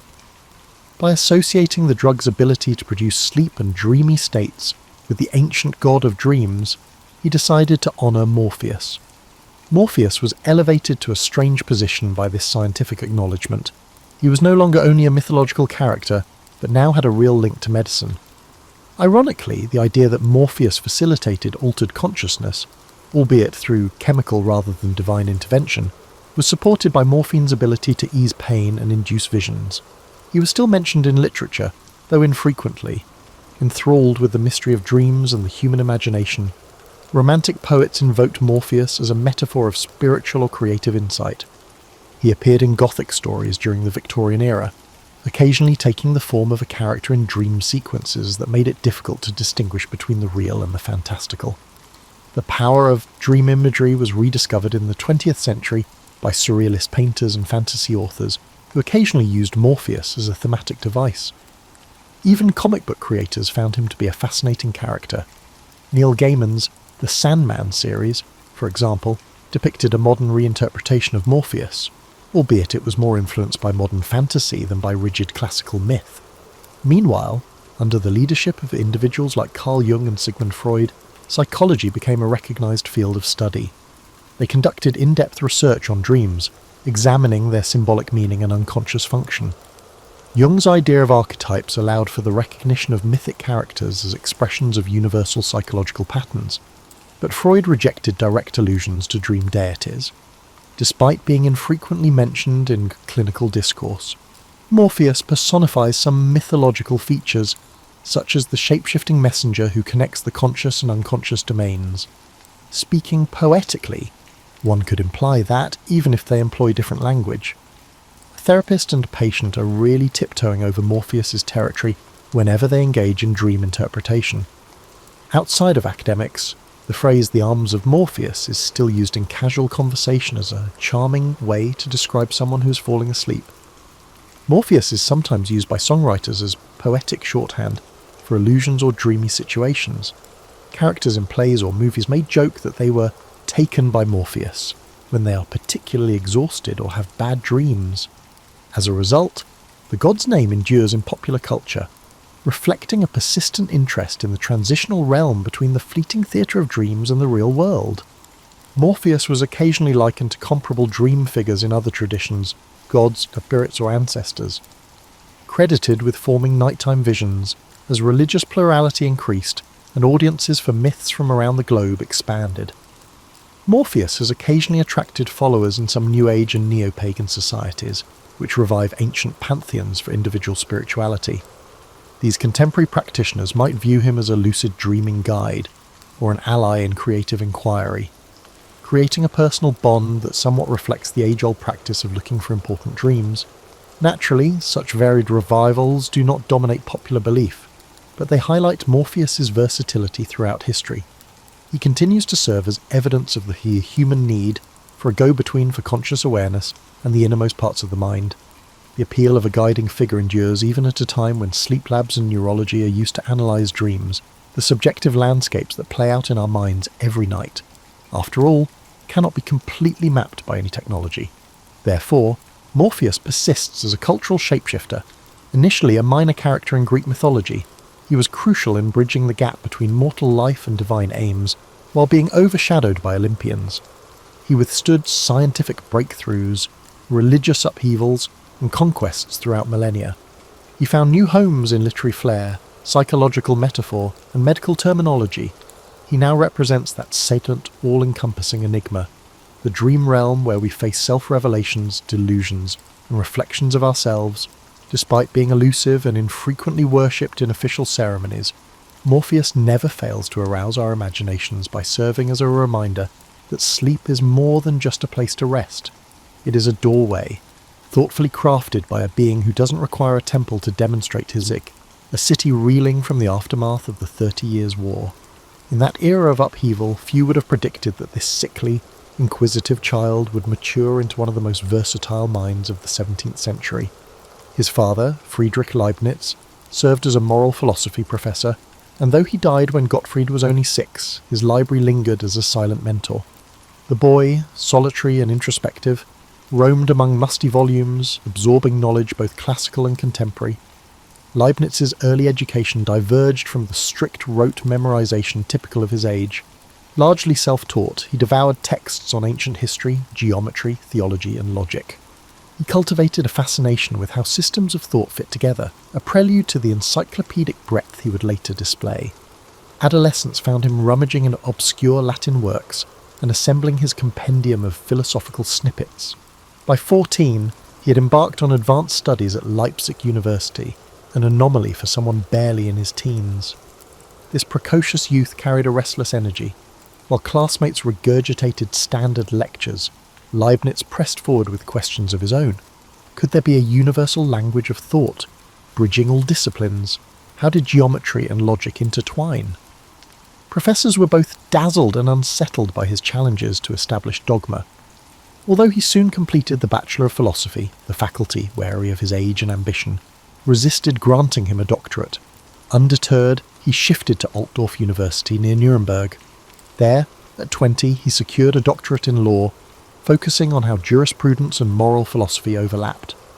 Yet formal degrees were merely stepping stones. Leibniz believed in forging connections among multiple fields. He developed friendships with mathematicians and theologians alike.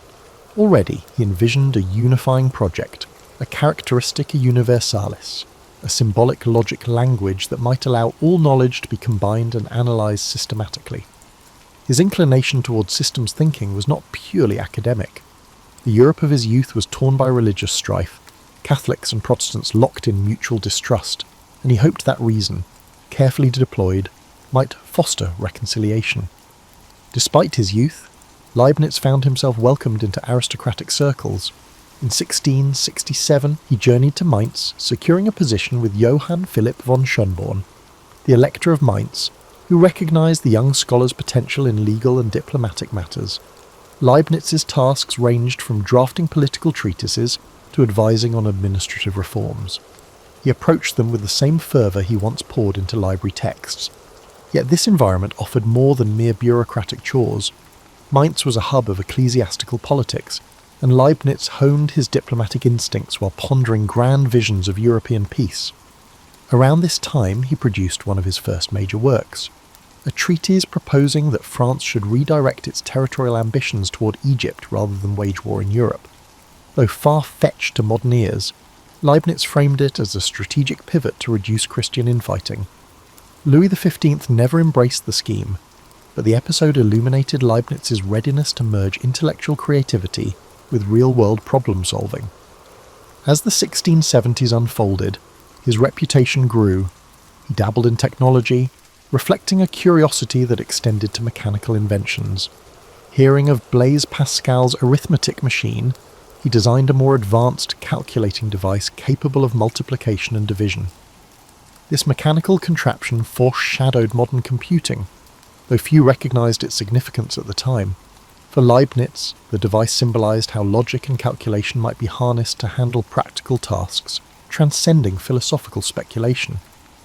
Throughout these years, he remained an outsider in many respects.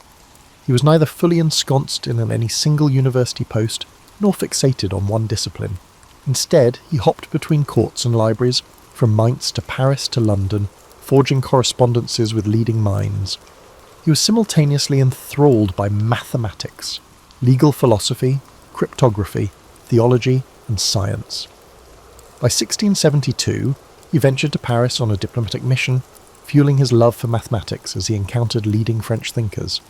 This trip would alter his trajectory, setting the stage for both collaboration and rivalry. Observing new approaches to geometry and analytical methods, he sensed that the realm of numbers held keys to universal truths. Yet the biggest breakthroughs and controversies were still to come. In the swirl of intellectual excitement, Leibniz's distinctive brand of curiosity was primed to reshape the foundations of mathematics and beyond.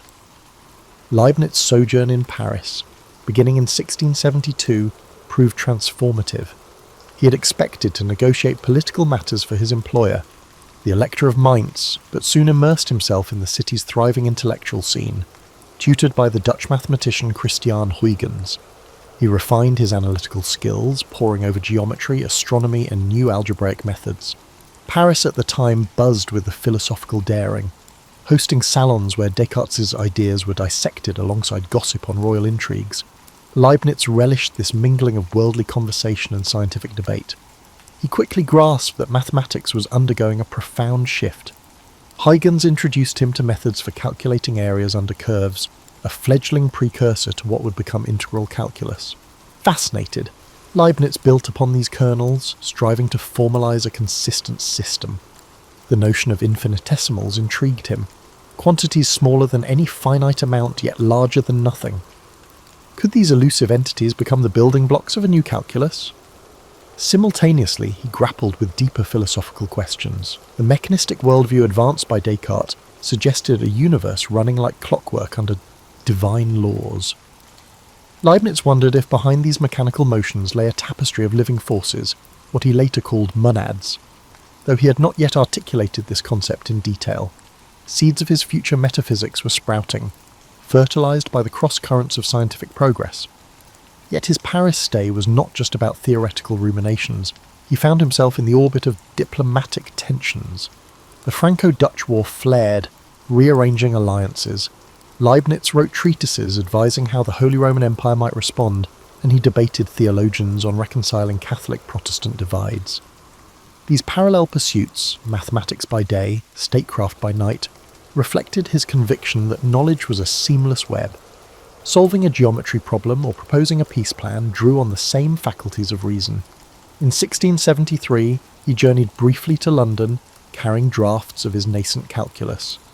There he met members of the Royal Society, including the polymath Robert Hooke and the rising figure Isaac Newton. Although their direct interaction was minimal, Leibniz demonstrated his stepped reckoner, the mechanical calculator he had designed. The Royal Society was impressed by its ability to multiply, yet perhaps more telling was the curiosity his manuscripts stirred. Among them were hints of a new method for tangents and areas, skeletal notes on differential and integral calculus. Some society members recognised these as significant strides, though details were still sketchy. Returning to Paris, Leibniz refined his techniques, systematically introducing symbols to represent differential operations. He introduced the notation d/dx for derivatives, a brilliant move that simplified complex concepts into easily manipulable symbols. Where geometry had spoken of conic sections and tangents in geometric language, Leibniz's approach turned them into algebraic manipulations. Yet as he worked feverishly, rumours circulated that Newton had already discovered similar methods. Indeed, Newton's private manuscripts from the mid-1660s indicated a deep mastery of calculus-like concepts, though he guarded them closely. This parallel discovery remained embryonic, with Newton hesitant to publish.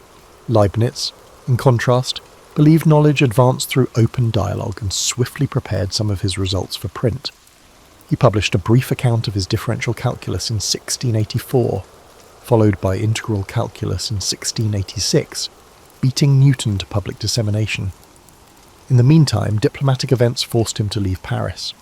His employer demanded he return north, eventually taking a position at the court of the Duke of Brunswick-Lüneburg in Hanover. Though reluctant to depart the Parisian salons, he accepted. By 1676 he was on the move again, stopping by London en route, where he glimpsed more of Newton's manuscripts, a fateful moment later invoked in accusations of plagiarism. The stage was set for a bitter calculus priority dispute, one that would dog him for decades. Back in Germany, Leibniz continued polishing his calculus. Letters flew across Europe, carrying his ideas to mathematicians intrigued by the new symbolic method. Yet beyond the realm of curves and tangents, he took on broader tasks, reorganizing ducal libraries, penning genealogies, and planning scientific academies. This polymathic spree, though draining, illustrated his belief that reason could unify everything from princely succession to infinite series. He had no inkling how the Newton-Leibniz rivalry would erupt, overshadowing many of his achievements. For now, he focused on perfecting a language of infinitesimals, convinced that the future of mathematics hinged upon it. Leibniz transitioned from historiographer to political advisor at the ducal court in Hanover in 1676, a significant departure from the dynamic intellectual environment of Paris. Yet he embraced these responsibilities with typical zeal. Charged with writing a genealogical history of the House of Brunswick, he embarked on travels through archives and libraries across Germany and Italy, collecting reams of obscure documents. For him, rummaging in medieval charters or deciphering faded manuscripts echoed the same analytical spirit he applied to geometry. This historical research yielded surprises. Leibniz unearthed ancient claims that could bolster the prestige of his patron's lineage, fueling alliances with neighbouring courts. But the project took much longer than anticipated, partly because he approached it with scholarly rigour. He envisioned writing a sweeping, methodical history that linked genealogies to broader philosophical insights about human societies. Years would pass before his culminating volume, yet these forays shaped his sense of how knowledge intertwined. Mathematics, law, theology, and history were threads in the same grand tapestry. Meanwhile, he pressed forward with mathematical correspondence. In particular, the Bernoulli brothers, Jacob and Johann, became key collaborators. The Bernoullis recognized the power of Leibniz's differential notation, applying it to solve complex problems in fluid dynamics and infinite series. Encouraged, Leibniz resumed his calculus further. He delighted in seeing how these intangible infinitesimals produced tangible results. Mechanical curves, ballistic trajectories, planetary motions, everything seemed ripe for re-expression in the language of die and dx. However, the shadow of Newton was always present. By the 1680s, rumours circulated that Newton's supporters believed Leibniz had plagiarised from the English mathematician's earlier, unpublished papers. Some pointed to Leibniz's 1676 visit to London, where he had briefly seen Newton's manuscripts, but many in Europe regarded Leibniz's publication as independent and methodically elegant. Newton himself remained silent publicly but nurtured private grudges, uneasy about sharing credit. During these years, Leibniz also delved into philosophy. He corresponded with thinkers like Antoine Arnauld, a prominent Cartesian theologian, debating the nature of substance and free will. Gradually, he formulated a conceptual framework that would culminate in works like The Discourse on Metaphysics, 1686. This text advanced the idea that reality consisted of an infinite array of monads, each a self-contained mirror of the universe. Though intangible, monads formed the true building blocks of existence, orchestrated by a divine harmony ensuring a best of all possible worlds. This optimism, later caricatured by Voltaire, was in fact deeply nuanced. Leibniz never claimed the world was free of evil, but insisted that creation represented a divine calculus, balancing maximum good with minimal necessary suffering. His theology and mathematics converged in a quest for universal harmony. He proposed a characteristica universalis, a symbolic system uniting logic, arithmetic, and linguistic patterns, allowing complex thoughts to be calculated like sums. If realized, he believed, it would settle philosophical disputes through precise computation rather than rhetorical flourish. Though the project remained unfinished, it presaged modern symbolic logic and computer science. Indeed, centuries later, mathematicians would marvel at how his sketches anticipated Boolean algebra and Turing's machines. By the late 1680s, Leibniz had expanded his network of correspondence to include statesmen, Jesuit missionaries, and scholars in Asia. He was intrigued by the Chinese civilization, particularly its symbolic writing system. Could Chinese characters hint at a universal script? Could Europe learn moral lessons from Confucian teachings? These reflections typified his boundary-crossing curiosity. He championed the idea that East and West might find unity through shared rational principles, a stance radical in a Europe often dismissive of non-Christian cultures. Of course, everyday life intruded. The Duke demanded results on that grand genealogical history, but Leibniz's drafts ballooned, collecting dust in crates. He proposed projects like draining local marshes, improving mining operations, and founding scientific societies. Not all found traction. Some courtiers dismissed him as a scatterbrained savant, overloaded with half-finished undertakings. However, others appreciated his seamless transition from engineering proposals to theology. In 1689, a shift occurred. The House of Brunswick-Lüneburg ascended in prominence as its lineage was poised to inherit the British throne, a possibility that gradually materialised. This development would entwine Leibniz's fate with the future King George I of Great Britain, complicating his position. Meanwhile, Newton rose to direct the Royal Mint in London and garnered even greater influence in English scientific circles. The stage was set for a transnational rivalry, both personal and intellectual, overshadowing the latter part of Leibniz's life. For now, he pressed on, weaving mathematics, diplomacy, and philosophical speculation into a single tapestry. The 1690s saw Leibniz at the height of his productivity, yet storms loomed on multiple horizons. He served the ducal court of Hanover, which grew more powerful as the lineage neared succession to the British crown. Meanwhile, Newton's circle in England simmered with suspicion over Leibniz's calculus. Whispers turned into murmurs. Had he lifted key insights from Newton's unpublished notes? Unbeknownst to Leibniz, these tensions would soon erupt into a full-scale controversy. Amid court responsibilities, Leibniz penned works on jurisprudence, economics, and even a treatise on geological theories of the Earth's formation, Protogaea.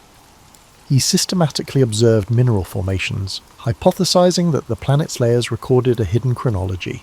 Although overshadowed by his mathematics, this interdisciplinary foray showed how he combined empirical observation with theoretical speculation.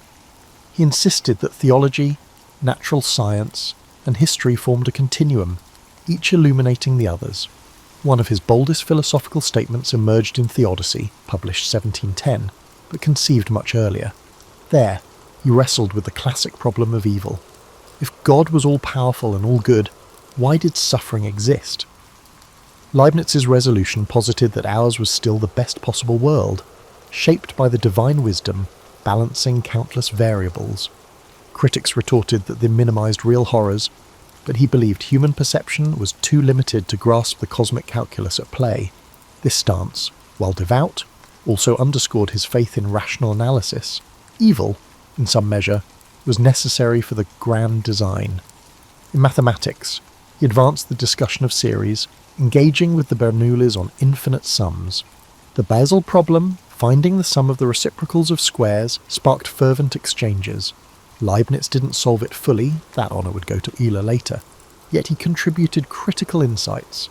Each letter to the Bernoullis was a miniature treatise, replete with breakthroughs like the series expansion for arctangent, which let him approximate P with surprising accuracy. He recognised that infinite processes, once purely philosophical puzzles, could be harnessed for real computations. His public life in Hanover took new turns. As personal secretary to Duke Ernst August and later his son Georg Ludwig, the future King George I of Great Britain, he orchestrated court ceremonials, crafted manifestos, and negotiated alliances. His dream of unifying European states under reason never fully vanished. He wrote proposals for a pan-European scientific league, hoping to quell religious strife through shared pursuit of knowledge. Realpolitik being what it was, these visions seldom materialised, overshadowed by power struggles. By the late 1690s, English mathematicians pressed Newton to reveal his calculus findings in print. Newton's Principia, 1687, had revolutionised physics but only hinted at his deeper fluxional methods. Sensing Leibniz's rising influence, they urged Newton to claim priority. Meanwhile, Leibniz had published widely, showcasing differential and integral calculus. The stage was set for a priority dispute that would soon overshadow both men's other achievements. The disagreement heated after 1700, particularly as the Royal Society became a hotbed of national pride. Leibniz found himself ridiculed in certain English pamphlets, which alleged he had spied on Newton's manuscripts. Leibniz retorted that his discoveries were independent, pointing to his meticulously dated notes. Polite private letters turned into acrimonious public statements. The irony was that both men respected each other's intellect, but were ensnared by partisans and patriotic zeal.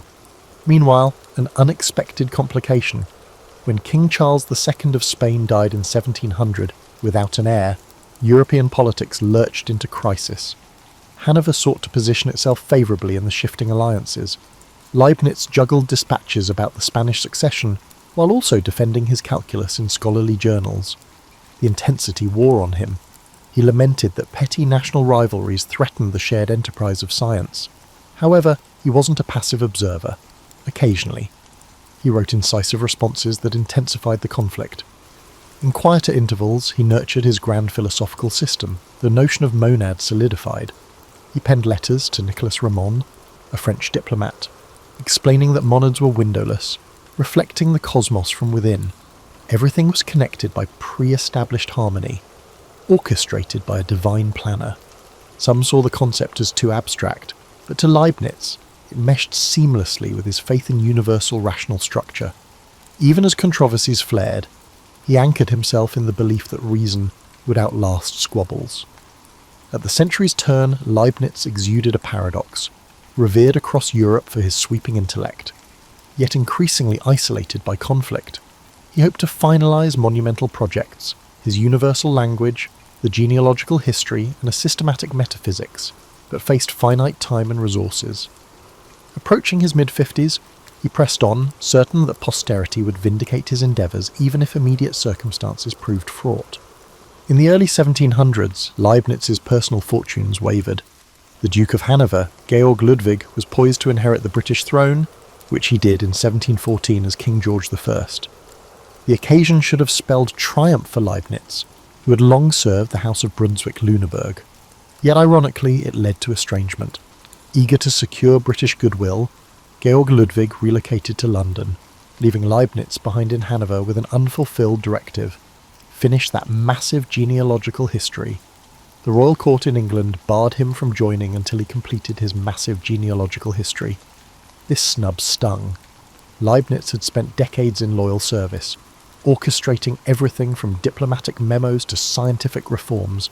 Now, overshadowed by rising British courtiers, he found himself effectively grounded. The genealogical project, begun years earlier, lay in sprawling disarray. Volume after volume of research existed, but it was nowhere near a neat conclusion. Recognising the changing trends, Leibniz intensified his efforts by delving into dusty archives once more.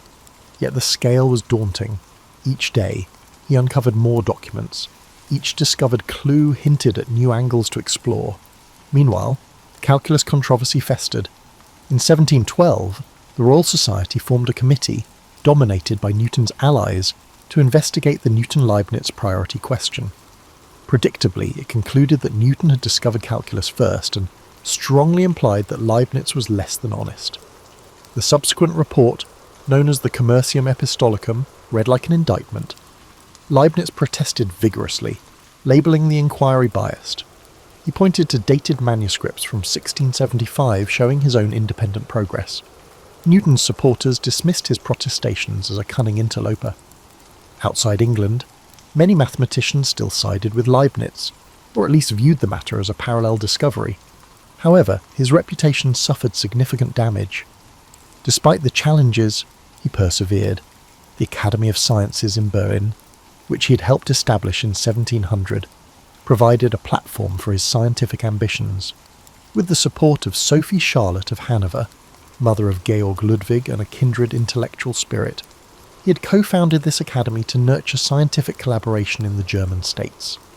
Even after Sophie Charlotte's death, Leibniz remained its figurehead, though financial struggles dogged the institution. He offered lectures on logic, mathematics, and moral philosophy, hoping to attract brilliant minds and forge a European network of savants. Results were mixed, but the dream persisted. Despite controversies, he found pockets of solace among younger mathematicians. In 1708, for instance, a Swiss genius named Leonhard Euler was born. Though still a child, Euler would one day become a champion of Leibniz's notation. The seeds of future vindication were quietly planted. Meanwhile, the Bernoulli family continued to produce advanced results using Leibnizian methods. Johann Bernoulli and his pupils solved differential equations that shaped mechanics, all under the conceptual umbrella Leibniz had fashioned. Philosophically, he refined his monadology, culminating in a short treatise known simply as the Monadology around 1714. Written in French, it outlined how each monade was a windowless centre of perception, synchronized by a divine plan. While abstract, it explained everything from the illusions of causality to the unity of the cosmos. To some, it read like mystical speculation. To others, it was a rigorous exception of his rational theology. Either way, it showcased an astonishing range, weaving metaphysics, logic, and mathematics into a cohesive worldview. All the while, his health declined. He suffered from gout and other ailments, exacerbated by long hours hunched over manuscripts. His residence in Hanover was lined with notes, prototypes of mechanical devices, half-written manuscripts on code-making, plus stacks of philosophical correspondences. Observers sometimes thought him a hoarder of ideas, forever on the brink of finalizing a grand synthesis, but never quite concluding. Indeed, his insatiable curiosity served as both a boon and a burden. Socially, he was increasingly lonely. Many of his closest patrons had died or drifted away. Georg Ludwig, now George I, rarely consulted him. Newton's circle spread rumours that cast him as discredited. The younger generation in the German courts found him eccentric, yet a small cadre of devotees recognised his brilliance. They offered quiet encouragement, urging him to publish more systematically.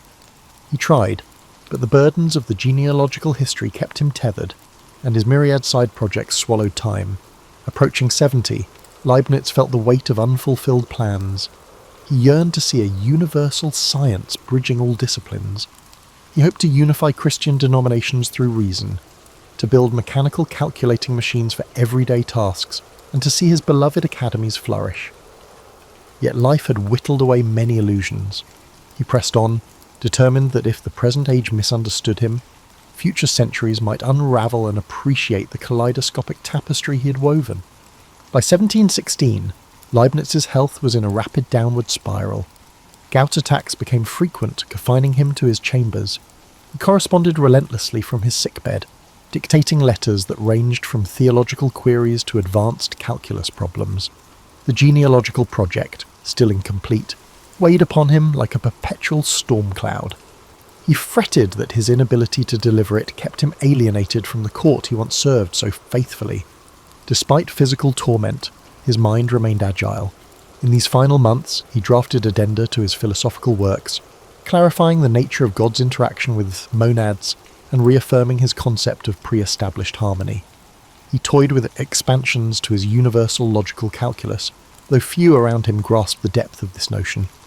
Occasionally, local visitors found him immersed in code-like symbols scrawled in the margins of pages, attempting to refine the universal language he had long championed. The watchful eye of the world, however, was directed elsewhere. In England, Newton's star shone bright. The Royal Society bustled with new discoveries in physics and astronomy, lionising Newton as the era's supreme intellect.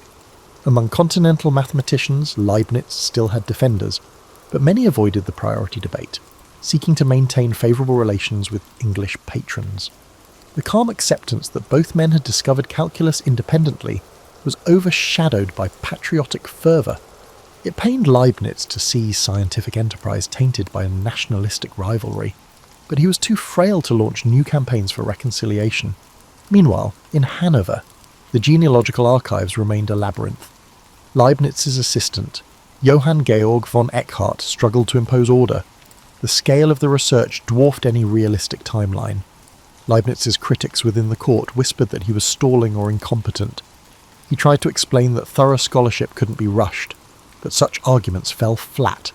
Even benevolent courtiers held the belief that his diverse interests had dispersed his efforts, condemning him to incomplete masterpieces.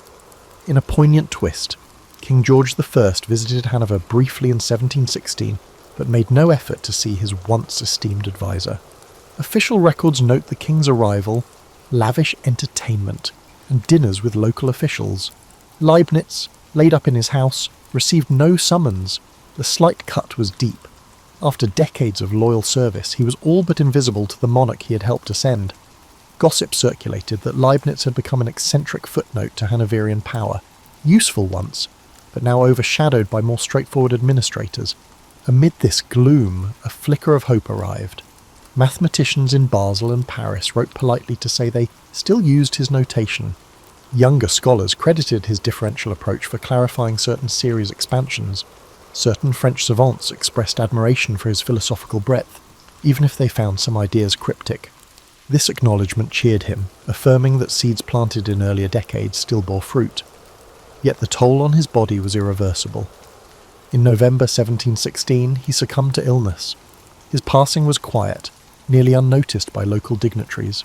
Legend holds that only his personal secretary accompanied the coffin, no state funeral, no grand eulogy, that a man of such towering intellect could depart so unceremoniously underscored how ephemeral court favour could be.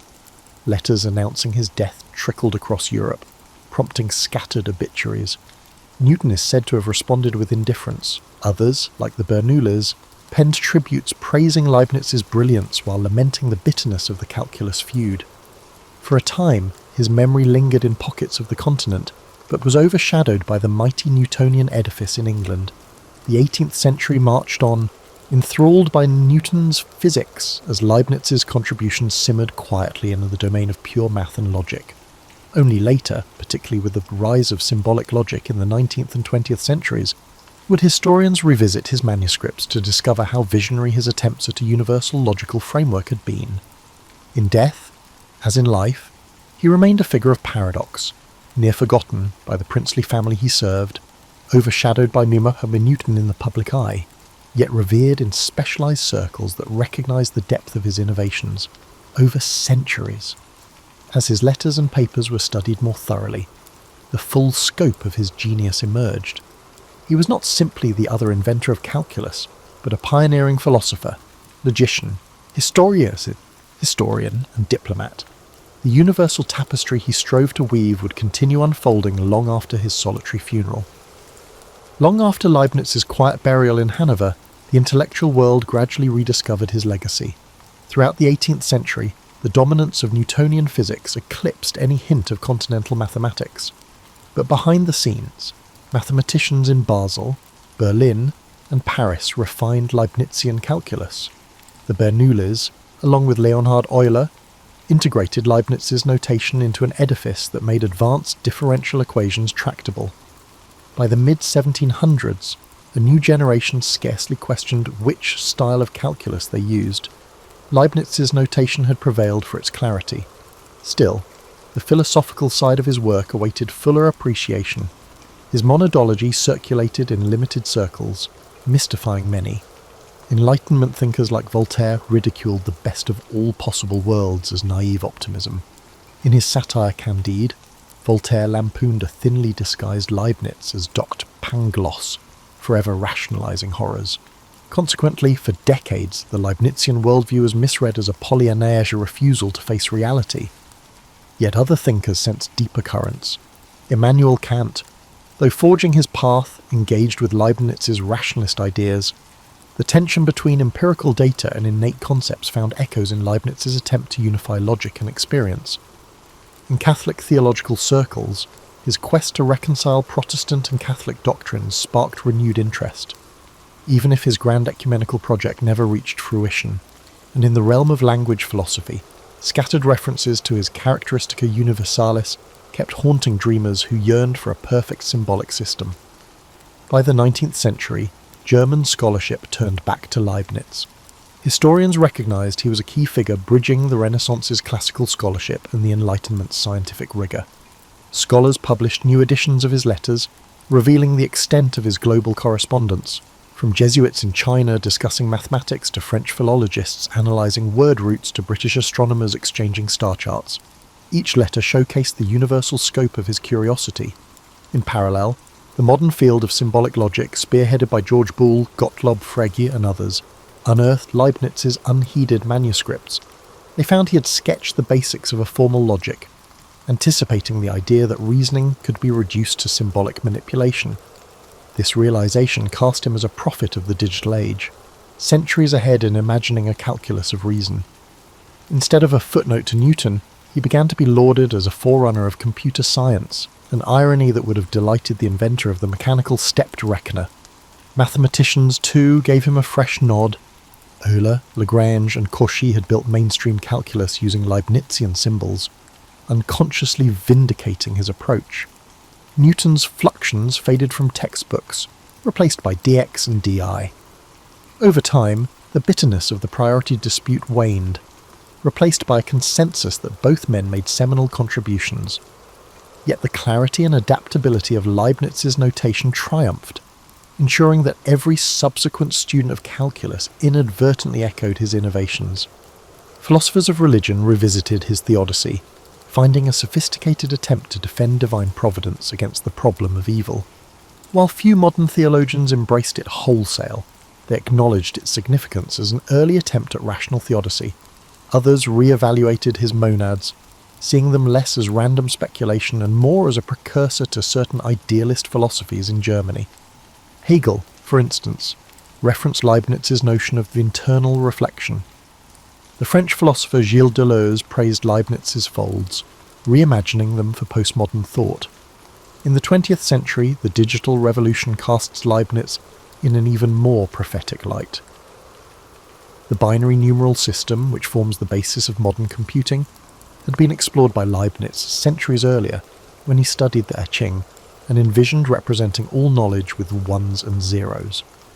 This revelation cemented his reputation as an intellectual who straddled multiple epochs, an aristocratic court advisor who also intuited the logic of future machines. Today, statues of Leibniz stand in Hanover and Leipzig. Institutions named after him foster interdisciplinary research, echoing his conviction that knowledge is one grand continuum. The genealogical history that vexed him remains unfinished, overshadowed by more seminal achievements. Historians marvel at his energy. He left an estimated 200,000 pages of manuscripts, many still unpublished. Each new trove underscores how one man tried to unify law, mathematics, theology, diplomacy, and mechanical innovation under a single rational framework. Thus, the orphan boy who once wandered his father's library in post-war Leipzig emerged as a titan bridging multiple disciplines, forging new frontiers in logic and calculus, all while manoeuvring through the labyrinth of European politics. His final years may have ended in relative obscurity, but posterity reclaimed him as a figure of kaleidoscopic brilliance. More than 3 centuries later, Gottfried Wilhelm Leibniz endures as an emblem of intellectual ambition, a reminder that the boundaries of knowledge can be transcended by those audacious enough to imagine all truths converging. The story of the Oregon Trail typically begins with wagons rolling west in the 1840s, but its true origins reach back much further, to pathways trodden by indigenous peoples for millennia. The Shoshone, Nez Perce, and dozens of other nations had established intricate trade networks across what would become the American West long before European settlement. These indigenous highways formed the skeleton upon which the Oregon Trail would eventually be built. The conventional narrative credits Lewis and Clark with discovering the route west, but their 1804 to 1806 expedition relied heavily on indigenous guides like Sacagawea, whose knowledge of mountain passages proved invaluable. What's less discussed is how their journey was followed by fur traders who quietly expanded these routes throughout the early 19th century. In 1811, John Jacob Astor's Pacific Fur Company established Astoria at the mouth of the Columbia River, just 5 years after Lewis and Clark's return. To connect this remote outpost with St. Louis, fur trader Robert Stewart pioneered an east-to-west crossing in 1812-13, discovering South Pass in Wyoming's Wind River Range. This critical gateway through the Continental Divide, at a relatively moderate 7,412 feet elevation, would later become the trail's most crucial geographic feature, allowing wagons to cross the Rockies without navigating treacherous, high-altitude passes. While history textbooks often present manifest destiny as the driving force behind westward expansion, economic desperation propelled many early migrants. The Panic of 1837, a financial crisis that triggered a 6-year depression, left countless Americans jobless and landless. Oregon represented not conquest but survival.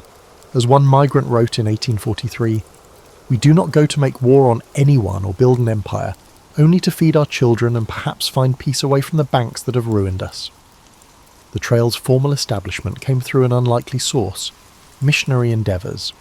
In 1836, Methodist missionary Jason Lee travelled to Oregon's Willamette Valley to establish a mission among the Kalapuya people. Though his evangelistic efforts yielded few converts, his letters eastward painted Oregon as an agricultural paradise. Presbyterian missionaries Marcus and Narcissa Whitman made the journey the same year, with Narcissa becoming one of the first white women to cross the continent overland. The Whitmans established their mission among the Cayuse people near present-day Walla Walla, Washington. Their letters home, describing fertile valleys and a moderate climate, caught despite downplaying the complex diplomatic negotiations necessary to maintain peace with indigenous nations whose land they occupied. Their letters captivated the nation's imagination. The Whitmans' mission would later become a landmark stop on the Oregon Trail, and the site of tragedy when deteriorating relations with the Cayuse resulted in violence. Perhaps the most overlooked aspect of the trail's formation was the role of free black settlers in establishing Oregon country. Though later Oregon legislation would shamefully prohibit black settlement, early pioneers included black Americans seeking freedom from the restrictions of eastern states. Moses Black Harris, a former slave-turned-mountain man, became one of the trail's most respected guides in the 1830s, leading multiple groups to Oregon and returning east to guide more. George Washington Bush, successful Pennsylvania businessman, led one of the first large wagon parties in 1844, eventually establishing a prosperous farm in what would become Washington state. The trail's preliminary routes were mapped by government surveyor John C. Fremont between 1842 and 1844. His meticulous reports, widely published in eastern newspapers, transformed vague knowledge about Oregon country into practical guidance, while Fremont is remembered as the Pathfinder. His expeditions relied heavily on the expertise of Kit Carson and other seasoned guides who had already travelled these routes extensively. By 1843, when the first major wagon train of approximately 1,000 people departed Independence, Missouri, the Oregon Trail wasn't a sudden inspiration, but the culmination of decades of exploration, indigenous knowledge, economic necessity, missionary zeal, and careful mapping. These pioneers weren't venturing into an unmapped wilderness, but following an increasingly well-documented route toward what they hoped would be better lives.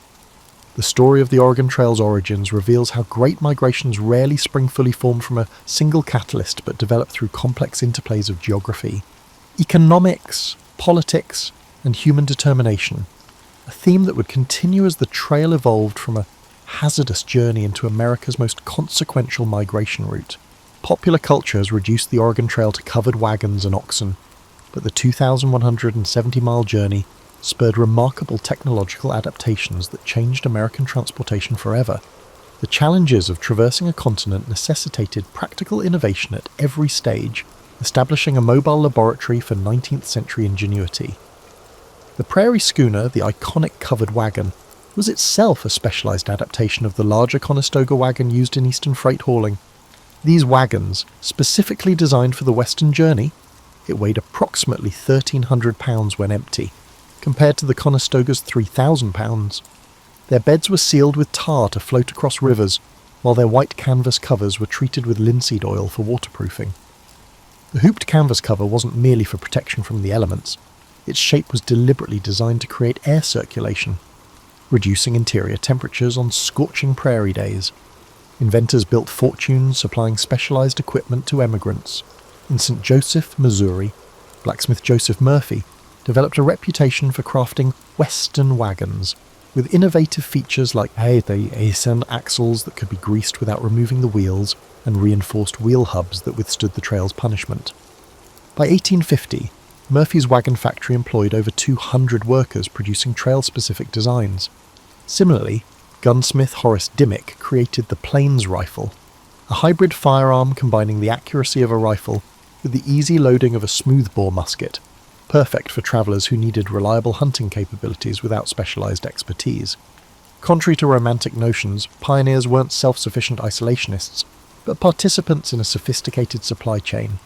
Entrepreneurs established outfit registries in departure towns, essentially early information bureaus where travellers could register their skills, blacksmithing, medical knowledge, carpentry and equipment, extra wagons, tools, draft animals. These registries matched complementary parties to mutually beneficial travelling companies. One registry operator noted in his 1849 records that he had matched 17 parties with needed physicians and 11 with wheelwrights, greatly improving their prospects for safe arrival. The Oregon Trail drove innovation in food preservation beyond the familiar pemmican and hardtack. Sylvester Graham, creator of the Graham cracker, developed specialized journey cakes, fortified with additional nutrients specifically for Western travelers. More significantly, witnessing trail deaths from contaminated milk inspired Gale Borden to develop condensed milk, which he patented in 1856 after years of experimentation. His innovation, motivated by pottage trail hardships, would later save countless lives during the Civil War and transform food preservation globally. River crossings presented some of the trail's greatest technological challenges. At major crossings, entrepreneurs established ferry services using innovative flat-bottomed craft with guide ropes. By 1850, Cornelius Oregon Smith had built a remarkable pontoon bridge across the Kansas River, constructed of empty sealed barrels as flotation devices, demonstrating how the trail spurred practical engineering. After multiple drownings at the dangerous crossing of the Green River in Wyoming, mountain man William Sublette developed a unique ferry design using indigenous-inspired bull boats, bison hide stretched over willow frames, scaled up to accommodate wagons. The risk of becoming lost prompted the development of sophisticated navigational tools beyond compasses. Thomas Jefferson Farnham published Travels in the Great Western Prairies in 1843, which included the first topographical guide to the trail, with landmark sketches travellers could identify from any approach angle. Entrepreneur J.H. Colton produced specialised emigrant maps printed on linen. These maps, designed to withstand rain and rough handling, replaced paper. Some maps incorporated innovative panoramic views of mountain passes and river crossings from multiple angles to help travellers confirm they were on the correct path. Perhaps the most remarkable technological adaptation was in the area of communication. Using tree caches, travellers developed an emigrant mail system to leave messages for later travellers. By 1850, this had evolved into a sophisticated relay system where eastbound travellers would carry letters from those further west, and established post trees became known relay points. At Independence Rock in present-day Wyoming, travellers didn't merely carve their names, they recorded detailed information about water sources, grass conditions, and Indian relations ahead, creating a constantly updated intelligence network. Some innovations failed spectacularly. The Prairie Motor of 1845, a sail-powered wagon that worked brilliantly on flat terrain until the first serious wind tipped it over, remains a cautionary tale. Wind-powered water pumps designed for trail use proved too delicate for travel, but later became staples of Western settlement. The trail functioned as both laboratory and testing ground, where practical solutions either proved their worth or were rapidly abandoned. By understanding the Oregon Trail as a corridor of technological adaptation, rather than merely a path westward, we gain insight into how the journey itself transformed America. The pragmatic innovations it demanded, from specialized transportation to food preservation, laid the groundwork for industrial developments that would reshape the nation in subsequent decades. The Oregon Trail wasn't just a geographic link connecting east and west. It was an incubator for practical problem-solving that accelerated American technological development far beyond the journey itself. While school lessons typically frame the Oregon Trail as a pioneering adventure, it was fundamentally an economic endeavor of staggering proportions. The financial realities of the migration represent one of history's most overlooked aspects of this pivotal American journey. Preparing for the Oregon Trail required substantial capital investment. By the mid-1840s, outfitting a family of 4 for the journey cost approximately $600 to $800, equivalent to about $22,000 to $30,000 in today's currency.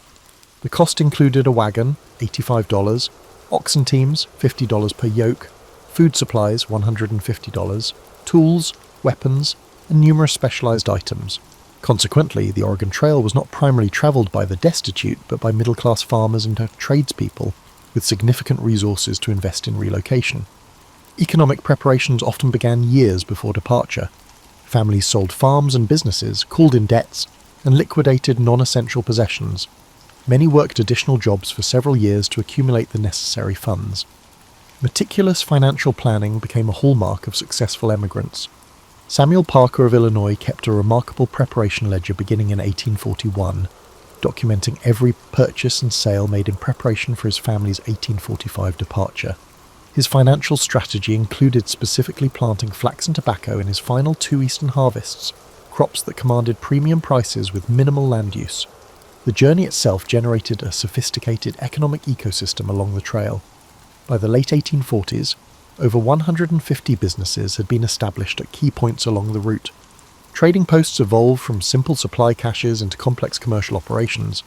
At Fort Laramie, Wyoming, ledgers from 1849 to 1852 show transactions not merely for supplies, but for services including wagon repair, $5 to $8, oxen shoeing, $1.50 per hoof, letter forwarding, $1 per letter, and even wagon storage for those who decided to continue on horseback, $3 per month. The development of specialized trail occupations remains largely unexplored in conventional histories. Ferrymen, at river crossings could earn $500 to $1,500 during a single migration season. Wheelwrights travelled the trail, offering repairs at premium prices. Trail guides charged $75 to $150 per peasant for partial route guidance. One entrepreneurial individual, James Pritchard, made his fortune not by going to Oregon, but by operating a mobile blacksmith shop that travelled back and forth along the first 500 miles of the trail during migration seasons between 1848 and 1855. The economics of the trail involved sophisticated risk management strategies. Wagon companies frequently pooled resources, creating informal insurance arrangements where members would help replace lost cattle or repair damaged wagons for others in their party. Formal insurance also emerged. The Missouri Protection Company, established in 1846, offered trail insurance for 5% of the insured value of goods and equipment, with additional premiums for livestock coverage. Their surviving records show they paid claims for equipment losses, medical expenses, and even death benefits. Indigenous economic relationships with travellers were far more complex than the raiding narratives that dominate popular accounts. Many native nations established sophisticated trading relationships with emigrants. The Sioux and Cheyenne operated trading camps at critical junctures, exchanging fresh meat and moccasins for cloth, metal tools, and coffee. The Shoshone became particularly known for their horse trading expertise along the Idaho section of the trail, with documented exchanges showing they commanded premium prices for quality mounts. Far from being mere barriers to westward travel, many indigenous groups became essential economic partners, with profits from trade helping offset the negative impacts of increased traffic through their territories. One of the trail's most significant economic impacts was wealth redistribution. Emigrants frequently discovered their carefully planned supplies were too heavy for their wagons, particularly when ascending the Rocky Mountains. This phenomenon led to massive discarding of property along the trail, so much that scavenging became a profitable enterprise. Trail gleaning operations emerged, with entrepreneurs collecting abandoned items and reshipping them eastward or selling them to less prepared travellers. One Wyoming businessman, Thomas Farlow, built a substantial mercantile business almost entirely from refurbished items recovered from emigrant dumping grounds near South Pass. The financial outcomes of Oregon Trail migration varied dramatically. Studies of land claim records show that approximately 20% of arrivals achieved significant prosperity within 5 years. 60% established stable but modest holdings, while 20% either returned eastward or remained in perpetual financial difficulty. The variable outcomes reflected both the luck of weather and timing, but also the preparation and adaptability of individual emigrants. Those who arrived with specialised skills beyond farming, blacksmithing, milling, merchandising, generally achieved greater economic success than those relying solely on agriculture. Perhaps the most misunderstood economic aspect of the Oregon Trail was its role in America's first significant land speculation boom. The Donation Land Claim Act of 1850 offered married couples a full square mile of land, 640 acres, 4 times what most farmers had owned in the East. This unprecedented opportunity attracted not just settlers, but investors. Records from Portland, Oregon, show that by 1853, approximately 15% of land claims were being held by speculators rather than working settlers, with some individuals controlling dozens of claims through various proxy arrangements. The economic windfall of essentially free land represented wealth transfer on a scale rarely seen in American history. By recognizing the Oregon Trail as an economic phenomenon rather than merely a pioneering adventure, we gain insight into how it fundamentally reshaped American wealth distribution, created new commercial patterns, and established economic relationships that would define the American West for generations to come. The traditional narrative of the Oregon Trail relegates women to background figures, stalwart wives following their husbands' dreams west. Reality reveals a far more complex picture, where women were active decision-makers, skilled contributors, and occasionally the primary advocates for Western migration. Family records show women often initiated the decision to emigrate. Analysis of emigrant journals indicates that in approximately 20% of families, wives were the primary proponents of relocation. Economic opportunities specifically for women, including land ownership rights unavailable in eastern states, motivated many female-driven migration decisions. The 1850 donation epidemic diseases also spread along the trail. Egon Territory, direct ownership of half the family's land claim, a revolutionary concept when most eastern states still adhered to coverture laws. placing all family property under male control.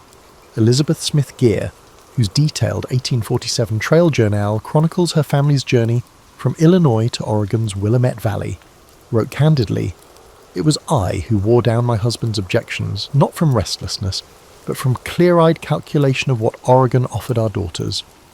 Her journal meticulously tracked the economic variables of their journey, including detailed accounting of supplies and realistic projections of land productivity in their destination, demonstrating that women were often the financial strategists of family migration. The journey itself demanded role flexibility that challenged Victorian gender norms. Women routinely handled firearms, drove wagons, and managed livestock, skills many had developed on eastern farms, but which the trail elevated from occasional assistance to necessary expertise. Rebecca Ketchum's 1853 journal includes detailed technical discussions of wagon repair techniques she developed, including an innovative method for resetting damaged wheel hubs using water immersion and controlled drying that was adopted by other travellers in her company. Medical care on the trail fell predominantly to women. While trail narratives often emphasised the dangers of childbirth during the journey, women's medical work extended far beyond midwifery. Female practitioners treated injuries, managed infectious diseases, and performed emergency procedures, including bullet extractions and bone settings. Tabitha Brown, who travelled to Oregon in 1846 at age 66, documented treating over 130 medical cases during her journey. After establishing herself in Oregon's Willamette Valley, she founded a boarding school that eventually grew into Pacific University, demonstrating how skills developed on the trail translated into institutional building in the West. Indigenous women played crucial roles in trail dynamics rarely acknowledged in traditional histories. Many served as cultural intermediaries, facilitating trade and diplomatic relations between travellers and native nations. The Sioux woman, known in records only as Mary, operated a trading post at the Platte River crossing from 1847 to 1851, where she not only exchanged goods, but also provided emigrants with critical information about trail conditions ahead. Sacagawea's famous role with Lewis and Clark established a pattern of indigenous female guides that continued throughout the trail era. Entrepreneurship among trail women manifested in various forms. Some operated mobile businesses during the journey, with journals referencing women who offered laundering services, baked goods, or tailoring at evening encampments. Sarah Bowman, known as the Great Western, due to her 6-foot height, established eating establishments at major trail stopping points in the 1840s, eventually building a network of restaurants from Missouri to California. Her business records show annual profits exceeding $5,000, an exceptional sum for the era. The trail journey reshaped family dynamics in ways that persisted in Western settlements. Trail companies typically functioned as direct democracies, with each family having a vote in decisions. Although men officially represented families in these votes, evidence from multiple journals indicates women actively participated in pre-vote discussions and strategizing. This democratic experience influenced later advocacy for women's suffrage in Western territories. It's no coincidence that Wyoming Territory was the first to grant women voting rights in 1869, with Western states consistently leading suffrage efforts. Many women who had demonstrated their capability and judgment on the Oregon Trail were unwilling to accept political disenfranchisement in their new homes. Intellectual and artistic contributions by women documented the trail experience with distinctive perspectives. While men's journals typically focused on mileage, geographic features, and livestock conditions, women's accounts more frequently included detailed social observations, emotional impacts of the journey, and cultural interactions.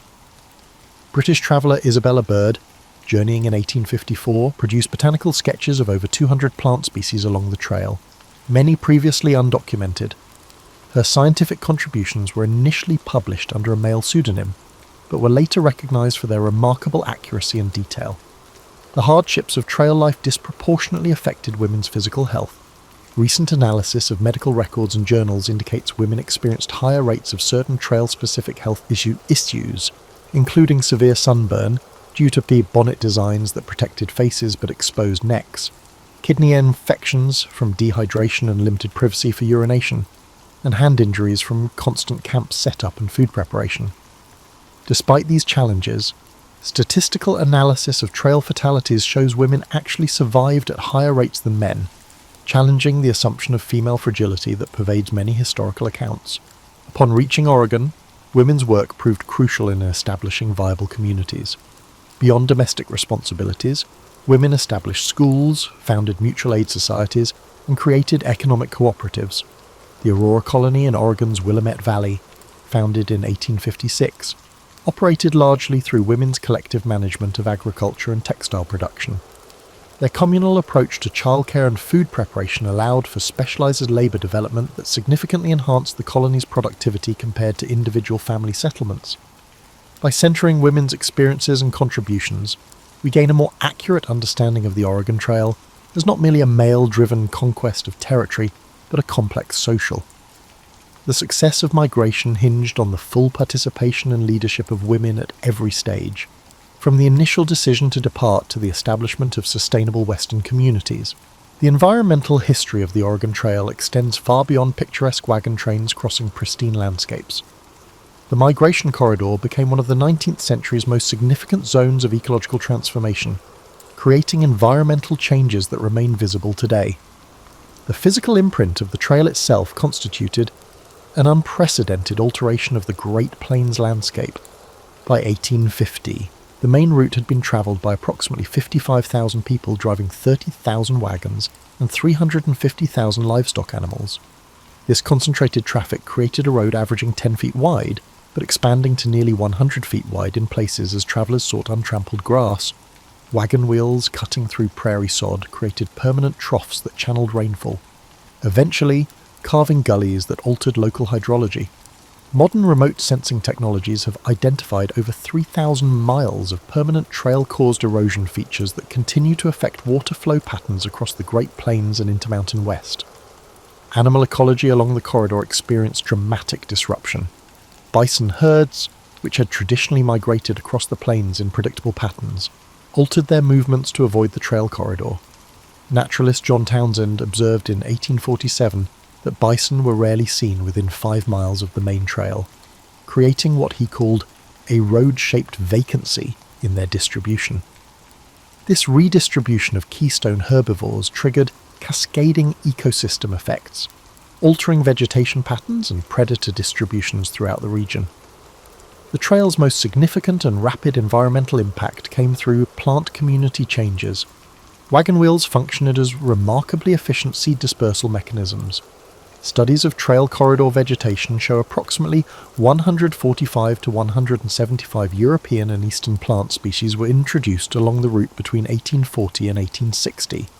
Some introductions were deliberate, as emigrants carried familiar herbs and vegetables. Others were accidental seeds caught in wagon wheels, animal hooves, or clothing. By 1855, distinct corridors of non-native vegetation clearly marked the trail's path across the plains. Not all ecological exchanges moved westward. Eastern nursery operators actively sought Western plant specimens from returning travellers. The Llewellyn Nursery of Philadelphia offered financial bounties for viable seeds of Western flowers and trees, receiving over 200 species from Oregon Trail returnees between 1847 and 1853. Many ornamental plants common in Eastern gardens today, including several varieties of penstemon and Oregon grape holly, entered commercial horticulture through these trail-enabled exchanges. The trail's most devastating ecological impact involved water resources. Emigrant parties typically travelled in spring and summer, precisely when Western water sources were most vulnerable to contamination. Each evening, hundreds of animals and humans would concentrate around limited water sources. Diaries describe streams and springs becoming muddy, trampled, and contaminated with animal waste. Epidemic diseases also spread along the trail. Cholera outbreaks in 1849 and 1850 led to infected waste contaminating water sources used by subsequent travellers and indigenous communities, creating disease vectors that reached far beyond the trail corridor. Timber resources faced particular pressure from trail travel. Each wagon party required wood for cooking and warmth, creating zones of deforestation around major camping areas. At Fort Laramie, historical photographs from 1845 show substantial cottonwood groves along the North Platte River. By 1857, these riparian forests had been reduced to scattered individual trees, fundamentally altering the riverine ecosystem and causing accelerated bank erosion. Similar deforestation occurred at all major stopping points, with ecological effects that persisted for generations. Indigenous ecological management systems, developed over centuries to maintain productive landscapes, were disrupted by trail traffic. The Pawnee practice of controlled prairie burning, which maintained optimal grass composition for both bison and human food plants, became impossible to implement safely with constant wagon traffic.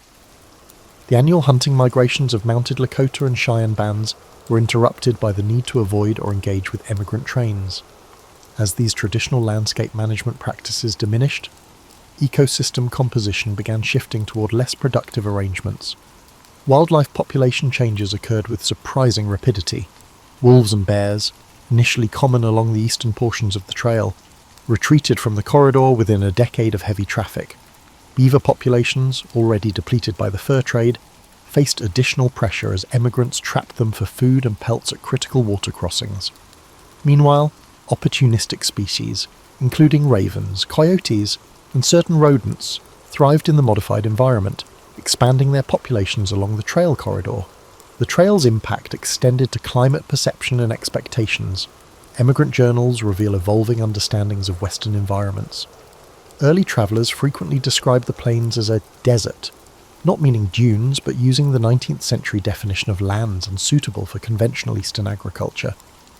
By the 1850s, promotional literature and guidebooks challenged this perception, advancing theories that rain follows the plough and claiming settlement would transform the climate. These optimistic misconceptions would later contribute to the Dust Bowl when farming expanded into regions with inadequate rainfall. The environmental legacy of the Oregon Trail persists in subtle but measurable ways. Modern botanical surveys reveal distinct patterns of non-native vegetation still following the historic route. Genetic studies of trout populations in streams crossing the trail show evidence of historic transplantation, as emigrants occasionally transported live fish in water barrels. Remote sensing reveals persistent changes in soil composition and hydrology along the corridor, creating what scientists now term a landscape legacy that remains visible nearly 2 centuries later. By understanding the Oregon Trail as an environmental event rather than merely a human migration, we gain insight into how 19th century population movements created lasting ecological transformations.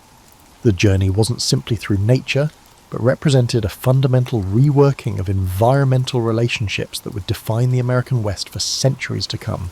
Traditional narratives of the Oregon Trail often portray indigenous emigrant relations through a simplistic binary, either romanticize peaceful encounters or sensationalize conflicts. The reality reveals a complex spectrum of cultural exchanges, diplomatic negotiations, and evolving relationships that transformed both native and Euro-American societies. Language development along the trail corridor illustrates the depth of these cultural interactions. By the 1850s, a distinct trail pidgin had emerged, a simplified trade language combining English with Lakota, Shoshone, and other indigenous language elements. This practical communication system facilitated trade and diplomacy between travelers and various native nations. Phrases documented in emigrant journals show linguistic borrowing in both directions. Lakota words for geographic features entered emigrants' vocabulary, while indigenous traders incorporated English terms for trade goods. William Elsey, documenting his 1849 journey, recorded learning 37 Shoshone expressions specifically for negotiating river crossings and livestock exchanges. Records from Fort Laramie and Fort Hall reveal the evolution of complex diplomatic protocols. Rather than random encounters, interactions between emigrant parties and indigenous nations followed increasingly formalized patterns. By the late 1840s, Lakota and Cheyenne representatives routinely met emigrant parties at specific locations, expecting ceremonial exchanges, including tobacco offerings and formal speeches, before negotiations could begin. These diplomatic rituals reflected indigenous political concepts of building alliance relationships rather than simple commercial transactions. The trail stimulated significant material culture exchanges. Trade ledgers and emigrant journals document the high value placed on indigenous-produced goods, including moccasins, parfleche containers, and specialized winter clothing. Archaeological excavations of trail campsites reveal widespread adoption of indigenous material technologies. At emigrant campsites near South Pass, fragments of parfleche containers made from rawhide show evidence of Euro-American manufacture using indigenous techniques, suggesting technological adaptation rather than simple trade acquisition. Medical knowledge flowed bidirectionally along the trail. Emigrant journals document adopting indigenous remedies for trail-specific ailments, particularly treatments for dysentery using Oregon grapefruit and willow bark preparations for pain relief. Simultaneously, native practitioners incorporated elements of Euro-American medicine, particularly in wound treatment techniques.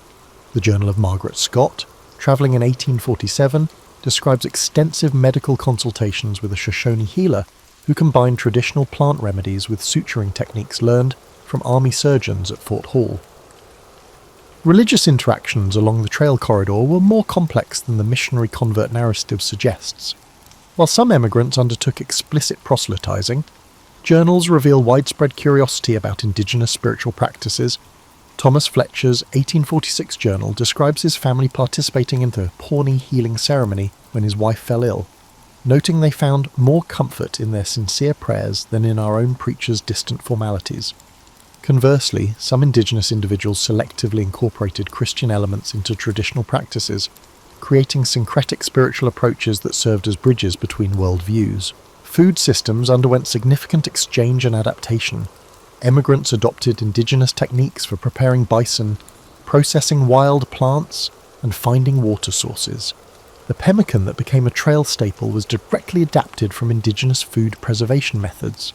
Meanwhile, native communities near established trail crossings incorporated new cultivars from emigrant seed stocks into their agricultural systems.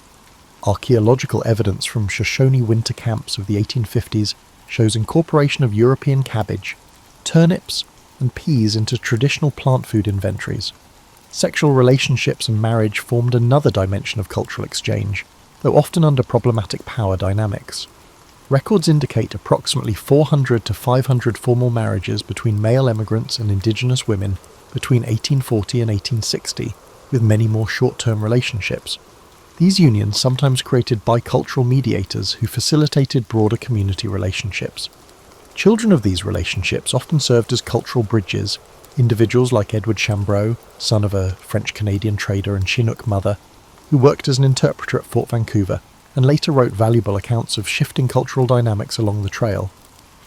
Gift exchanges represented a key point of cultural misunderstanding. Indigenous diplomatic traditions emphasized gift-giving as establishing ongoing relationships rather than simple generosity. Many emigrants, interpreting gifts through their own cultural lens, failed to recognize the reciprocal obligations being established. This cultural disconnect contributed to tensions when native representatives later expected reciprocal assistance or access to resources that emigrants considered their exclusive property. By the 1850s, adaptive cultural patterns had emerged in communities along the trail corridor. Indian Agents reports document indigenous groups who seasonally relocated to position themselves advantageously for trail trade, developing specialized trade goods and services for emigrants. The Lenape, Delaware, guide Black Beaver developed a successful enterprise leading emigrant parties through the most challenging sections of the trail, charging premium prices while incorporating both indigenous knowledge and Euro-American business practices. His service represented not capitulation to white expansion, but strategic adaptation to changing economic realities. The environmental knowledge exchange was particularly significant. Indigenous guides shared sophisticated understanding of Western ecosystems, teaching emigrants to identify edible plants, predict weather patterns, and locate water sources. This knowledge transfer played a crucial role in emigrant survival, but has been largely erased from popular narratives that emphasize pioneer self-sufficiency. Emigrant William Clayton's detailed 1847 journal attributes over 40 specific survival strategies to information gained from Shoshone guides, including techniques for finding potable water in apparently dry landscapes. The cultural legacy of these trail encounters shaped the developing American West in ways that persist today. Legal concepts, including usufruct rights, using land without owning it, entered Western water law through exposure to indigenous resource management systems. Agricultural techniques adapted from native practices influenced the development of dryland farming. Even Western architectural elements, including specific adaptations for extreme temperature variations, show evidence of indigenous influence. By recognizing the Oregon Trail as a corridor of cultural exchange rather than simply a pathway for one-directional settlement, we gain insight into how the American West developed through complex negotiations between worldviews. The resulting cultural adaptations created hybrid practices that were neither purely European nor indigenous, but distinctly Western, a legacy that continues to shape regional identity nearly 2 centuries later. The Oregon Trail ended for most emigrants in the Willamette Valley, but its impact on American identity and geography continues. How we remember and misremember this exodus reflects our current ideals as much as it does historical events. Land modification continued after the last wagons arrived. Early environmental historian William Least Heat Moon described how path features shaped settlement patterns. About 85% of major trail campgrounds became towns, with their positions established by 19th century wagon transit. Rather than geographic advantage, route logistics determined the locations of Scotts Bluff, Nebraska, and Baker City, Oregon, showing how a transient migrant corridor permanently changed Western human geography. After the Transcontinental Railroad opened in 1869, the trail was abandoned, but its cultural significance changed immediately. Local historical organizations began erecting monuments and markers in the 1870s, starting America's most remembered migration path. Early commemorations focused on conquest and civilization, ignoring indigenous presence and the environmental costs of westward development. The 1897 Salt Lake City Pioneer Monument, with its triumphant masculine figure atop a classical column, reflected this heroic framing. One of the first instructional computer games introduced the path to American education. Minnesota instructors Don Ravitch, Bill Heineman, and Paul Dillenberger created the 1971 Oregon Trail computer simulation, which has taught generations of pupils a simplified version of the migration. Although popular for its "you've died of dysentery" moments, the game oversimplified myths of rugged individualism and eliminated complicated social institutions that permitted successful migration. The Oregon National Historic Trail was one of the original national historic routes constructed by the National Park Service during the 1970s American bicentennial celebrations. Over 300 miles of trail ruts and landmarks were preserved in this operation. The first interpretive frameworks emphasize pioneer experiences while downplaying indigenous perspectives and environmental repercussions. Modern archaeology has changed trail dynamics. Material remains from important camping places show intricate cultural interchange patterns.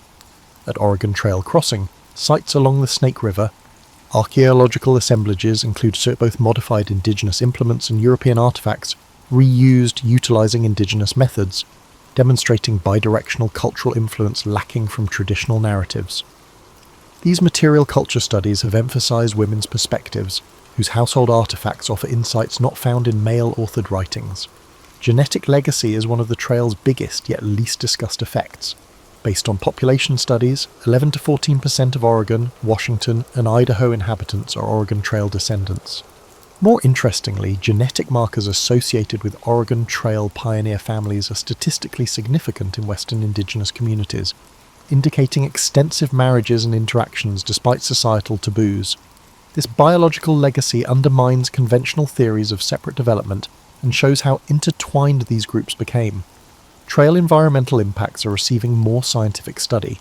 Botanical surveys in the 1990s found non-native vegetation corridors following the historic route, with specific invasive species distribution still tracing the trail's passage across areas without physical remains.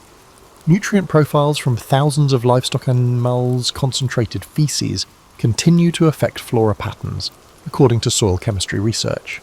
These studies show that even brief human migrations can leave lasting ecological impacts. Trail histories increasingly center indigenous tribes. Confederated Tribes of Umatilla Indian Reservation created the pioneering Tamast. Trail histories increasingly center indigenous tribes. Indigenous viewpoints dominate the Oregon Trail narrative at the trailblazing Tamast Cultural Institute near Pendleton, Oregon, created by the Confederated Tribes of the Umatilla Indian Reservation. Indigenous nations are considered sovereign peoples whose territory was transected by foreign migration, not as barriers to westward progress. This interpretative method has impacted other path sites, changing the focus from conquest to intricate cultural relations. The trail evolves in American public memory. Victorialist narratives like Francis Parkman's 1849 The Oregon Trail have given way to more nuanced studies of cultural complexity, environmental cost, and various experiences. Film depictions have also changed, from John Wayne's The Big Trail 1930 to Kelly Reichardt's Meek's Cutoff 2010, which emphasizes women's viewpoints and Paiute guide help. These cultural productions shape American Western historical perceptions. Digital humanities projects have changed 21st century trail scholarship. The University of Oregon's Mapping History project has generated interactive GIS overlays depicting indigenous territorial claims and emigrant pathways, contradicting the idea of empty land ready for settlement. In digitized emigrant journals, linguistic patterns like the gradual adoption of indigenous terminology for landscapes and natural features as travellers moved westward have been found, revealing subtle cultural influences that traditional historical methods miss. Climate change has led to unexpected trail junctions. Western landscapes are experiencing severe drought, revealing trail ruts formerly hidden by greenery. Extreme weather frequently threatens archaeological sites. The Oregon-California Trails Association is working with climate scientists to identify vulnerable historic places and prioritize restoration before priceless physical evidence is lost. History has compared 19th century cholera epidemics along the trail to present pandemics, exploring how earlier Americans balanced risk assessment, changed social practices, and established public health solutions under crisis situations. Medical historians have examined emigrant journals for disease signs and cures, providing historical epidemiology case studies that explain how contagious diseases spread along migration corridors. Economic evaluations increasingly acknowledge the trail's role in American capitalism's growth. One of history's largest natural resource redistributions occurred when the Trail of Tears migration transferred indigenous land wealth to Euro-American possession. This wealth transfer created financial patterns that continue to shape Western economic growth, including inequities between indigenous populations and descendants of settlers who received free land. Modern economic justice movements have highlighted these historical inequalities. The Oregon Trail's legacy is confusing for modern Americans. It symbolizes inspiring determination and unsettling displacement, incredible cooperation and cultural misunderstanding, and environmental adaptability and ecological destruction. In an era of global migration and environmental change, its most important lesson may be how it shows how human movements are intertwined with natural and cultural systems. The trail's physical remnants are progressively vanishing due to the development and natural processes, but its influence on American West settlement patterns, ecology, genetics, and culture persists. These numerous aspects help us comprehend how a transient migratory corridor permanently changed a continent and continues to shape American identity nearly 2 centuries after the first wagon